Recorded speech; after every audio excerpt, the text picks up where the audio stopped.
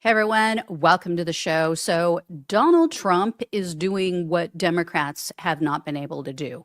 He is making ICE, he is making Immigration and Customs Enforcement wildly unpopular.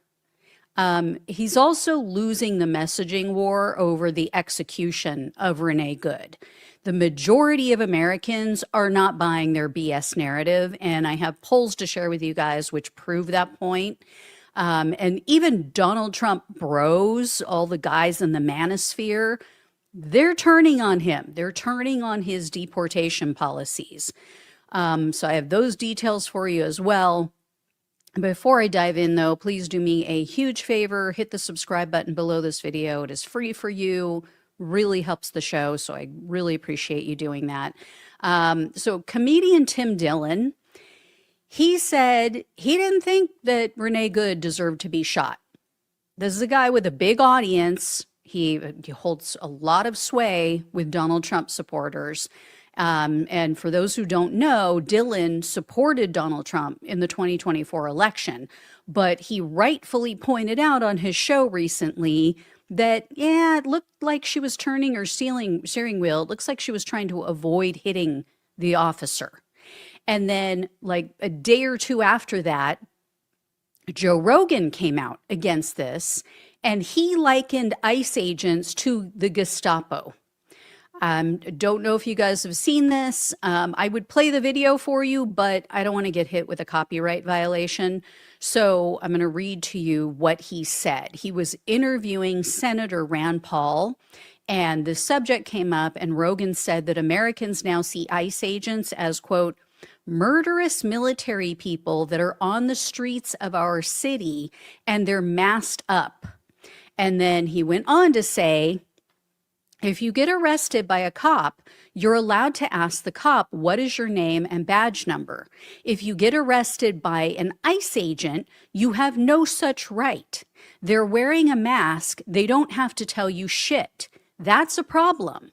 And then he went on to say, because you could also pretend to be an ICE agent.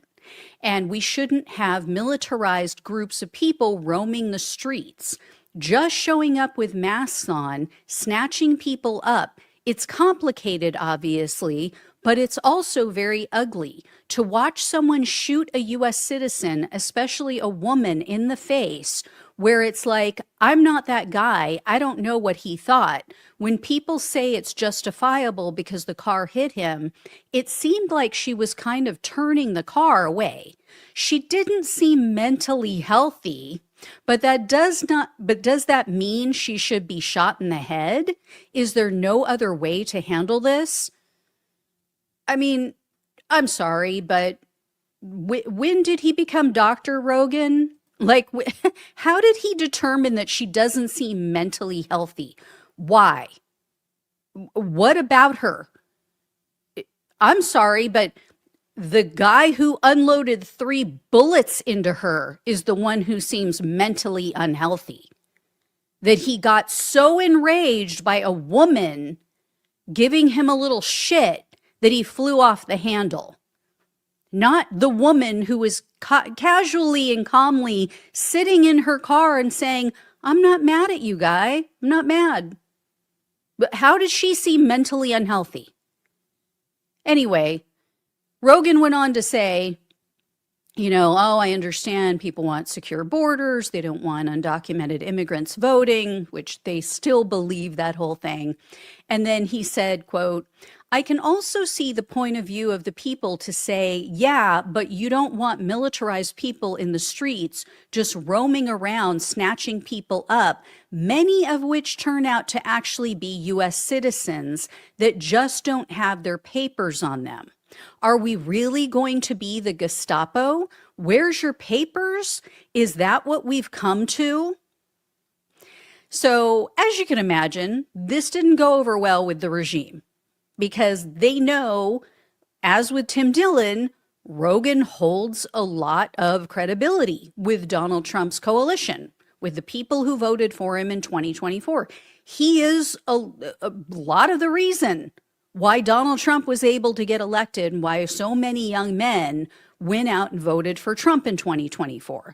They trust Rogan. They believe when he says things. So this is so much more powerful coming from him than coming from me or you guys, anybody on the left, because they're immediately going to just, dismiss anything that we say as, oh, they have TDS, they're making stuff up, they don't know any better. They think we're lower information voters. They think that we don't know what's actually going on, which is hysterical. But anyway, so they're pissed. The Trump administration is pissed about this. And so Trump's other propagandists, not Kim Jong-Levitt, but Trisha, which I'm going to now call her Trisha Jung-un McLaughlin. So she goes on Fear News Network and she tries to do some damage control. And as you can tell, it's pretty damn funny. This is the laughable excuse that she gave for their violent actions and for attacking American citizens. Take a listen to what she said. The answer is very straightforward. If Tim Walz, if Mayor Fry would let us in their jails, we wouldn't have to be there at all. Currently, there are 680 criminal illegal aliens. Dana, that includes murderers, that includes rapists, child pedophiles, people who, whether you're a Republican or a Democrat, you would never want these people to be on your streets or your neighbors. That's the people who we are targeting, and we are trying to get out of Minneapolis. Because we don't have state and local law enforcement's help, we do have to have a physical presence on the ground there. And I know in the interview as well, and what Joe Rogan just mentioned is the rampant crime we found, more than $9 billion, and we believe that's just the tip of the iceberg. If the state and local government would help there, if they would coordinate with the FBI, if they would coordinate with Homeland Security investigations, we would, on an expedited basis, be finding that fraud. And I think that all Americans would be better off for it. We want to give accountability. We want to give answers. Is she for real? Is this, I was going to say a bad word, is this woman for real? They seriously have no respect for their base. They think their base is filled with imbeciles. What she just said there is, because Minnesota leadership won't give us access to their jails, we then are forced to go out and terrorize the community. What? What? And did you catch when she said child pedophiles? Like, are you saying that there are children who are pedophiles? Like, oh my God. Dumber than dumb. These people, these women give blondes a bad name, and that pisses me off. Okay, not to make this about me, but that pisses me off. Anyway, what the fuck is she talking about? Like, oh, because there's fraud, we have to go out and slam U.S. citizens on the ground and take them into custody unlawfully and violate their constitutional rights. What are you talking about? Like, that was just a whole lot of gobbledygook to try to deflect and gaslight and filibuster. These people are ridiculous. So, I mean, and here's the thing. If there are criminals in jail that you want to deport, just wait. Just wait until they're let out. Just wait until their sentence is up, right? They've done that before. And then you show up at the jail or the prison when they get out and you take them and you deport them. How hard is that? And then second, why would any of this have anything to do with Trump's sociopathic Gestapo agents violently attacking people at gas stations and in Target stores and at schools? One has nothing to do with the other. This is ridiculous. So anyway, the public is not falling for this bullshit. There was a new CNN poll that was conducted by SSRS, and Trump's approval rating on immigration has swung 19 points to the negative just since March of last year. So in less than a year, take a look at this. That approval rating, according to our CNN polling, was at plus 3 points on the positive side of the ledger. But look at where it is now. It is way underwater at 16 points on the negative side of the equation. That is a 19-point drop in less than a year's time. I mean, how do you do that? 19 points to the negative. in less than a year. That is some skill. That takes some skill. And then Kristi Noem's approval rating is also abysmal. So take a look at this graphic. I know it's tiny. So what it shows on the bottom part is that she hit a high in July of last year. She was at 55%. She is now at a low since she took this position of 38%. Again, that takes skill. She has dropped almost 20 points in a year. And then check this out. So they asked respondents if they believe that ICE is making cities more safe, less safe, or if it's just having no effect at all. Here is what Harry Enton told us. This is in the same CNN poll. ICE enforcement is making U.S. cities less safe. Look at this, 51%. 51% of Americans say that ICE enforcement in cities is making those cities less safe. That includes 59% of Americans who live in cities, compared to just 31% who say that, in fact, ICE enforcement is making U.S. cities more safe. And Harry Enton pointed out that a majority of Americans feel that Donald Trump's regime has gone too far on these deportations. And then these next answers I'm going to share with you guys, these are the most damning in my opinion, because they asked specifically about Renee Good and her killing.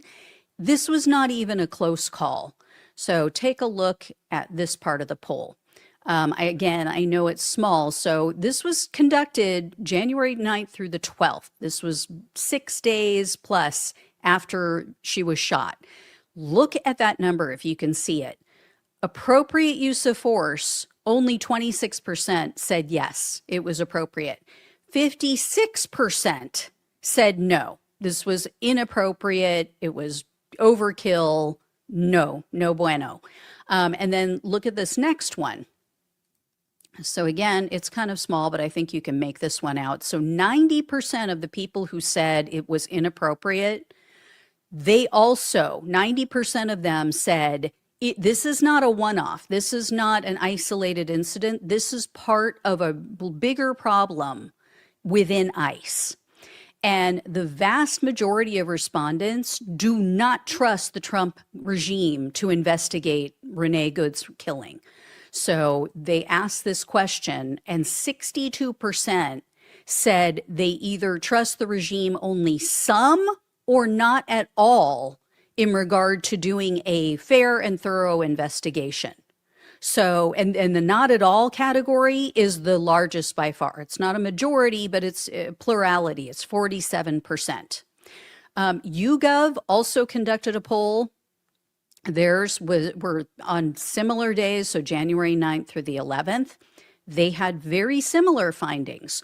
So a combined 60% of respondents say that ICE, their arrest, or that they are arresting, I should say, U.S. citizens, and they are saying either sometimes or often. So 60%, guys, like that is very telling. And the plurality, the majority of them said often, as you can see here, 36% said often, 24% said sometimes. The same percentage, 60%, agreed that ICE often or sometimes uses unnecessary physical force against U.S. citizens. And then take a look at this one. So a majority, 55%, as you see here, said ICE agents should not be allowed to wear masks. And I checked the crosstabs on this one to see if, like, was this just all Democrats and maybe a few independents? No. This includes, that 55% includes 20% of the respondents who voted for Trump in 2024. He is losing his own voters over this. And then YouGov also asked specific questions about Renee Good, and 70% of the respondents said, yeah, I've seen video footage. I'm amazed that it's not 100%, but whatever, 70% is still quite a few. And then when they asked them if the shooting was justified and if Jonathan Ross should face charges, take a look at this, guys. 53% said it is not justified, and 53% said yes, he should face prosecution. He should be charged. That also, when I looked at the crosstabs, included 15% of Trump voters. 15% of 2024 Trump voters agreed on both of those questions. So given these answers, it's no surprise that ICE is completely unpopular, which, as I said in the beginning, so this is very small. I'm sure you guys can't make this out, but there's a combined 51% said that they have a somewhat or unfavorable, somewhat or very unfavorable opinion of ICE. That included 17% of Trump 2024 voters. And then I also wanted to share what a Republican strategist had to say. He was on CNN and he was asked, about what's going on, about how, hey, look, Joe Rogan's turning on Trump, all these people that formerly supported Donald Trump, they have a problem with this. What is your take? What do you think that this portends? Here's what he had to say. Do not want to see what you're seeing on your screen right now. Masked men geared up like Delta Force, walking down the streets of America, asking people for their papers, throwing them on the ground, zip tying people who are doing sheetrock, gardeners, nannies. They don't want to see that, right? That's not what they voted for. And so it is really hurting this president in the numbers on an area where he was strongest, on immigration, strongest. Now it's becoming a weaker point. When you lose Joe Rogan, right, you got a problem.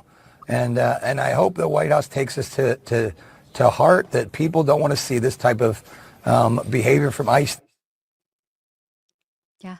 So everybody gets it, but Donald Trump apparently, and his little hardcore Kool-Aid drinking base, because they're all cheering it. They're all rah, rah, Jonathan Ross was right. He did nothing wrong. He's a hero, blah, blah, blah.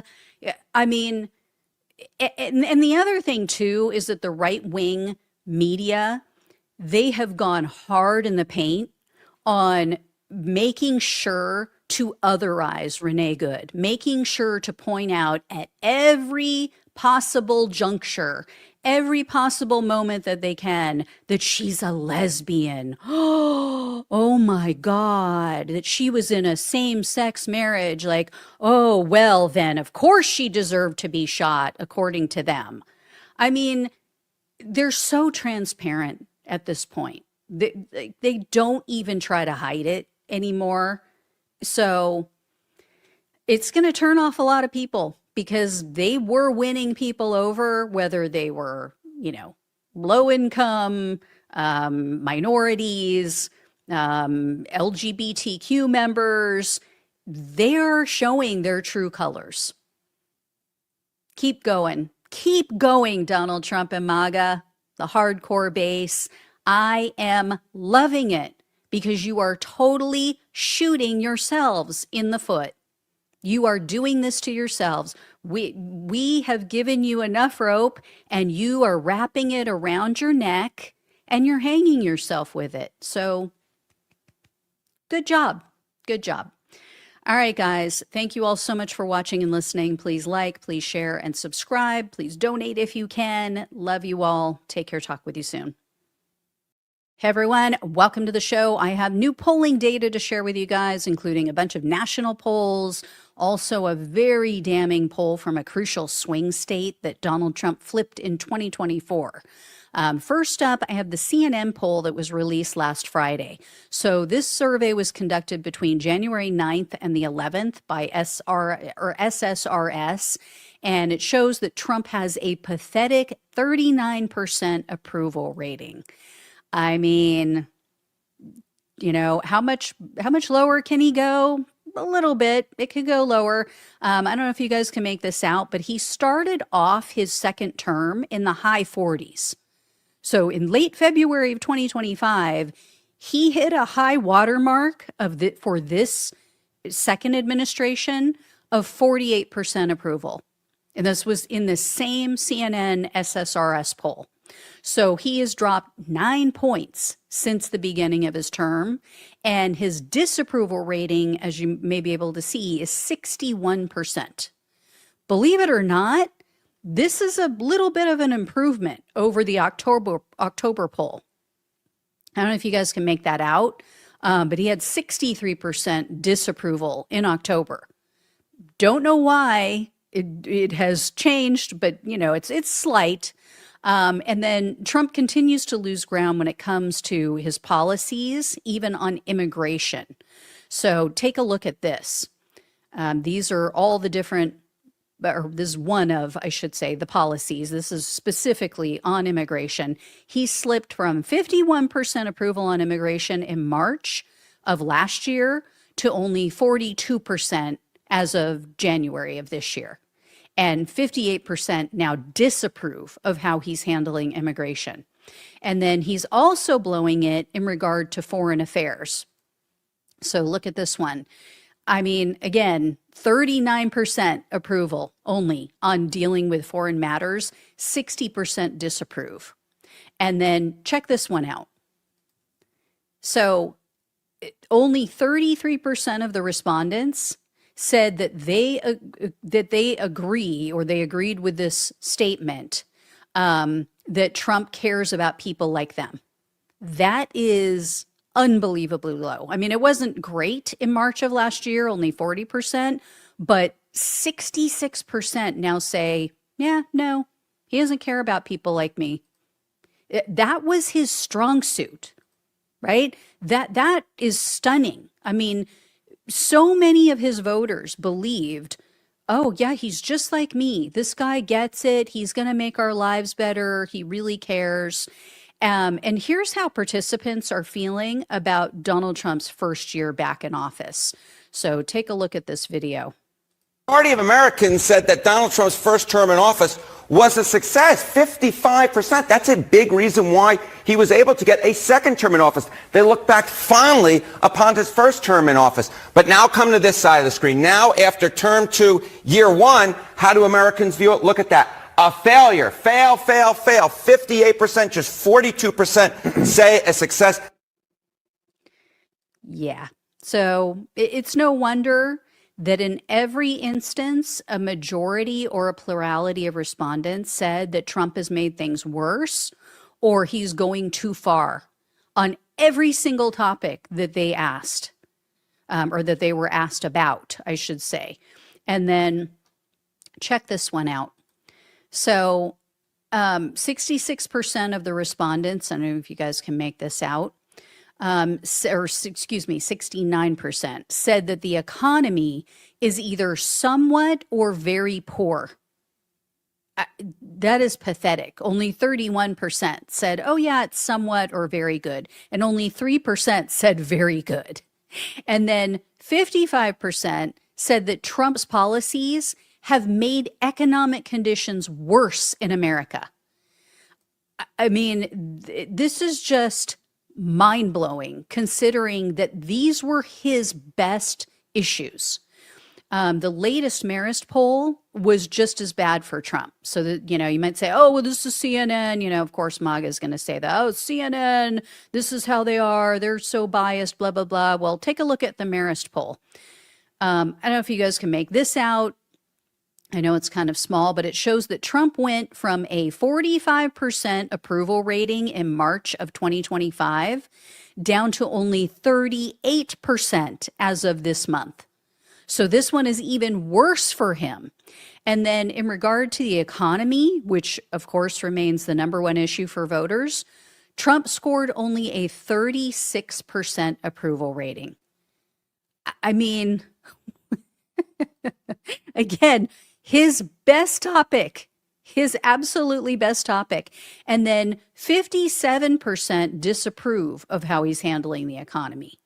So, I mean, well, I shouldn't say it has to. I know that it does include some Republicans, albeit a small amount, but this definitely includes a lot of independents. And then check out Biden's numbers below Trump. So if you look down below, you can see Trump is now worse on the economy. He is polling worse on the economy than Biden, even though this was like the number one reason, or one of the two top reasons, that he was given a second term. Because everybody, oh, Biden was so bad on the economy, he's destroyed the economy. He's also polling worse than Biden on foreign policy. I mean, this is pathetic. He has 37% approval on how he's handling foreign policy. 56% approve. Look at that. Biden was at 38%. And keep in mind when this was done. So this is really crucial for everybody to understand, because if you look at that number, Biden had a 38% approval rating in September of 2021. Let's keep in mind what was happening, what had just happened at that point in time. That was after Biden had pulled the troops out of Afghanistan and several of our military members were killed. That takes skill for Donald Trump to score worse, given the circumstances that had occurred when Biden scored that bad on his handling of foreign policy. If these numbers don't wake up the Republicans, if they don't terrify the Republicans, I just don't know what will. I don't know what's going to get through to them, and maybe they can like poo-poo all of this. They can, dismiss it and say, oh, well, these are all left-wing pollsters, blah, blah, blah. Okay, well, let's take a look at the Wall Street Journal. They released their polling on Friday, and they reported that Donald Trump has a 45% approval rating. So right-leaning, or not even right-leaning. They are a right-wing publication. They are a conservative publication. And even they are showing that Donald Trump is upside down. Now, this polling was conducted January 8th through the 13th. And as you can see, 54% disapprove with a right-wing pollster. And then take a look at how he scored on all of the issues. So again, I mean, just pathetic. Pathetic. With the exception of border security, he is underwater on every single issue. Again, including immigration, including the economy. In fact, he is upside down by 17% on inflation. That is just unbelievable. And as with other polls, respondents said that he's just gone too far. This is a major issue. We are seeing this over and over again in so many polls. So, I mean, look at that. A majority is saying, no, he's gone too far on deporting people. He has gone too far on, deploying ICE into all of these cities throughout the United States. Even on his pardons and threatening foreign countries. So, I mean, he's doing the exact opposite of what people want him to be doing right now. And then the Wall Street Journal found something else. They found that, and again, right-wing publication, right-wing pollster, they found that the Democrats hold a 4-point advantage in the upcoming midterms. And they warned Republican lawmakers that their leads, because they still have leads, Republican lawmakers, on things like, who's best to handle the economy, who's best on to deal with inflation. Those leads are vanishing. Their lead is shrinking as the months go by. Quinnipiac, they also conducted a poll for January, and they had similar results. So check this out. So Trump's job approval came in with 40% approval rating, 54% disapprove. And he's upside down on his handling of the military, the economy, Venezuela, again, foreign policy in general. And then check this out. So 89% of respondents said that they oppose using force, military force, to take over Greenland. And then a slight majority, 55%, said, yeah, I would even be opposed to us trying to buy Greenland. And then, what do we have going on today? We have this madman imposing tariffs on our allies because they don't want to go along with something that Donald Trump's own supporters are against. I mean, he is not only not listening to his supporters, he is just spitting in their faces. And then Quinnipiac also asked people about the shooting of Renee Good. As we've seen with other polls, a majority of Americans say no, this was not justified. Her murder was not justified. 53% said her killing was not justified. Only 35% said yes, it was. And then 12% still haven't made up their mind. And as you can see, if you look below, you see the party affiliation broken down. I mean, this is not good for them. Trump and Noam are doing a really great job of losing independent voters. That's what this tells me. Because the only people who are on board with this, the only people who are like, hell yeah, this is what I voted for. And I see this on Twitter every day. This is what I voted for. He's doing exactly what I want. I would vote for him again. Yeah, well, you're in the very small minority in this country. I also have some polling from the latest AP NORC poll. They also show Trump on, or underwater, I should say, on all major issues. So again, not surprising. Check this out. I mean, his signature issues, again, of the economy and immigration, and look at where he's at. I mean, this is a little bit better than some of the other polls, but not much. And then it's worse than others. 38% approve on his handling of immigration, only 37% approve on his handling of the economy and the foreign policy. And that's an 11% drop on immigration. They shared that back in March of last year, in this same AP NORC poll, it was 11% higher. And these next two polls are very telling for the midterm. So the January Gallup poll shows that more Americans now view themselves as liberal than ever before. I mean, this is just unbelievable. People are like, yeah, I'm liberal now. And then the poll also found that more people now identify as independents than in the past, which, again, independents are pretty much tracking along with Democrats on their view of this Trump regime. So that is very dangerous for the Republicans. 45% of respondents now identify as independents, whereas you can see down at the bottom, only 27% identify as Republican and 27% as Democrats. And then check out the generational breakdown on this. This is really interesting and telling for future elections. So this is why Democrats need to get their shit together. They need to start making bold moves.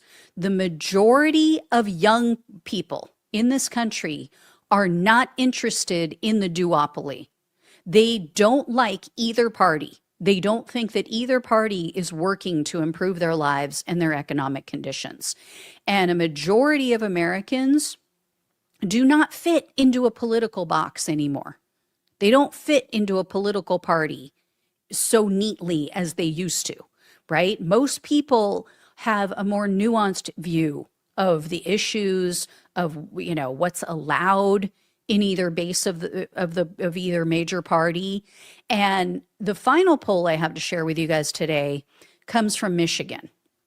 So this was conducted by Detroit News, and this was done in the first week of January. 64% of Michiganders told them their household expenses have increased in the past year. The complete opposite of what Donald Trump said he was going to do for them.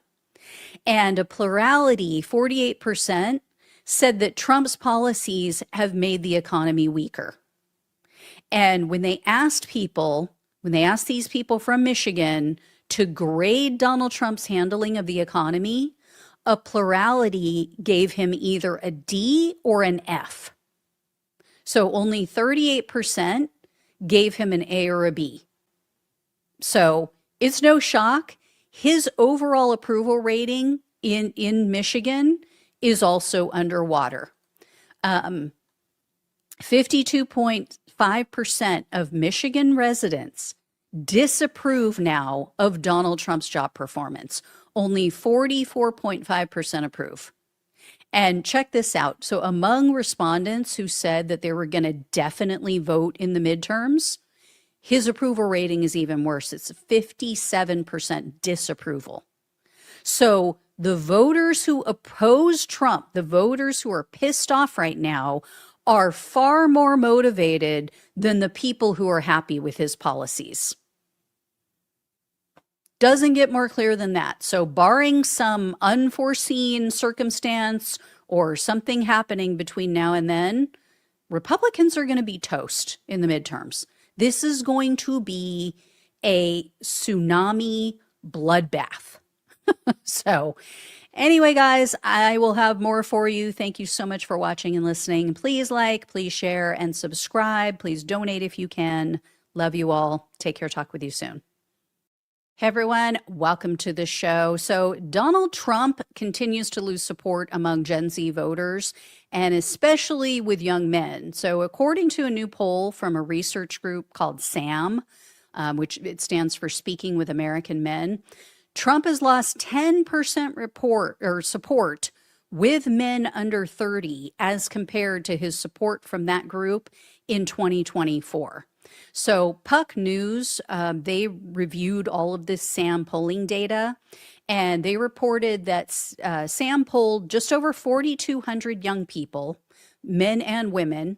So this was a pretty sizable group compared to most polls. And the age range was between 16 and 29. And the reason why they polled people so young was because these will be people, or these are people who will be able to vote in either the midterm election coming up this year and or the 2028 presidential election. Among the male respondents in particular, Trump's favorability has just tanked. It went from 56% in the spring of 2024, which was still not great, but it's now, as of November of 2025, I should say, 46%. So they have dropped 10%. And among all respondents, including young females, his favorability rating is only 36%. So that's all Gen Z. And check out the Gen Z poll numbers that were shared on CNN. So this comes from the Gallup polling, their latest polling in January. So take a look. Party ID margin, Dems versus the GOP. In 2024, look at this. It was just a 6-point margin between the Democrats and Republicans. Democrats just led by 6 points. But take a look here, 2025. Hello. A huge widening of the lead for Democrats among Generation Z. He has just fallen off a cliff when it comes to Generation Z. Look at this. Donald Trump's net approval rating in February of 2025. He was at plus 10 points on the net approval rating. He was on the right side of the ledger. Look at this. Falling off that cliff. That is a drop of 42 points to negative 32 points on the net approval rating amongst Generation Z. Now, one of the biggest issues that they pointed out for men and boys was avoiding unnecessary wars and conflicts. So I would imagine his numbers are going to plummet even further because of what he just pulled in Venezuela, this crap that he's doing with Greenland. This is not going to sit well with the coalition he had in 2024, because 78% of the males that they surveyed said that staying out of foreign conflicts was of the utmost importance to them. And take a listen to what one male participant said about this same topic. This was a recent focus group. This was the focus group podcast that's conducted by Sarah Longwell over at The Bulwark. So this is really instructive because these, Donald Trump and his minions just don't get it. They do not understand that there is a problem here. I was just reading a news story yesterday, and since Trump been in office, we dropped bombs on 8 different countries, and he's only been in office for a year.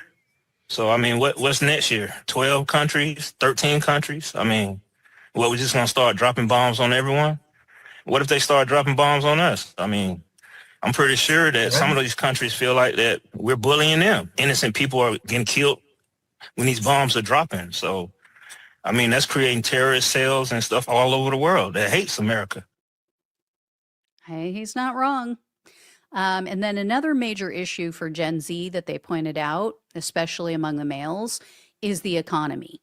And in the SAM survey, only 27% of the male respondents agreed with the statement that Trump is delivering for people like them.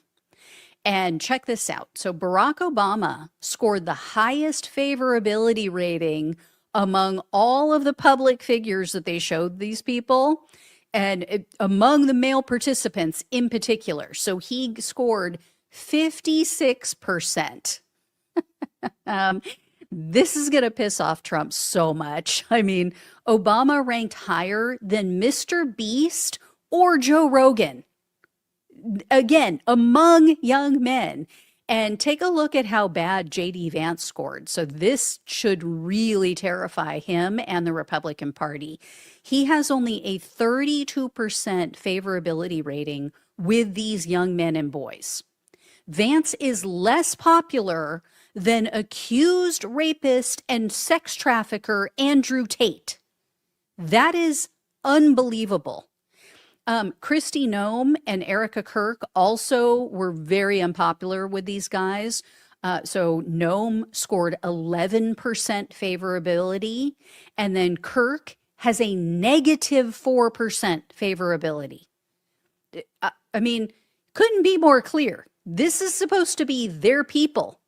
This is supposed to be the group that's so like, oh my God, Turning Point USA, and you guys can't stop what's coming, and now you've done it. We're going to be bigger and stronger than ever. This is their people, and they're giving Erica Kirk a negative 4% approval rating. So anyway, here is the rub though for Democrats. So these guys like the leading Democratic candidates even less. That is not good. Okay. So Kamala Harris came in at negative 11%. Gavin Newsom scored 26%. So he's even less popular than Andrew Tate or J.D. Vance. And then Alexandria Ocasio-Cortez scored a negative 2%. That last one really shocks me, and here's why. These SAM researchers identified about 29% of these young men as being non-ideological, and they called them, quote unquote, gettable voters for Democrats. And they said this. They said, they care about the environment. They care about access to health care. They care about not entering unnecessary wars. They care about corruption.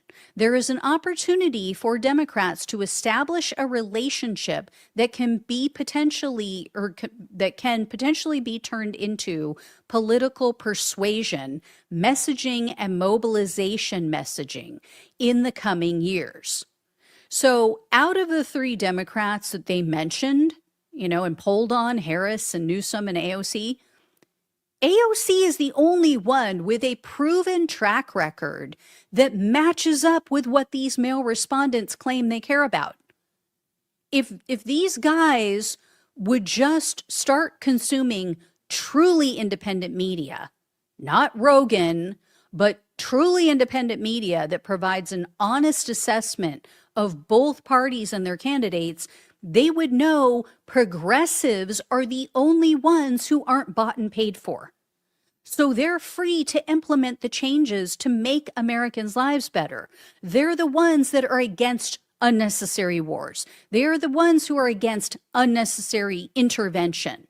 They're the ones who want to give health care to Americans and provide them with a living wage and provide them with access to buying a home, starting a family.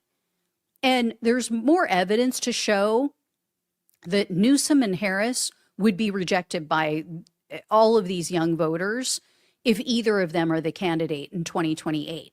So Rachel Genfaza, I believe is how you pronounce her name, she's with a group called the Up and Up Firm. They host youth listening sessions. Well, in a recent interview, here's what she had to say.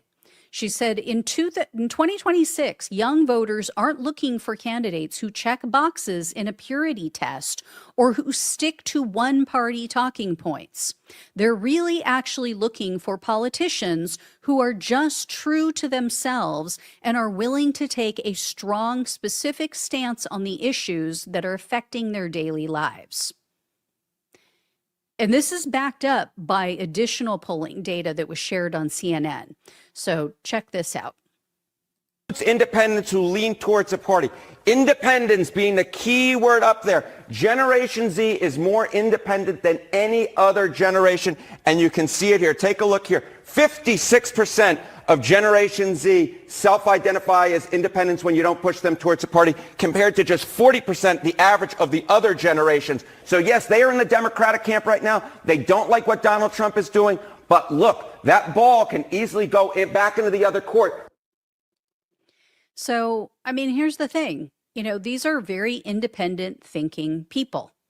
They don't like being put in a box. So a true populist like AOC or Katie Porter, Ro Khanna, Tim Walz, I mean, those are just the ones I can think of off the top of my head. Someone in that vein would resonate more with young voters. People who just speak from the heart, who aren't scripted, who haven't been, you know, made in a lab by all of these consultants. People who have a proven track record of fighting corporate interest, of fighting for average Americans to improve their lives. You know, the corporate-owned Democrats, pretty much the only thing they fight, the only people they fight are Donald Trump and his supporters. And they use that as kind of a smokescreen to deflect and distract from the fact that they're not holding the oligarchs and the elites accountable. So we have to have a mind shift in the Democratic Party. I know a lot of the base voters, the Democratic base, love Gavin Newsom because he's out there, you know, memeing and saying mean things to and about Trump, which, okay, that's great. But if you are not improving the lives of Americans, of average Americans, we will end up here again. We will end up with another fascist, authoritarian, psycho criminal in the White House. So we will win the battle, but we will not win the war. And isn't that the point? Like getting rid of this, you know, Trumpism in our country for good. So anyway, guys, I will let you know when I hear more. Thank you all so much for watching and listening. Please like, please share, and subscribe to the channel if you have not. It is totally free. Just hit the button below this video.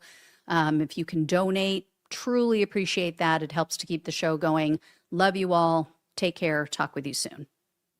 Hey everyone, welcome to the show. So it appears that we have definitive proof now that ICE Gestapo agent Jonathan Ross should be charged with murder and stand trial.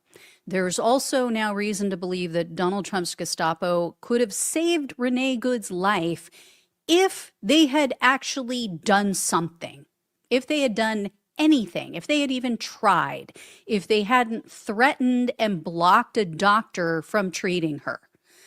So I have all of those details to share with you guys. And MAGA is doing what MAGA does best, terrorizing innocent people. They're doing that. They're threatening violence. So I have that story as well. Evidently, Donald Trump's terrorists have been threatening the school where Renee Good's 6-year-old son attends. So I'll share those details. So here's the deal. Yesterday, or not yesterday. It's already the next week. See, this is how time flies. So last week, Breaking Points interviewed a woman named Janine Younes. She is a former public defender. She is currently a civil liberties attorney. And here's what she said to them. This is how she talked about the deadly use of force by law enforcement. So take a look at this video. If he could convince a jury for the first shot, you have to show that you were justified for each use of deadly physical force. So you can't just, once you've done it the first time, if that threat no longer exists, you have to stop. And I don't see how he could possibly convince anybody with the second and third shot. Maybe a civilian would be able to get away with a justification defense in that situation when an officer wouldn't say, I was so scared, I just started firing and I couldn't stop. But an officer is supposed to be trained not to do exactly that, to use, very precise force necessary to stop threats. One question, for instance, that I would imagine would come up is which shot killed her, or was it more than one? Because, for example, if the first shot didn't kill her, but he was justified, and a jury finds he was justified in firing that, but the second and third did, and he wasn't justified there, that would actually create a different outcome. So here's why this is highly relevant to what we just learned about the shooting. The authorities released the 911 transcript and the paramedics' findings from this horrific event. Here is what they reported. MFD's report, and it states that Renee Good was found unresponsive in her car, not breathing, and with irregular pulse activity. Emergency medical services workers found Good had 2 apparent gunshot wounds to the chest, 1 apparent gunshot wound to the left forearm, and a possible gunshot wound on the left side of the head. Okay, so as you all heard there, she sustained 1 gunshot wound to her left forearm. That is consistent with this photo, with this shot that was fired by Ross. Okay, you can see it's in the lower left-hand corner of her windshield, right pretty much above her steering wheel. Okay, that is the only bullet hole that's in Good's windshield. I mean, it's pretty clear he was off to the side of the vehicle when he fired that first shot. So it makes sense that she has a bullet or had a bullet in her forearm, because if her arm was down, it would have hit her forearm. Or as someone else suggested that I heard on a different show, she was, as we saw in the video, she was turning the steering wheel. She was doing, sorry, I hit my mic, but she was turning it as they teach you when you're learning how to drive, arm over arm, how you turn the steering wheel. So it would make sense that maybe as she was turning the steering wheel, that that first shot would have hit her left forearm and then gone through to maybe hit her chest, because now they're saying she has 4 bullet wounds. We all heard he only fired 3 shots. So it would make sense that one of them, somehow hit 2 areas. 1 bullet hit 2 different areas. So that would make the most sense, that as she's turning, the bullet went through her forearm and went into the right side of her chest. I'm only a health coach. I'm not a doctor, but it doesn't take a trained physician to know people don't typically die from gunshots to the forearm, okay? Unless they hit a major artery, unless the person is left to bleed out or they go into shock, then you might see that. So that's why it's vital to provide immediate medical attention. You have to stop the bleeding. You have to keep the person from going into shock. So it's unlikely that a shot just through her forearm would have killed her. Okay. And then on the right side of the chest, that may not have done it either. What probably did happen is that first shot scared the hell out of her, which could be why we saw her accelerate after that, right? It would have caused her to hit the gas pedal, because you have an increase in adrenaline, you have an increase in cortisol. That is the fight or flight hormone. So it triggers that fight or flight reaction. So it seems very clear that it was the additional shots to the chest and the shot to the head more than anything else, right? I mean, we all saw him standing off to the side of the car after the so-called threat had passed, and he is literally leaning into her open window and shooting her in the head. That is most likely what did it. And, that and the Gestapo's refusal to allow medical care, because as you heard there, Good was still breathing. She was still breathing when the paramedics reached her. She had a pulse as well, even though it was irregular. So instead of wandering around doing nothing with their thumbs up their asses, Trump's Gestapo could have been administering CPR. They could have been keeping the oxygen flow to her brain until the EMTs arrived.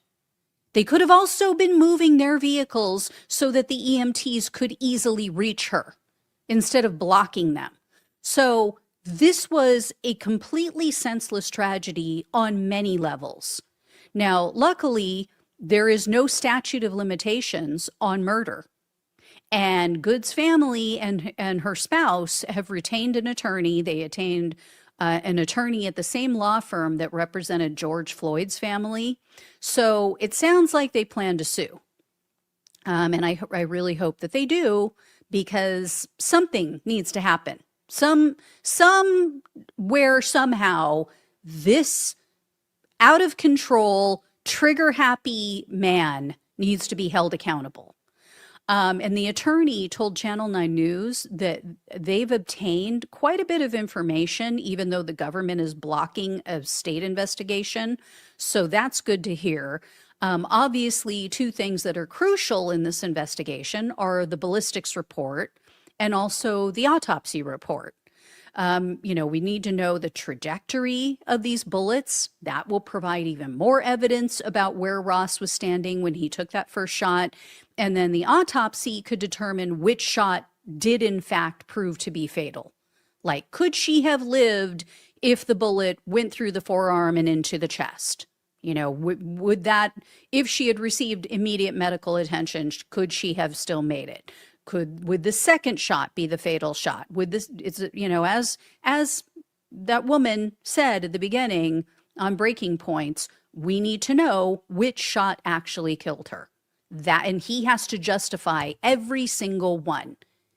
As for Ross and his supposed injury, I don't know if you guys heard about that, but the Guardian news outlet just reported there was a bunch of dissent over at CBS News. They were the first to report this.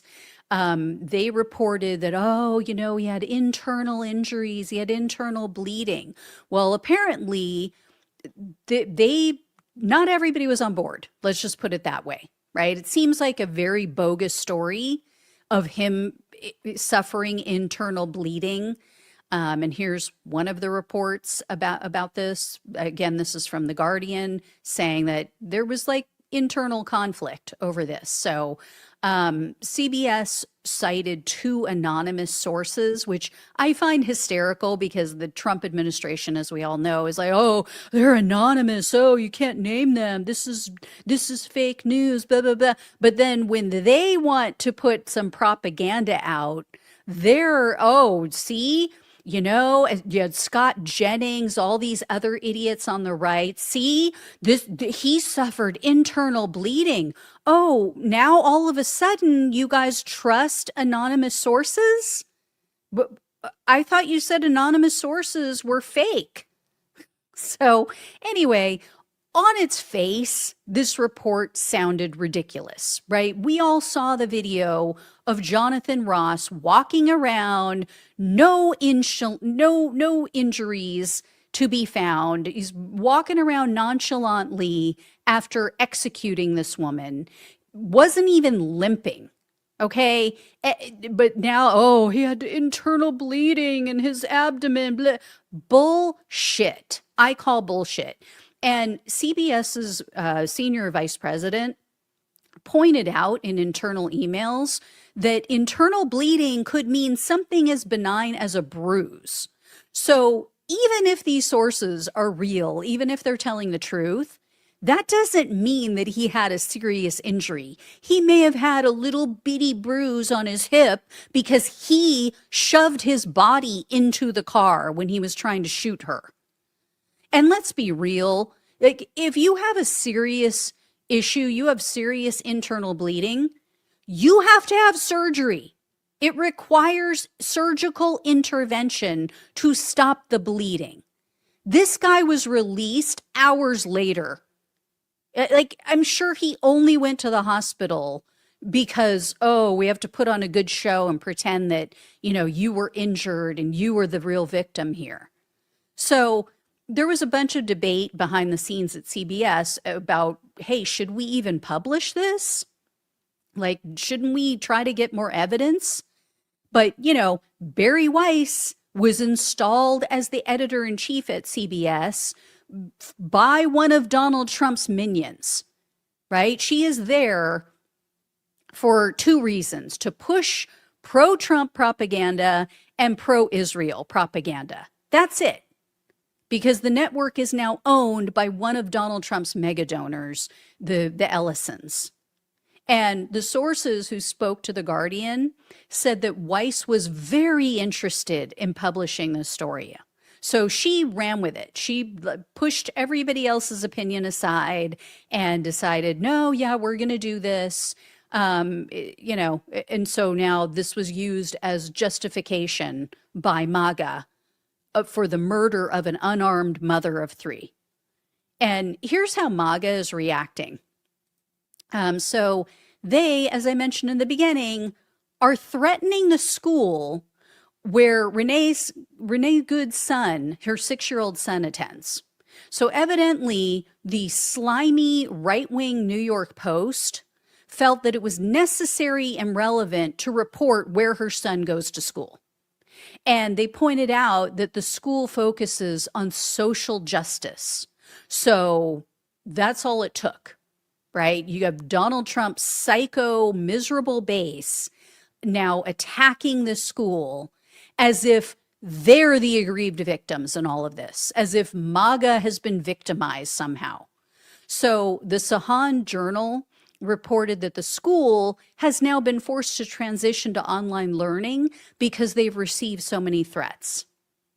And there was a Republican lawmaker in a Georgia Facebook post that said he's calling for this school to lose all federal funding because of this. So here's what he wrote. He said, "This institution radicalizes students and pushes a left-wing agenda that demonizes ICE agents. The federal government should not subsidize anti-American education." So not enough that, you know, one of their MAGA people, one of their MAGA maniacs, took the life of a woman on the left. They now have to add insult to injury. This is why we need someone in the White House who's not afraid to punch back harder, who's not afraid to go, okay, you want to do that? You want to strip federal funding from this school? I am going to strip any and all funding and their tax-exempt status from churches and from religious schools because they are indoctrinating children. That's the only thing MAGA understands. That's the only thing any bully understands. The only thing they get is, you want to start some shit? Then we'll finish it.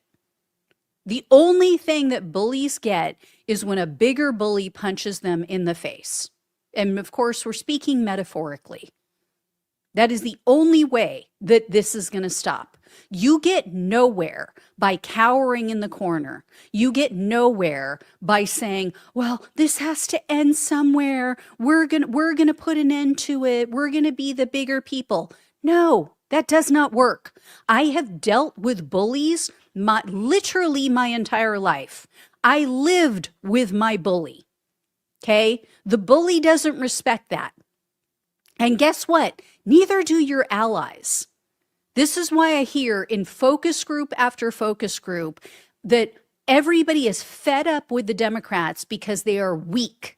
That's what I hear over and over and over again. I don't hear people saying, "Oh, I'm sick of the Democrats. I don't like the party because, they step up to the challenge and they do what needs to be done." No, every single one says they are feckless, they are weak, they don't follow through, they don't use the levers of power that are given to them to effectuate change. People are tired of it. They're tired of being on the side of the wimp. So anyway, guys, there you have it. I fully believe that Jonathan Good is guilty and that if there was a real investigation, that is what the investigation would find and conclude, and that he would face charges for murder. So based on the evidence that we have so far, that is my conclusion.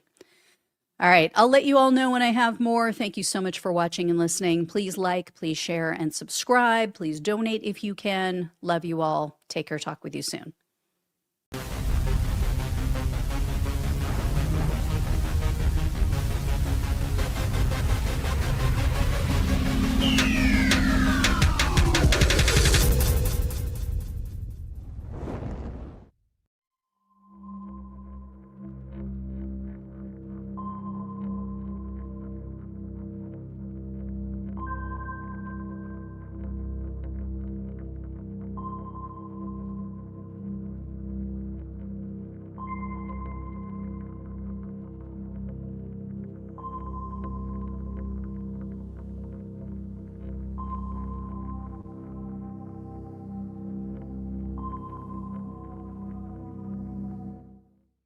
Pigeons were the first animal cameramen, or drone photographers. In 1907, German apothecary Dr. Julius Neubranner developed a system to attach miniature lightweight cameras to homing pigeons. Equipped with time-delay shutters, the cameras allowed the birds to automatically capture photographs during flight.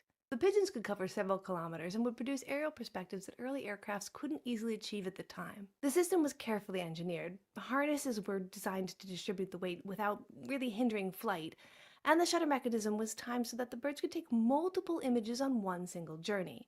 Neubranner patented the invention in 1908 and demonstrated it at scientific and industrial exhibitions, showcasing images of landscapes, towns, and cityscapes. He suggested that pigeons could be used for military reconnaissance, quietly gathering intelligence from enemy territory. And while technically feasible for small-scale observation, practical limitations such as short flight ranges, small cameras and limited resolution, and the rapid rise of airplanes kept that idea from being widely implemented. Neubranner instead marketed the photographs as novelty postcards, offering the public a rare bird's-eye view of familiar landmarks. Although interestingly enough, if Neubranner's pigeons were flying today, the legal landscape would make selling those photos more complicated. In the US, animals cannot hold copyright, and if a photograph is triggered entirely by an animal, no human can claim it either. This principle was established in the monkey selfie case, or Naruto v. Slater, and the US Copyright Office explicitly refuses to register works created by animals. Similarly, French copyright law requires a human author whose personality is expressed in the work, meaning that a photo taken entirely by a pigeon would lack copyright protection in France as well. As aviation technology advanced, pigeon photography quickly became obsolete. Still, Neubranner's work remains a remarkable example of unmanned aerial imagery.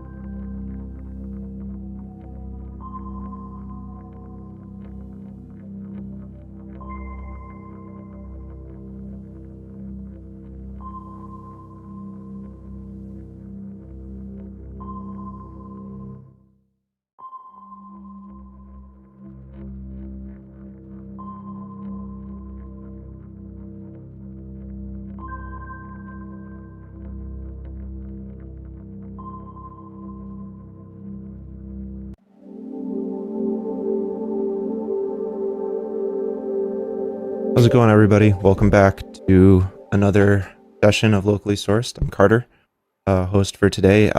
Guest is Senior Director of Moms Rising New Hampshire, Kenzie Nicholson, and bring her in now.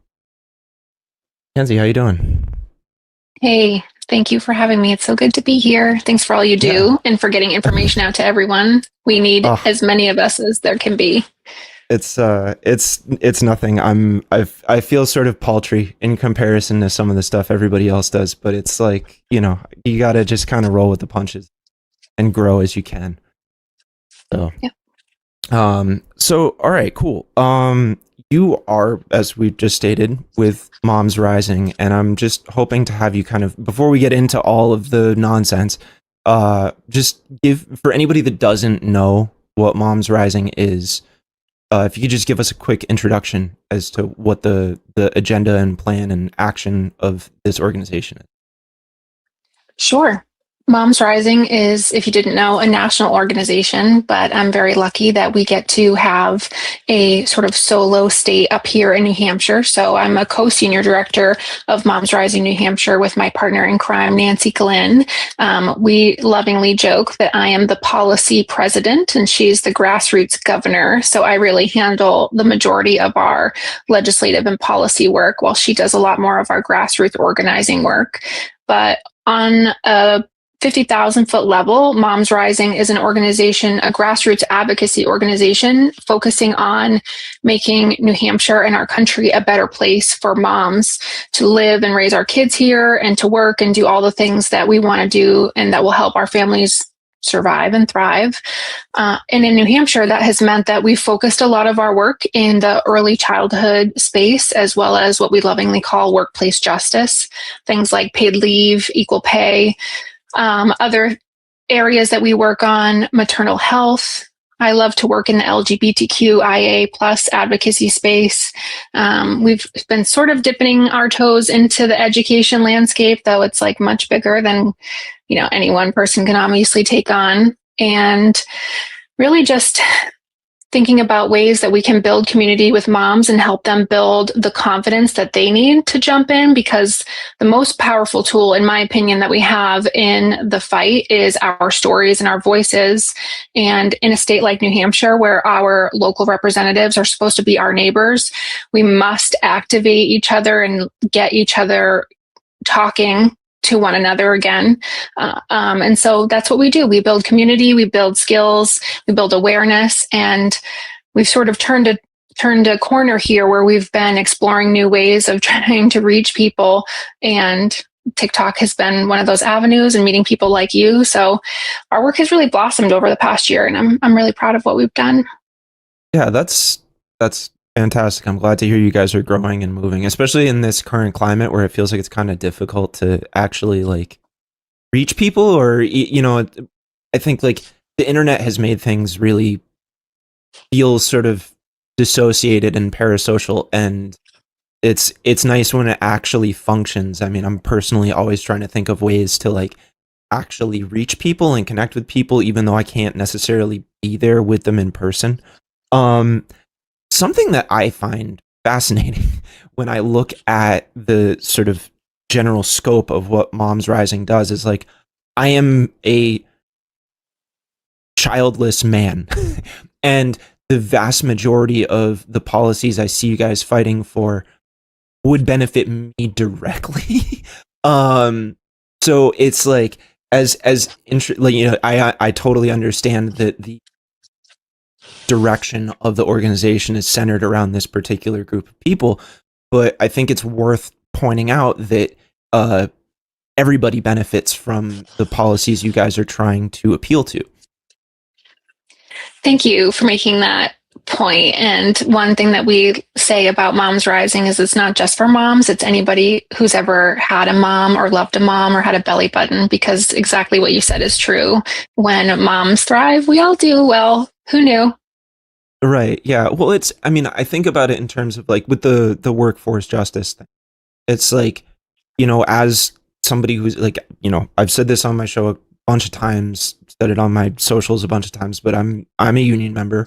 and there's a lot of overlap between sort of the union labor rights movement and this more family-oriented movement that you guys are doing. I think it's really important to point out the way in which these are not necessarily, as much as it can come from a subjective place of identity, it's not a identity-based thing. It's about a human-based thing. It's about the rights and needs of people, regardless of their individual identification markers. Well said.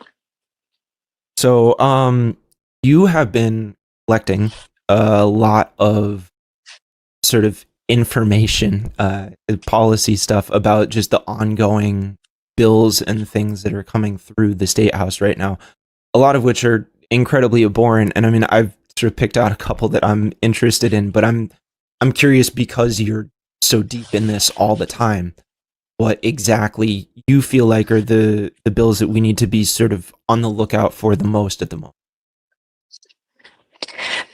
It's a really good question. I'll tell you that every year I keep a very scary color-coded spreadsheet of all the bills that I'm tracking, and it's never gotten smaller. It grows every year as I get more efficient, but also, as the world gets to be a bit of a different place.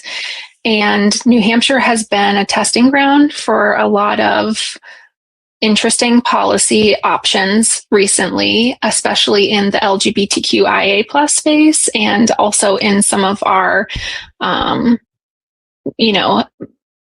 like workplace support, paid leave type policy places. So I'm currently watching over 350 bills on my watch list as I run through it here. And I tier them out depending on,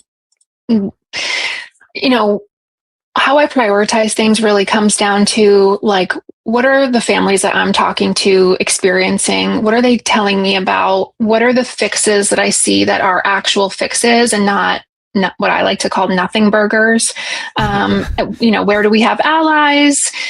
What surprises me? Where there are things that are really problematic. And so, I don't know, it's all very subjective on how I decide like what is the most important. But I think this year for me, it comes down to there's quite a few bills in this, what I call like the hate spaghetti space, that anti-LGBTQ plus anti-book world that I'm looking at. But there's also things that we're supporting, like a couple of childcare policies that have tested my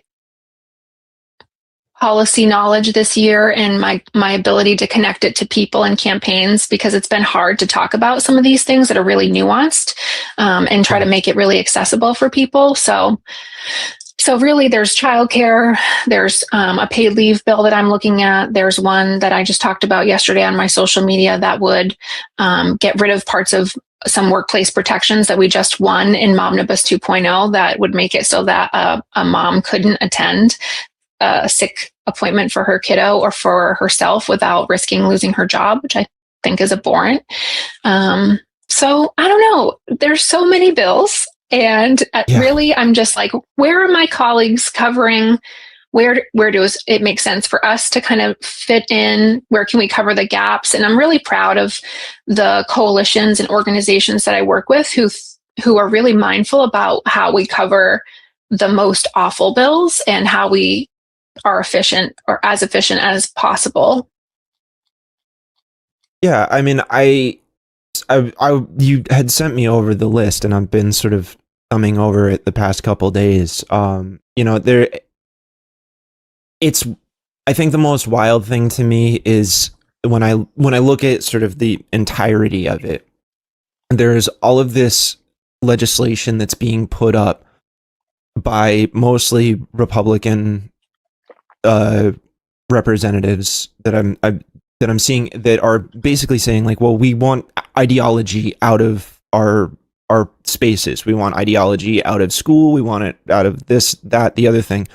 But the confounding thing about it is that it is they are just replacing an ideology they don't like with their own ideology, and that is incredibly void of awareness of sort of history and context and what's happening, right? Like, my immediate thought is like, well, if you want to ban any notion or mention of the idea of gender identity, you are deliberately walling off an opportunity for knowledge of people. And that sort of just blows my mind a little bit. It's like, it's a deliberate effort to push ignorance onto people. It's like, well, if you're a conservative person, wouldn't you want your child to learn about gender identity so that they can be a more vocal critic of it and understand it fully? Like, I mean, I realize I'm making a wild argument for conservatives when I say this, but it does sort of like elucidate an issue to me of like, the idea is to be critical of something by knowing nothing about it. You know what I mean? Totally. The hypocrisy of a lot of the pieces of policy that I look at really irks me to my core. It's sort of that idea of local control until we don't like it. Right. And I'm wondering, is this BK? Can you have it your way? I don't know. Yeah. Oh man. Yeah. Well put. Yep. So like, the one that sort of initially caught my attention was House Bill 1778, where it's an act relative to prohibiting the use of personal identity, ideology in public school instruction and policies. And I can actually throw that up on the screen right now. But it really like it kind of exemplified what I was getting at right now, where it's just like, this is wild. And then in contrast, you have a bill that's up that's promoting the education of critical thinking in schools, which is it just the way in which these things run directly headlong into each other blows my mind. Yeah, and I think you're pointing out a great, sort of issue with a lot of the policy work in New Hampshire is that a lot of it doesn't come from the constituents, right? With the second or third largest legislature in the English-speaking world, our representatives represent about 3,500 people, or they're supposed to represent, right? That means they're supposed to be talking to their constituents. But these policies are not coming from them. They're coming from other radical right-wing think tanks and other legislatures that love to, pass along the hate from legislature to legislature. And if you look at this one, I'm kind of giggling because it mentions DEI. And I wondered, does Melissa Litchfield know that with some of the legislation that we've been looking at from 2025, this legislation would become like almost moot? Right. They wanted to strike DEI out of every contract, every piece of legislation that we had. So anyways, maybe they don't conflict with each other, and I'm just... There was another bill that said, well, we want to strike any mention of the term gender identity from any legislation whatsoever, but then that would in turn mean that you cannot actually create any legislation that is against gender identity because it requires using the term to do so. Like, maybe I'm crazy, but that's just my initial thought when I see something like that, Yep.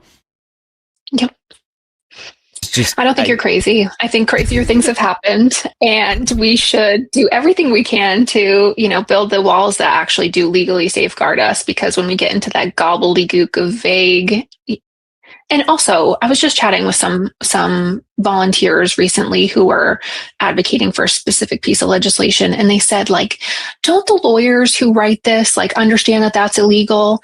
And I said, oh, that's cute that you think there's lawyers writing this stuff and that you think they're checking to see if it's legal.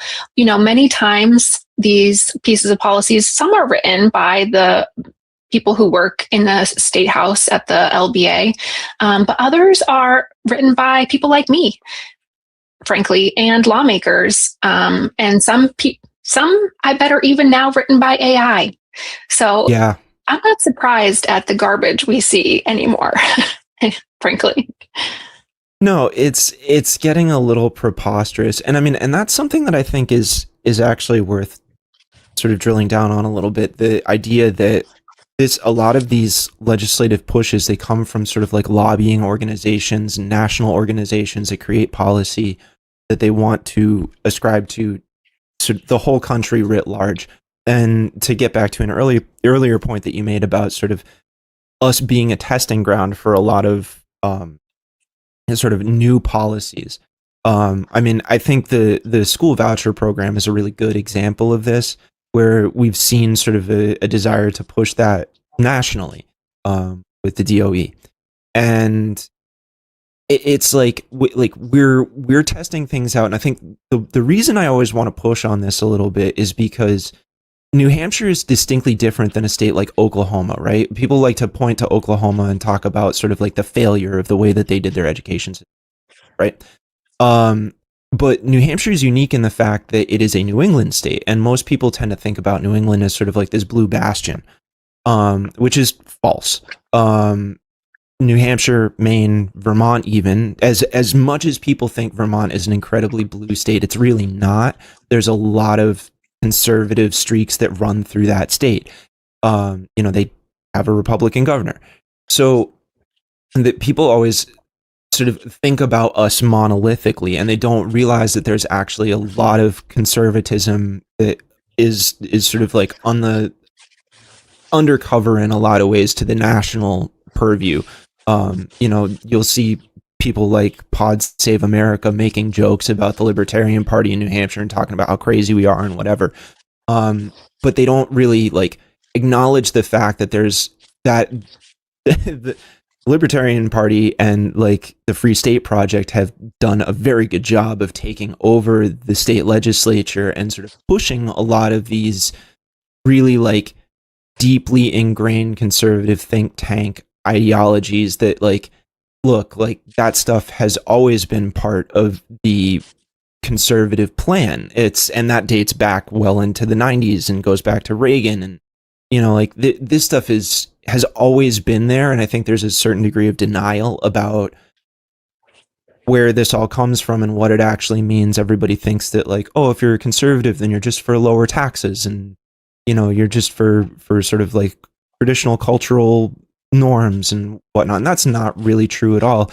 It's genuinely a movement to try and reel us back to a very old school racist way of thinking. I mean, and we have a current news item that's very indicative of that, the whole segregated schools thing, which is, that's going to lock this interview in time a little bit.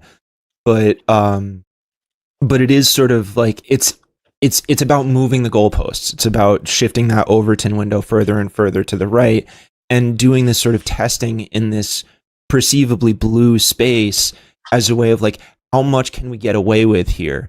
Because if we can get away with it in New Hampshire, if we can get away with it in New England, then it's going to map to the whole country. That makes it a lot easier to make the argument in a place like California.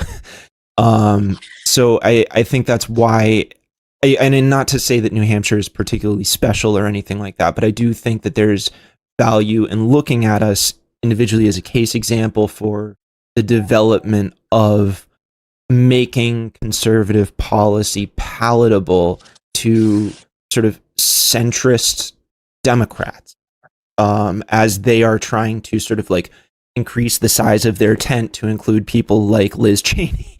And that's, I'm sort of rambling here, but it's like, I want to sort of set this up and have you, as somebody who definitely knows more about this stuff than I do, respond to this idea. I think you are onto something there because, right, one of the biggest positives for that libertarian and free state movement when they were deciding to come here was our legislature and the way that it is pretty easy to become a lawmaker here. And so they chose us on purpose. And so it's no surprise to me that it's easy to test shitty pieces of legislation here because we have so many lawmakers and because there are so many They can file bills as many as they want. Each bill gets a hearing.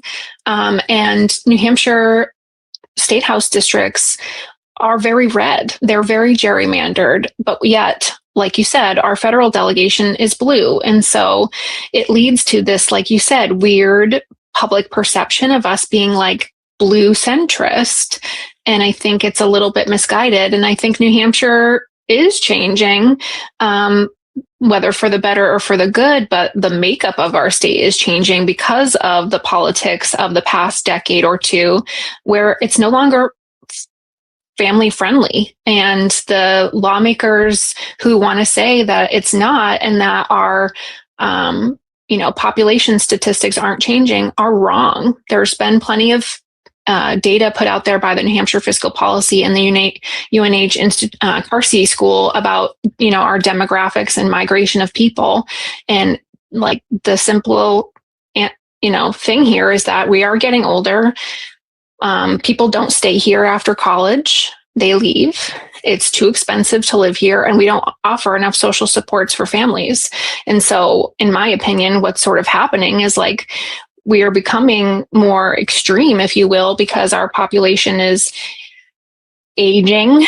A lot of educated folks who might feel differently or, feel opposed to things like education freedom accounts are moving south to places like Massachusetts, where they have a paid leave law that offers 26 weeks of paid leave just, 20 miles down the road. The answer is pretty clear for families. So I don't know. That was also a rant to your question, but it's like, no, I'm not surprised.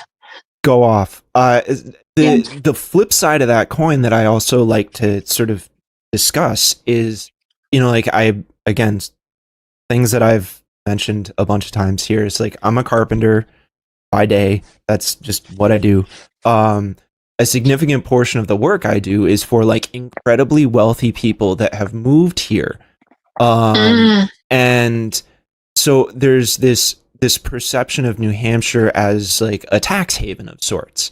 So at the same time that you're sort of denigrating higher education and sort of restricting any kind of social safety net that would have protected families, that would have kept them in the state, you're eliminating job opportunities with the exception of like big weapons manufacturers like BAE, right? So there's that component where they've got direct hiring practices where they just go and they patrol UNH to try and call as many students into the sort of military industrial complex. So that's like one of the only actual ways to keep people in the state, the young people that are graduating college.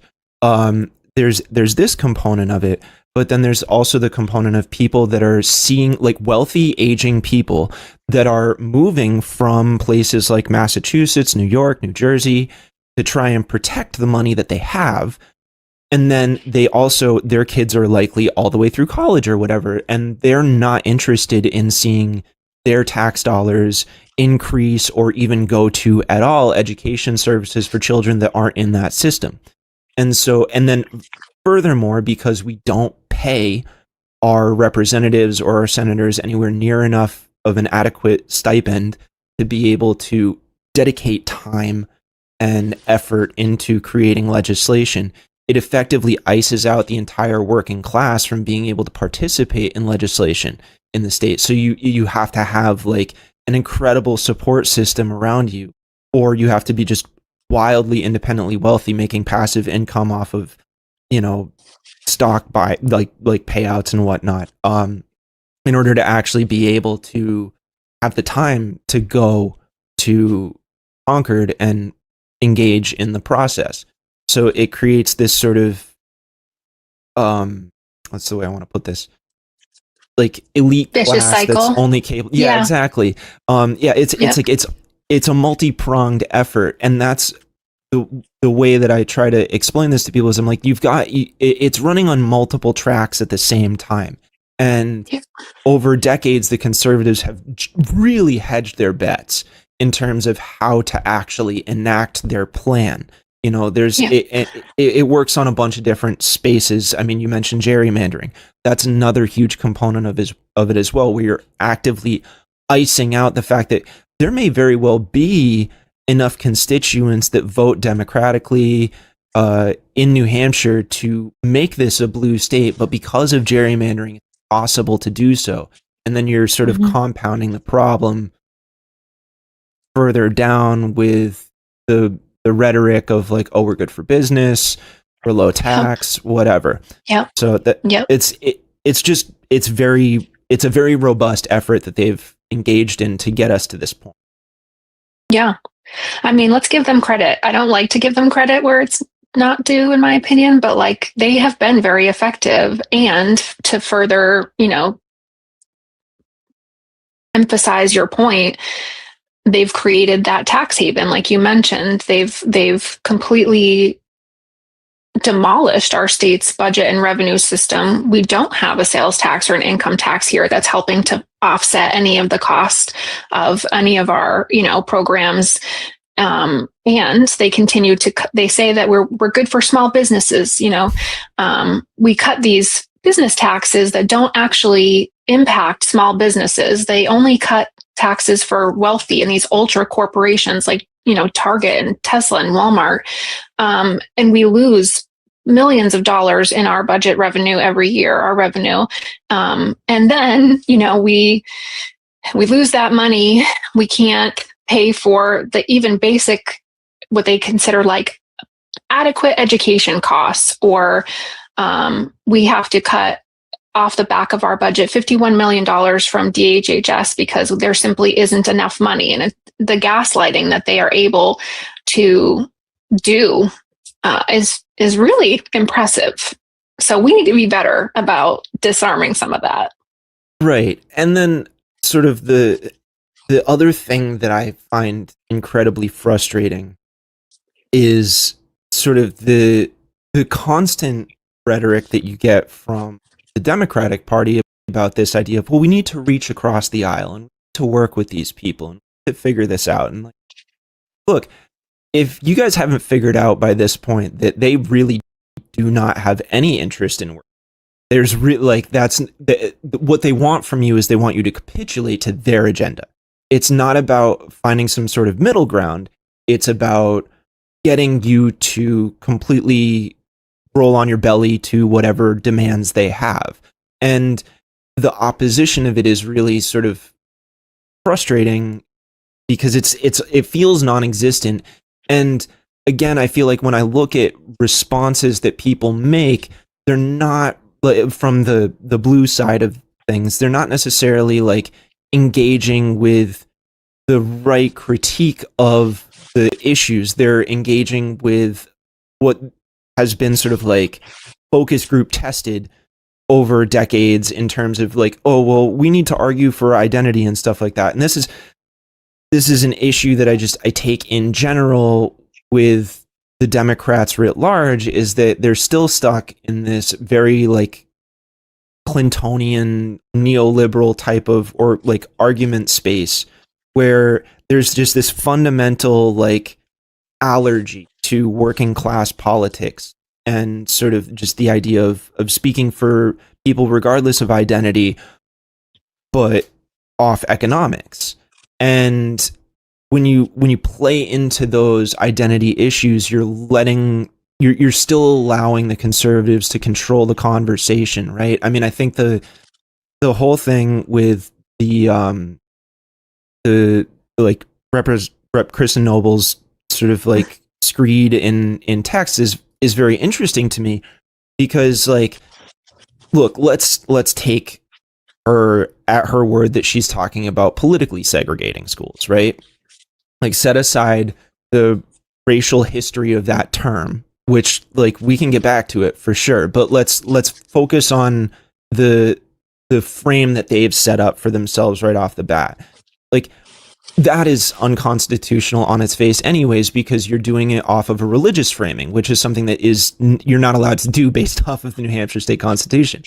And I do not understand how restricting education opportunities or awareness is creating any kind of like expansion of knowledge. And when I read her thing about it, oh, well, they're just going to focus on social justice and they're not going to actually teach their kids math or science or whatever. I'm like, look, like I went to public school in this state. Like I assure you, I learned plenty of math and science. And I actually had very good math and science teachers in public school.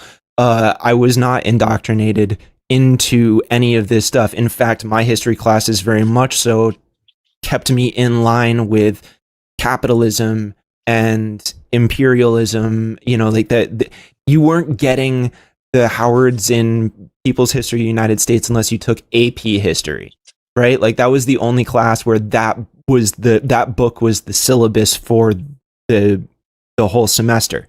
And I didn't take AP, so I didn't get exposed to that, and I had to expose myself to Howards and much later. And so, I remember when I took economics as a freshman in high school, I remember laissez-faire economics being expressed as the preferred method of understanding economics as opposed to a more socialist model. And that's like it's wild to me that we've gotten so far away from this that we actually think that public schools are indoctrinating socialism. Like quite the opposite. We are indoctrinating a very like corporatist ideology into our youth. So it's very confusing to me that we've gotten to this point, and really the only sort of logical conclusion I can make is that there's a genuine drive to fully and openly acknowledge that New Hampshire is a Christian ethno-state, like which it kind of functionally is anyways, but they just want to go ahead and brand it that way directly so that it, again, to go back to the model idea of legislation in the state, to be able to map that onto the whole country. They're doing a great job. As much as it pains me to say it, they're doing, they're very effective. They are. And it's really frustrating as a mom because kids don't have political ideologies. They don't. Right.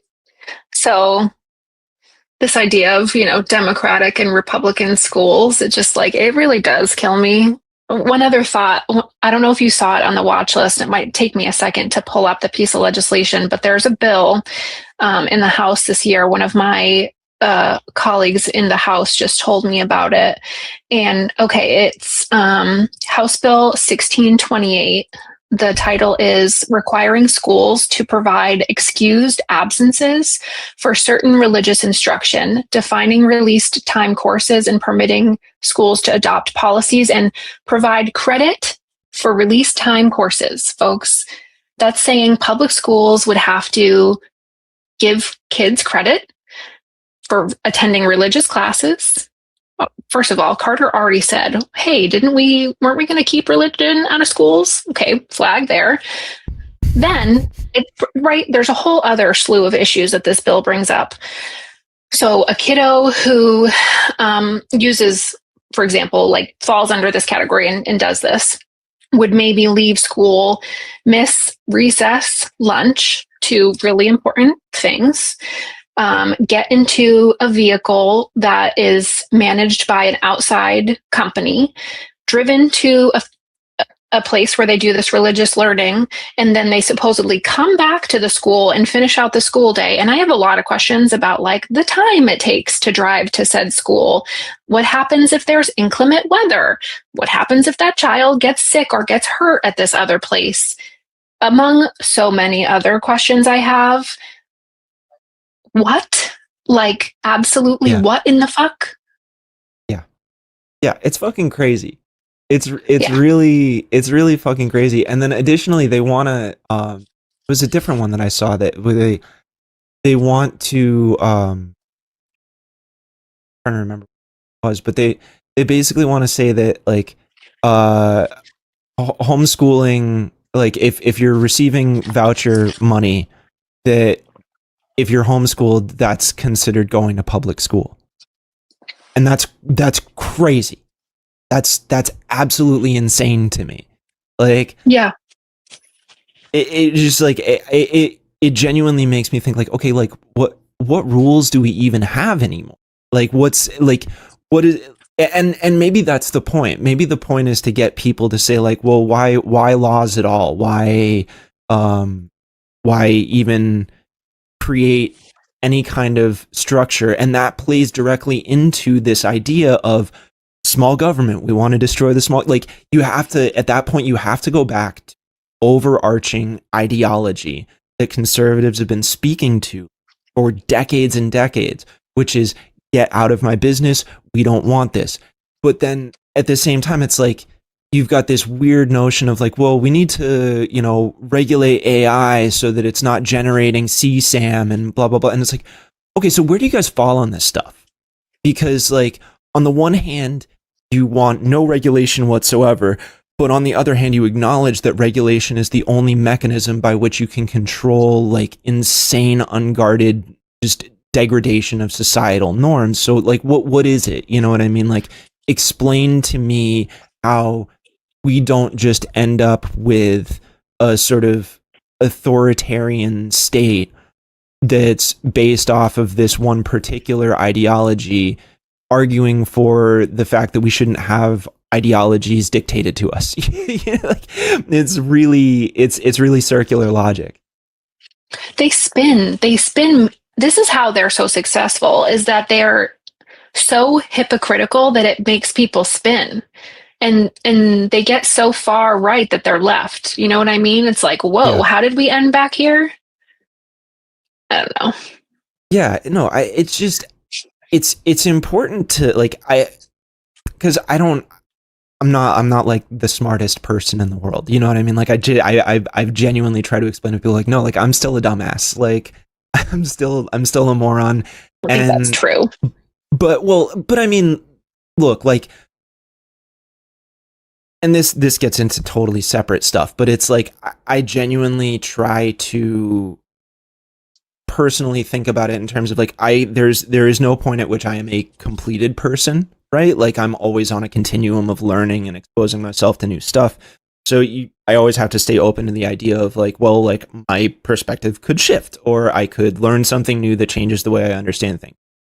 Generally speaking, I'm fairly confident in myself, which is like not to get into like anti-manosphere perspectives or whatever, but which is again totally separate issue that I like really, really, really deeply have like a lot of anger towards, like as somebody who is like spends a lot of time around like the manly man types doing the work that I do, but also like I went to art school and like I was a theater kid when I was growing up, so like I sort of have a foot in both worlds, and the idea, to get back to it, is like there needs to be like a degree of confidence in yourself and your worldview and your understanding that you can actually expose yourself to something that you agree with or whatever and interrogate it. And then even if you have to admit that this thing that you disagree with is true, that it's like dialectical materialism. Like you have to actually like use that as a mechanism to push yourself forward and understand, sort of, not to use neoliberal terminology, but find the third way that that actually provides you the context to like genuinely incorporate something that is sort of counter to your argument into your push to sort of reclaim the space and make a genuine argument for why we actually need to be pushing forward in this particular direction. Why like a progressive ideology is actually the best position to take. I'm letting that sink in as a person who organizes in the like what you might consider, democratic leaning policy space. We for better or worse, we overthink, right? We're critical. We spend a lot of time, like you said, message testing, polling, researching, fiddling with certain words. And at the end of the day, it doesn't matter if people are seeing these two separate ideologies, right? And feeling really connected and really seen in one, and then just feeling really like exposed, maybe is the right word, by another, or, vulnerable maybe. So I'm taking that in, and I'd be so curious to hear you, because this is something that even I'm guilty of being stuck in, right? Is like, I've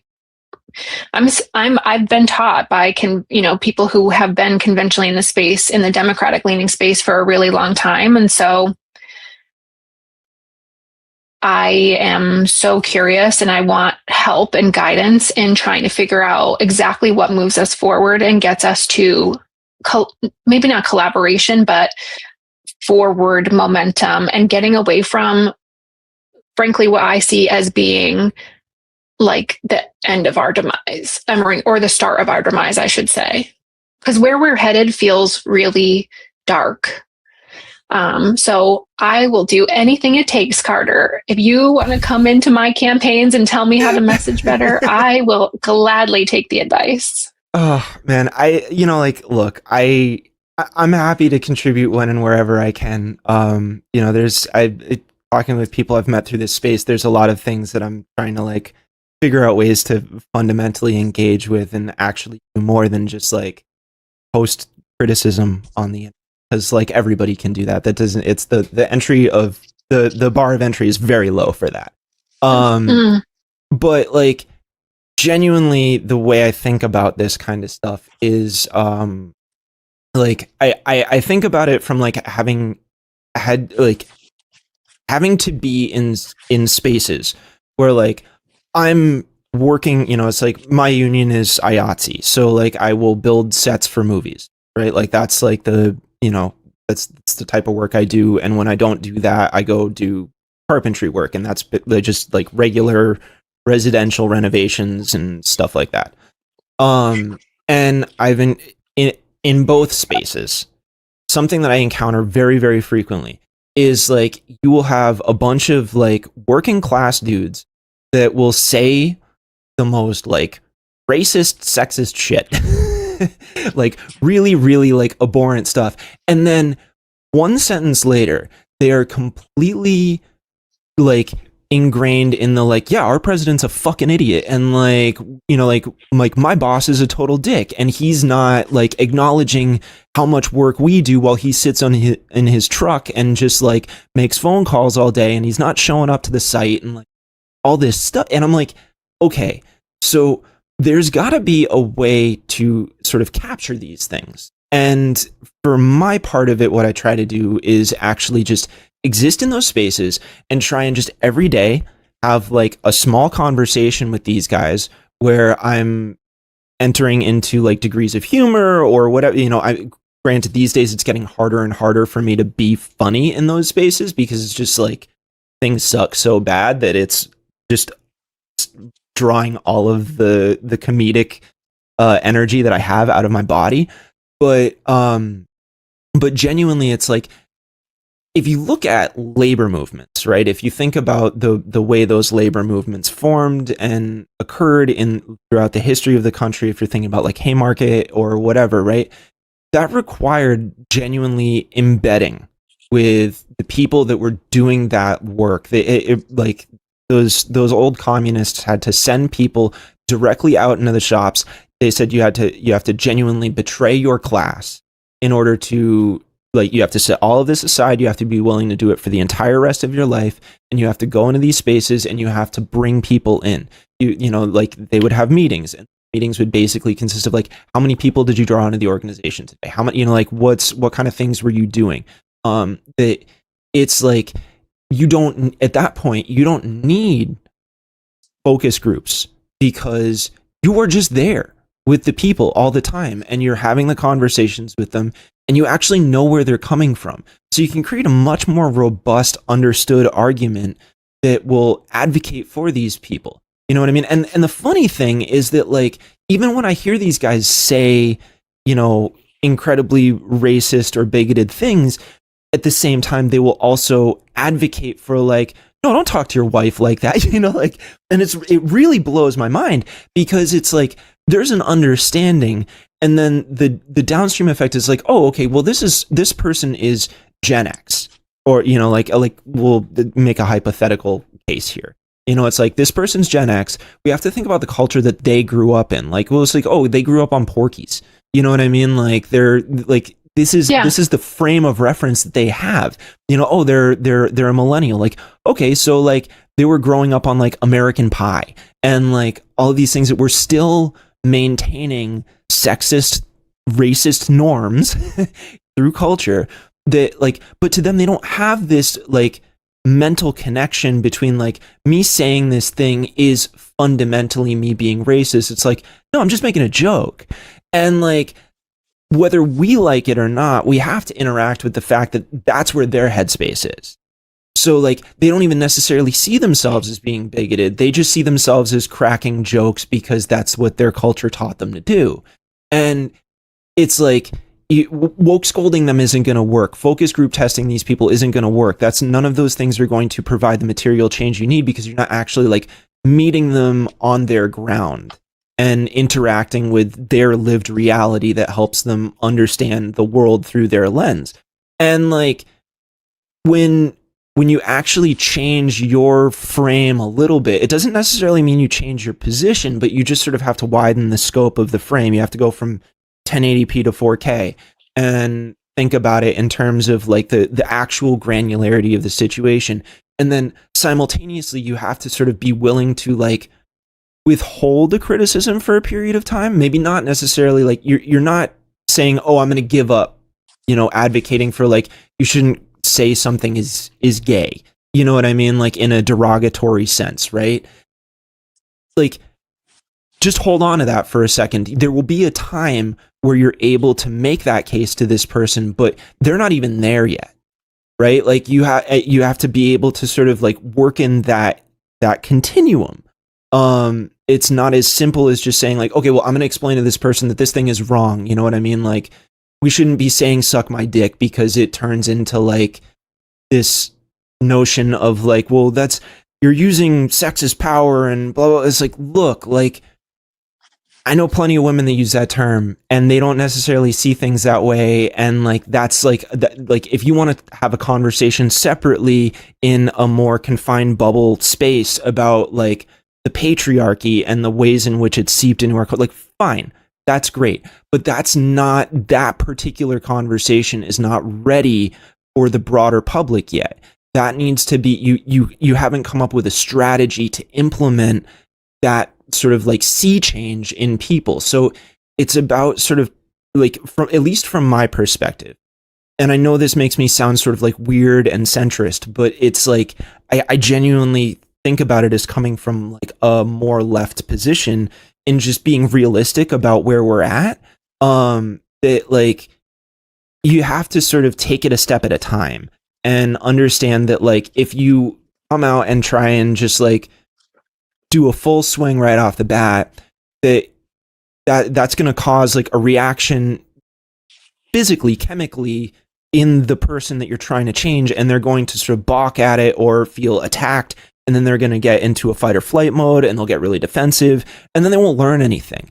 And it's like something that I always try to say to people is I'm like, look, like I can see this person and they're having a struggle, they're having a problem, and I could tell them directly what they need to do in order to stop or change or whatever. But I also have to consider that like maybe I'm not the right person and maybe this isn't the right time because they don't have the relationship with me that they do with this other person, and this other person is going to use a different structure of proposing this suggestion in a way that's way more palatable to this person. Like if I'm catching them on a bad day, you know what I mean? Like that can change things. There's all of these factors that need to be considered in order to enter into it. And when people spend all their time like reading Marx or whatever, and they're not like, you know, they're like, oh, I've read Capital and now I have the keys to the universe and whatever, right? And it's like, well, yeah, okay, like you've given yourself like a good foundation for understanding sort of like the labor theory of value, but that doesn't actually give you a way to produce change in a true way because you haven't engaged with the sociological side of things yet. You haven't really like encountered sort of the Protestant work ethic concept where that's critiquing this, and you have to again go back to that sort of like dialectical materialism of understanding what it is that needs to happen in order to like confront these frictions and develop an actual understanding of how change is fomented. A huge fucking rant from, but whatever. I'm more grateful than ever that your audience is your audience, because I'm pretty sure you just voluntold yourself that you're going to do the community organizing work of all the like sad white males in construction, right? Or in carpentry, because I'm not the right messenger. I'm not the trusted messenger. And I, rightfully so, can create that knee-jerk reaction. But it does make me think, though, you're right, like we miss the mark, because the views are so polar opposite right now. And I really do hate the term like movable middle, because each of us, right, are trying to just like grab people from that movable middle, by spewing the very polar opposite opinions, facts, I mean, whatever they are at this point, just catchphrases, talking points at the middle, hoping that someone will join us. And it's like, actually, have you tried having a conversation with those people? Right. I think that's really hard. It's something that comes up for me a lot in this work, is like community organizing and working with people to try to work in their communities and do some of this work has been challenging for me, because how do you willingly send someone into a situation that could create conflict or stress? And I'm certainly not an expert at this style of communication that meets people where they're at and gives them the time. It's one of my goals, right, is to always meet people where they're at and to not kind of create that huge, like you said, the knee-jerk reaction. But for people who are just like everyday people, just out there doing one action at a time, trying to, make their community a little bit better, like saying that one thing to that guy on their Facebook group, it like sends them into flight or fight mode, because folks are so tense right now. And so all that to say that like community organizing is hard, and finding that trusted messenger is really important. And I'm not definitely perfect at this, so I'd be happy to hear you out and hear more of the ways that you make this work. I'm certainly not going to be speaking to any of these men, but I'll let you do it. Well, yeah, I appreciate it. I mean, like, look, like I try to think about it in terms like to sort of lay out another concept here. People think about they think about left, right, center, right? And that puts things on this weird sort of like black and white spectrum. And I've personally found that people's conception of issues is far more schizophrenic than that. Where you'll have like the best way to think about it in my the best analogy I can give is sort of like you got to think about it more like a color wheel, or you got to think about it like sort of like a Pokemon stat distribution thing, like where it's like you have to consider that like there's the, like center as we describe it is sort of this great illusion, right? That people consider centrism within the context of like how much your contradictory views balance each other out, and it doesn't operate that way. So it's like, okay, like I have to acknowledge that I'm actually working with a whole bunch of people that are very economically left-wing, but socially right. And then it becomes like, okay, well, how do I make a case to them that they have to move away from the more socially right-wing positions in order to achieve the economically left-wing positions that they want? So like an example I give is the notion of immigrants, right? We have, like why immigration is good. Immigration is good because it increases your available workforce, like the actual working class. But it's bad if you don't create a way for those workers to enter into the same competitive spaces that, like, say, a native-born unionized working class person does, right? So there should be a serious push on the part of unions to find a way to bring these immigrants into the unions, which will increase the base of union membership, which then allows for greater power when negotiating with capital. And in order to do that, you have to not be so bigoted when you're working with these people. You have to actually identify that, like, oh, this immigrant is a person just like me. You know what I mean? And like, although we may have cultural differences and we can have that sort of debate and friction within our space, we have to remember sort of the great equalizer that we all have to go to work. And we all need to make money. And what we choose to do with that money afterwards is sort of like our own prerogative. That's where the individualism comes in. But there needs to be an individual understanding, like that personal level of things that identifies like, okay, like I have to sit with this discomfort, right? Like, and that's something that I think like people hear this and they'll think like, oh, he's punching left. And that's not really like, I don't look at it that way. I think about it more in terms of like, I want my side to do better. Like I want to win. And in order to do that, it requires like being able to hold uncomfortable truths and actually interact with them. And that's something that I think like sort of like the whole like woke culture thing really like pulled us away from, is being able to hold the discomfort and still stay in the conversation and like check your own fight or flight response. That like hearing someone say something incredibly bigoted, all of a sudden, like, you know, like now both parties are in this sort of combative space where they're working purely off of the rush of adrenaline that's going to their brain, and they're no longer able to use like their full cognitive capabilities to process what's happening. And so like a lot of times what I think is, I'm like, look, like the, you know, subjectively speaking, the amount of times I'm like standing there having conversations with these dudes and they'll say things that like make my blood boil. And I have to like hold that in, because I know that if I start like reacting to that, then that's going to get me written off immediately. And if I actually want to create change, I have to like show a degree of strength and sort of humor in my ability to push back, where I'm like, I'm resisting them, but I'm not doing it in a way that's offensive to them. You know, it's like, no, I'm just providing like an alternate perspective. Like, the fuck you talking about?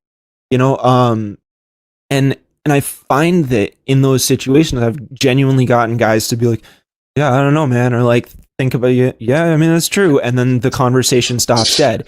And I'm like, yeah, okay, that's a good thing, because maybe that's a seed. You know what I mean? Maybe that's a seed that someone then goes and thinks about a little bit more a little bit later. But like, look, like I heard recently, you know, to sort of give an example of how wild this gets. I heard the protests that were happening at the proposed ICE facility in Merrimack, right? WMUR did some coverage of it. And I heard someone say, oh yeah, well, you know, WMUR is covering this, and like if you do that before the protest happens, then like WMUR is kind of inciting the protest, aren't they? And I'm like, homie, you need to understand that WMUR, like if that's the case, WMUR is more likely appealing to the counter protesters to go and fight against them, because you have to understand the history of Hearst, right? Like, but that's where we're at, that like people think that they're engaging in critical thinking, where like it is the most warped criticism possible, that like is void of any concept of like the history that leads up to it. And like it's important for people on our side of things to be able to like actually consider these weird contradictions and warped perspectives in a way like, okay, but this is still a person that we could capture. This is a person that voted for Obama. You know what I mean? Like, this is somebody that has indeed shown support in the past. This is somebody that said like, oh yeah, I was super left wing when I was younger, and then as I got older, I started to see things differently. And it's like, okay, well, so there was a point where you understood things in this way, and now we have to figure out like, well, how do we get you back to that point? You know what I mean? Yeah. Well, because you invoked their name, the Obamas, I was going to mention, I saw a TikTok this morning of Michelle Obama talking about the where women find themselves in these movements. And so, like, shout out to any women who are watching your YouTube channel right now, because I just want to say, like, even for myself, I've been in this work for over a decade now. I was just looking through my photos the other day and found pictures of me testifying at the State House more than 12 years ago, which does make me feel a little bit icky. But I mean, to this day, congratulations for being in it that long, though. I don't know if it's a good or a bad thing. It might say more about my mental health than it should. But, you know, women, I don't speak for all of us. I'm speaking for myself and for what I've seen in some of my grassroots organizing is that we never feel confident, or I don't feel confident a lot of times in the arguments that I make, in the positions or opinions that I even hold myself. I question myself a lot when I'm speaking about things that I know more than the average person about. And so where that shows up for women in this movement, you know, can look a lot like doubt. And also like, I'm never going to be stepping in if I'm going to be going up against this perceived bear who has the confidence beyond what he should. And I have nothing. And, you know, or maybe not as much as I need to feel good about how I want to communicate with people in the movement. And so I don't have a lot more to add, just to say that, like, I often struggle to even put myself in those conversations. And so I see you out there, if that's you. And I have actually actively reached out to some colleagues, some trusted individuals recently to try to figure out how I can better emotionally regulate myself and have more confidence in the work that I do, because it's a part of the patriarchy. Women are not taught to feel confident in what they know and to feel confident in their voice and their power. And so part of undoing some of that is unlearning some of that. And so just want to mention that as the other half of the people here, or some of the half. Yeah, no, I mean, it's thank you for saying that, because it's like, it's really important. And I mean, again, I go back to this, like, the root of it, which is like, I don't, like, in many ways, this may sound weird, but like, I don't care what people's individual identity is, in the sense that it's not that I don't care about their identity. It's more that it's what your identity isn't especially relevant to me in terms of outcomes, because I think about it in terms of people. And I think that's something that, like, a lot of millennials specifically, you know, like, sitting here talking in my mid 30s, were like raised on this idea of like, oh, we're going to live in this sort of space where we no longer see color and we no longer see gender and blah, blah, blah, blah, blah. And like, that was a certain, that was genuinely an experience that sort of resonated with me, but I feel like we've lost the fucking plot on that really, really bad. Mm-hmm, mm-hmm. Yeah. And we don't sort of like integrate the idea that like you can hold both truths at the same time. You can say like, okay, well, like, we're all people, and at the same time we're all subject to patriarchal norms that sort of like reinforce and reify the terrible feelings that we have, that keep us acting off of our lizard brain and not out of like a much more logical space that addresses issues. So like, generally speaking, I try to approach things first as just like, we're humans, we're all humans, right? And then we want to address issues from that perspective first, knowing that there's going to be sort of a follow on where it's like, that's not going to fix everything, right? Like, you can't just say like, okay, workers' rights, and we solve this problem, and now just racism and sexism is going to be inherently fixed because we gave worker equality. It doesn't work like that. You have to still follow on with, say like, okay, we fix these things, which now allows us to actively interrogate the patriarchal norms that still remain after we fix that problem. You know, like, but the idea is you can't put the cart before the horse. You can't say leapfrog over the class issues and just jump straight into the identity issues, because you end up with this sort of weird corporatist mentality where like, you've got like all these companies changing their logo to the, you know, the pride flags, and it's all just this very performative thing that can be just as easily wiped away when the power changes hands and all of a sudden, Pride Day comes and everybody's logos are still black, rasterized, whatever. And so it's like, and again, it also maintains like this idea that like, oh, it's impossible for like a woman or a gay person or a trans person to be like an imperialist ghoul. Like that's still something that can happen. You know what I mean? Like Kamala Harris was saying that we were going to have the strongest military in the world. Like, look, there's no, just because you are of a different demographic does not mean that you won't still be contained within a classist structure. And in fact, that benefits the sort of the high-end elite class to be inclusive, right? Because it allows for them to obfuscate all of these class issues even further. And that's something that it's like, and then conversely, they can sort of like double that back over onto the working class and see like, look, like we're all, uniform in our ideology, but we're this rainbow of cultures. And then the working class, a lot of which are, at least in the United States, there's a significant portion of them that are still just like regular old white guys. And they'll see that and then they'll associate the identity markers with the upper echelons that are still subjugating them. And they won't be able to tease apart the difference between the two, and they'll associate them and then all of a sudden feel that they're part and parcel with each other. And that's not, that makes things. So it's important to be able to kind of tease those things separately and address them in their appropriate moments. Like timing is everything.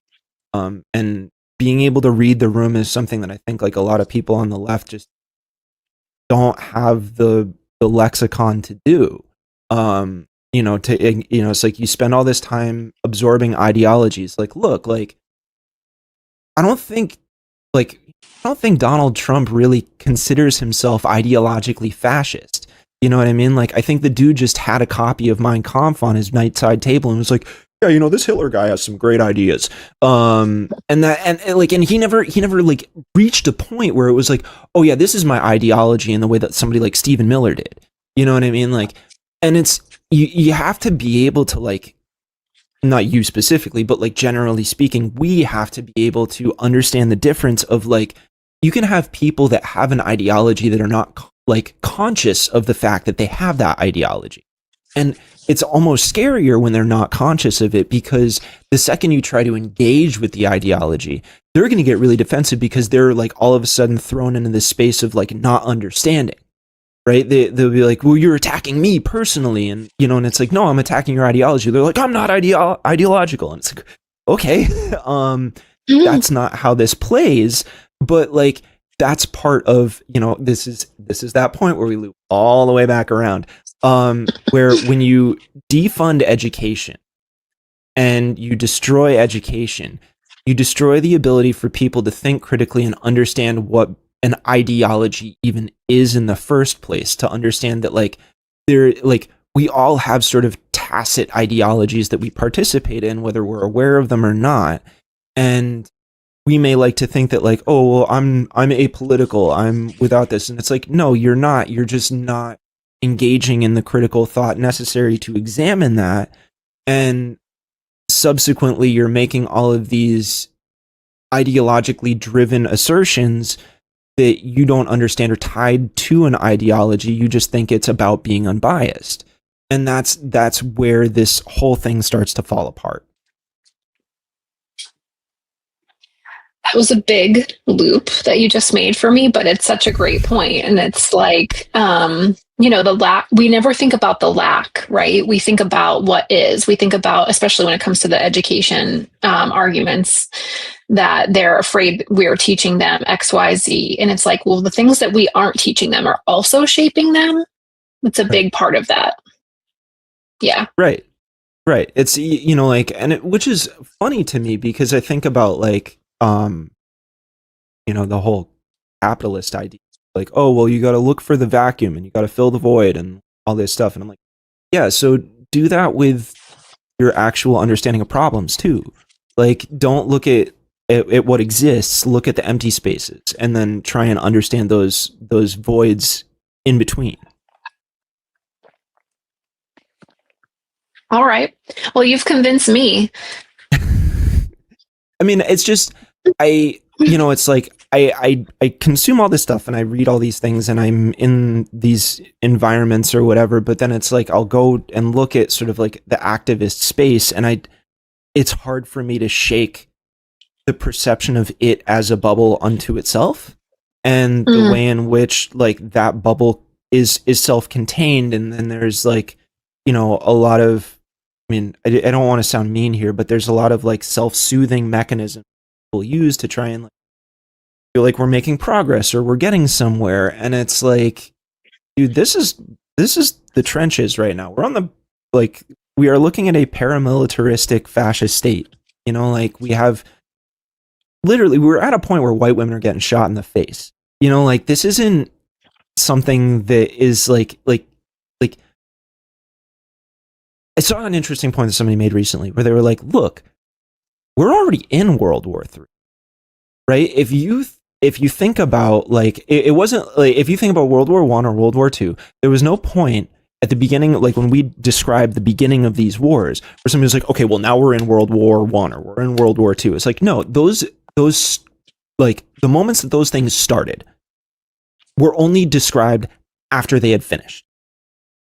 And I think you could easily point to plenty of situations, like there might very well be a case for saying that like October 7th was the beginning of World War III. I think there's a, not to get too deep into foreign policy here, but like I think there's a very, very good case to be made that that was the actual beginning of what we may now come to understand as World War III, because it was sort of like the initial set off of sort of like you've got this conflict that's occurring, you've got this genocide that's occurring in Gaza and by extension the West Bank, which then trickles out to sort of the broader Israeli issue between them and Iran, which then involves the United States, which then sets off a sort of chain of events that leads to the overthrow of a sovereign nation's leader, whether dictatorial or not. We've now kidnapped the fucking dude. We brought him here, and now we're going after Greenland. And you've got China that's doing exercises around Taiwan, and you've got Russia invading Ukraine. Like, there's all of this stuff happening, and I'm like, explain to me how we are not in World War III currently. It's just this sort of weird trickled out version of it. And so, and then there's sort of the general concept of like the imperial boomerang of it coming back around and hitting US, and the degree to which our, ICE is so IDF coded. You know what I mean? Like, so many, people forget that like the Israeli IDF has been very, very directly tied to training American police forces. So those same exact tactics are being used here as they were over there. If you look at sort of the rhetorical methods by which we're using to sort of denigrate activists and whatever, that's the same exact thing that they do in Israel. It's like all of this is sort of like, this is where we are at. And people talk about like, we're heading to this, no, we're in it, dude. Like this is where we're at. And if you change that framing a little bit, it requires you to be like, okay, well, we need to rethink how we're creating coalition. Because if we actually want to provide genuine pushback on this, then we need to really like let go of the sort of like culturally emphasized methods of captivating people's attention or emotions or whatever that we'd seen for the past decade and a half. And really think about it in a much more material way that actually motivates people to engage. So, I mean, to get back around to sort of like your context a little bit, I mean, I think that's why I'm so impressed by Moms Rising and the way that you guys approach things, because it is so fundamentally like even though it's coming from this particular identity group, the policy changes benefit everybody. Like they really do. You know what I mean? Like all of those protections, all of those movements, that's beneficial to single dudes. You know what I mean? Like if those policies were enacted, think about how many of these guys would not be incels. Like that's the only way I can look at it, as I'm just like, we wouldn't be in this situation if we were able to, like, actual safety nets that provided for, and in that instance you then have to think about, like, okay, well, like, fuck it, I'm actually gonna send my vote to Keith Howard or Paige Boschman or Grishma Mansour or like whatever, because like enough is enough, dude. Like, you know, we've got our entire congressional delegation, though blue in color, genuinely voting. You know, it's like, it's something I harp on this all the fucking time. Maggie Hassan and Jeanne Shaheen are the number 2 and number 3 senators that vote in uniformity with Trump policy below John fucking Fetterman, right? Like, John Fetterman gets trolled so hard by just not even just the left-wing outlets, people like Chapo Trap House or Majority Report or whatever, right? Like, he gets trolled by actual mainstream media too. And like, we don't give even a fraction of that criticism to the New Hampshire senators. And like, why is that? You know what I mean? Like, have we ever decided to like interrogate that? Like, why does this tiny little state in New England have so much power and nobody discusses it? You know what I mean? Like, and the reality is, in the same way that everybody's like all up in arms about Graham Plattner and they're like, oh, he's got a Nazi tattoo or whatever. I'm like, yeah, but that's Maine's problem, right? Like, you guys in whatever part of the country that are upset about his tattoo or whatever, like, you're kind of irrelevant to the discussion. That's Maine's situation. Maine is the state that has to deal with that. So like, we're all just watching the show. We don't get to engage in it. Yes, you can contribute to his campaign. You can contribute to Janet Mills' campaign. Do whatever you want on that sense in terms of like providing funding, but you don't get to vote in that space. And that's really the only thing that like at the end of the day is going to decide anything. You know what I mean? Like, because if you just are able to captivate enough people, then the money stops mattering in a way. Not truly, but like, I don't know, maybe I'm sort of like spinning my own wheels here. But to get back to it, it's like, we in New Hampshire are responsible for our delegation. We are responsible for the fact that Chris Pappas and Maggie Goodlander voted to condemn the horrors of socialism, as if they're even able to describe what that is. And I don't like what was that performance? What does that do for us? You know what I mean? All that does, from my view, is codify the notion that we're not going to have Medicare for all from these people. That means they will literally never support it. In which case, we are always going to be stuck in this weird, fucked up, like, private insurance system, which causes me to spend like almost half of what I pay on rent or health insurance every month, which I can't do. You know, like, it's preposterous. So it's like, this is the kind of stuff where I'm like, look, guys, we got to lock in.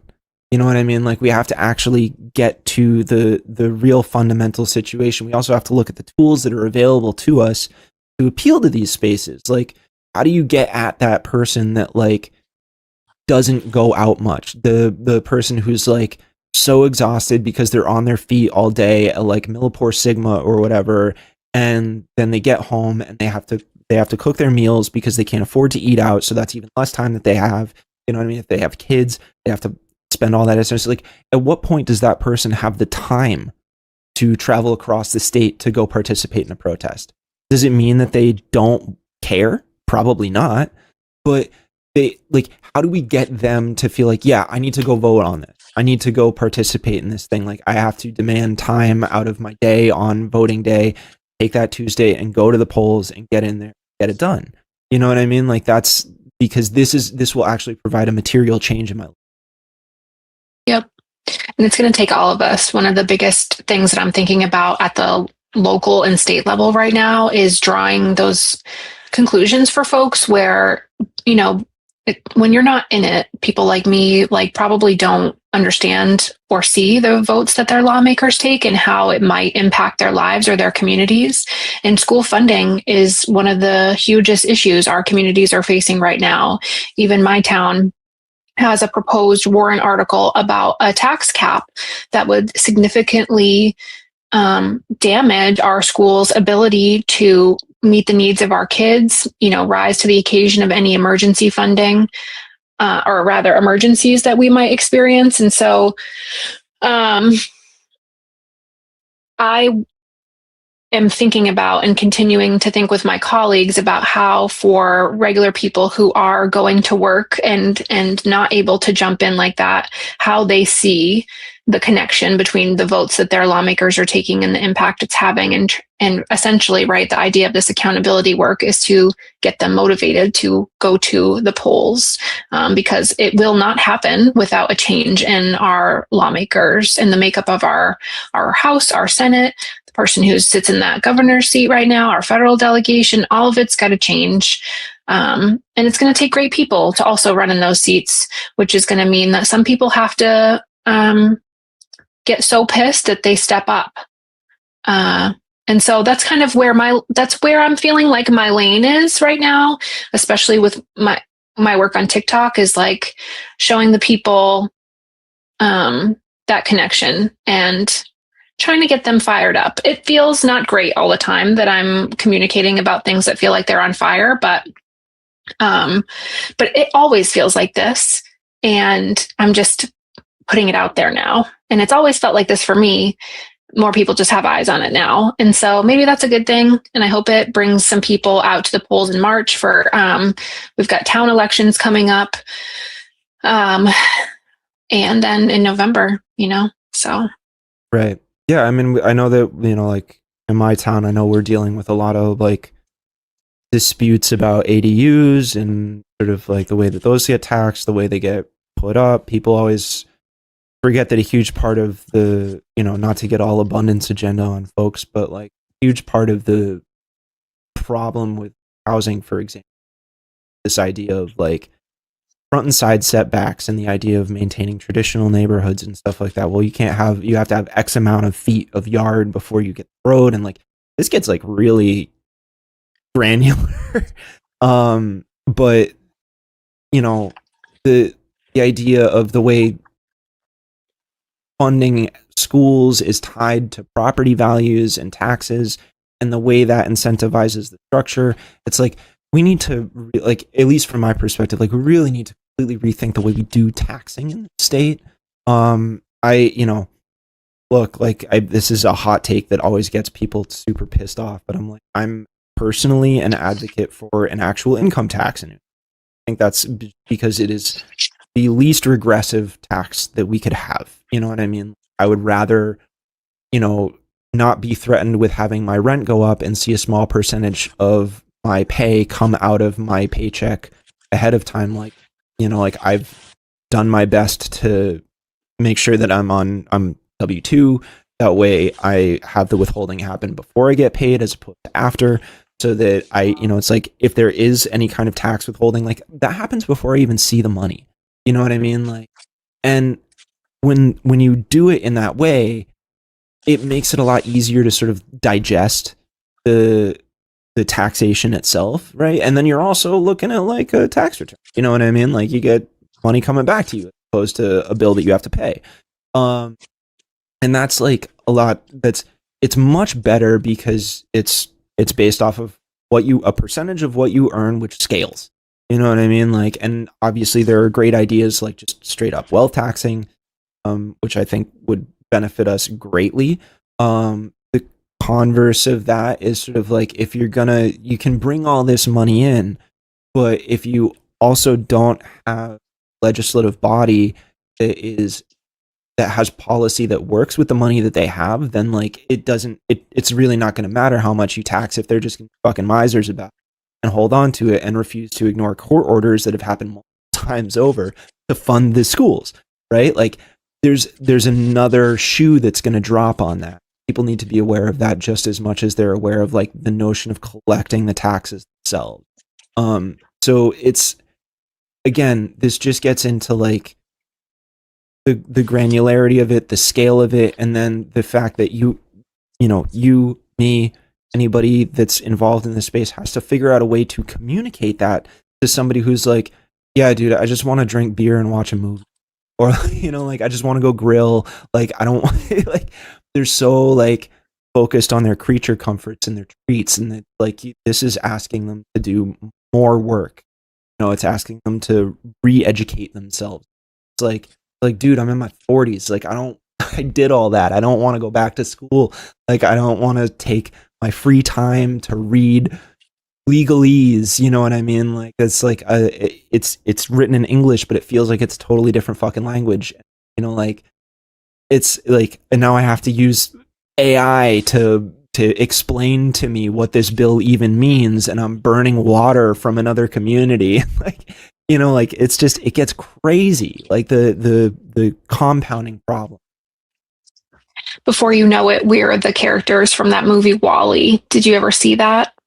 No, I did. That's like one of the only Pixar. I think that was like the Pixar movie that I stopped on. You know what I mean? Like I was like, yeah. I really should. It's honestly like a pretty decent allegory for the world that we live in right now. But one of my kids was obsessed with this movie, and one of the main storylines is like the humans have to leave Earth because we've done such a terrible job of taking care of it that it's not habitable anymore, and there's no plant life or anything. So we all go live on a spaceship, and because we're lazy, we all start like living in these reclining chairs that recline us, and then we move around in the spaceship, and the drink comes to us and the TV comes to us, and it's like before you know it, we're there. That was a rant. Just live our lives in a giant test tube and never experience anything physically anymore. Like yeah. I don't know. It's just, I was a huge sci-fi fan when I was growing up. Like I mean, even still to this day, like I'm super into sci-fi stuff, and I'm always just like so frustrated because there's all these depictions of the future and all of these possible outcomes, and we're living in like the most horrible, banal version of all of those. Like when I think about it, I'm like, so many of the things that I like would have wanted us to have come true, but they're like the boring psycho version of of what I wanted. You know what I mean? Like, yes. I never thought that a smartphone would be utilized to like emphasize the doom scroll and like just trap me on my couch, catatonic state where I'm just like getting AI bullshit into my brain and I'm just like slopifying my mind, and like sucks, dude. Like, or the electric car that drives itself would be like, giving money to billionaires and right.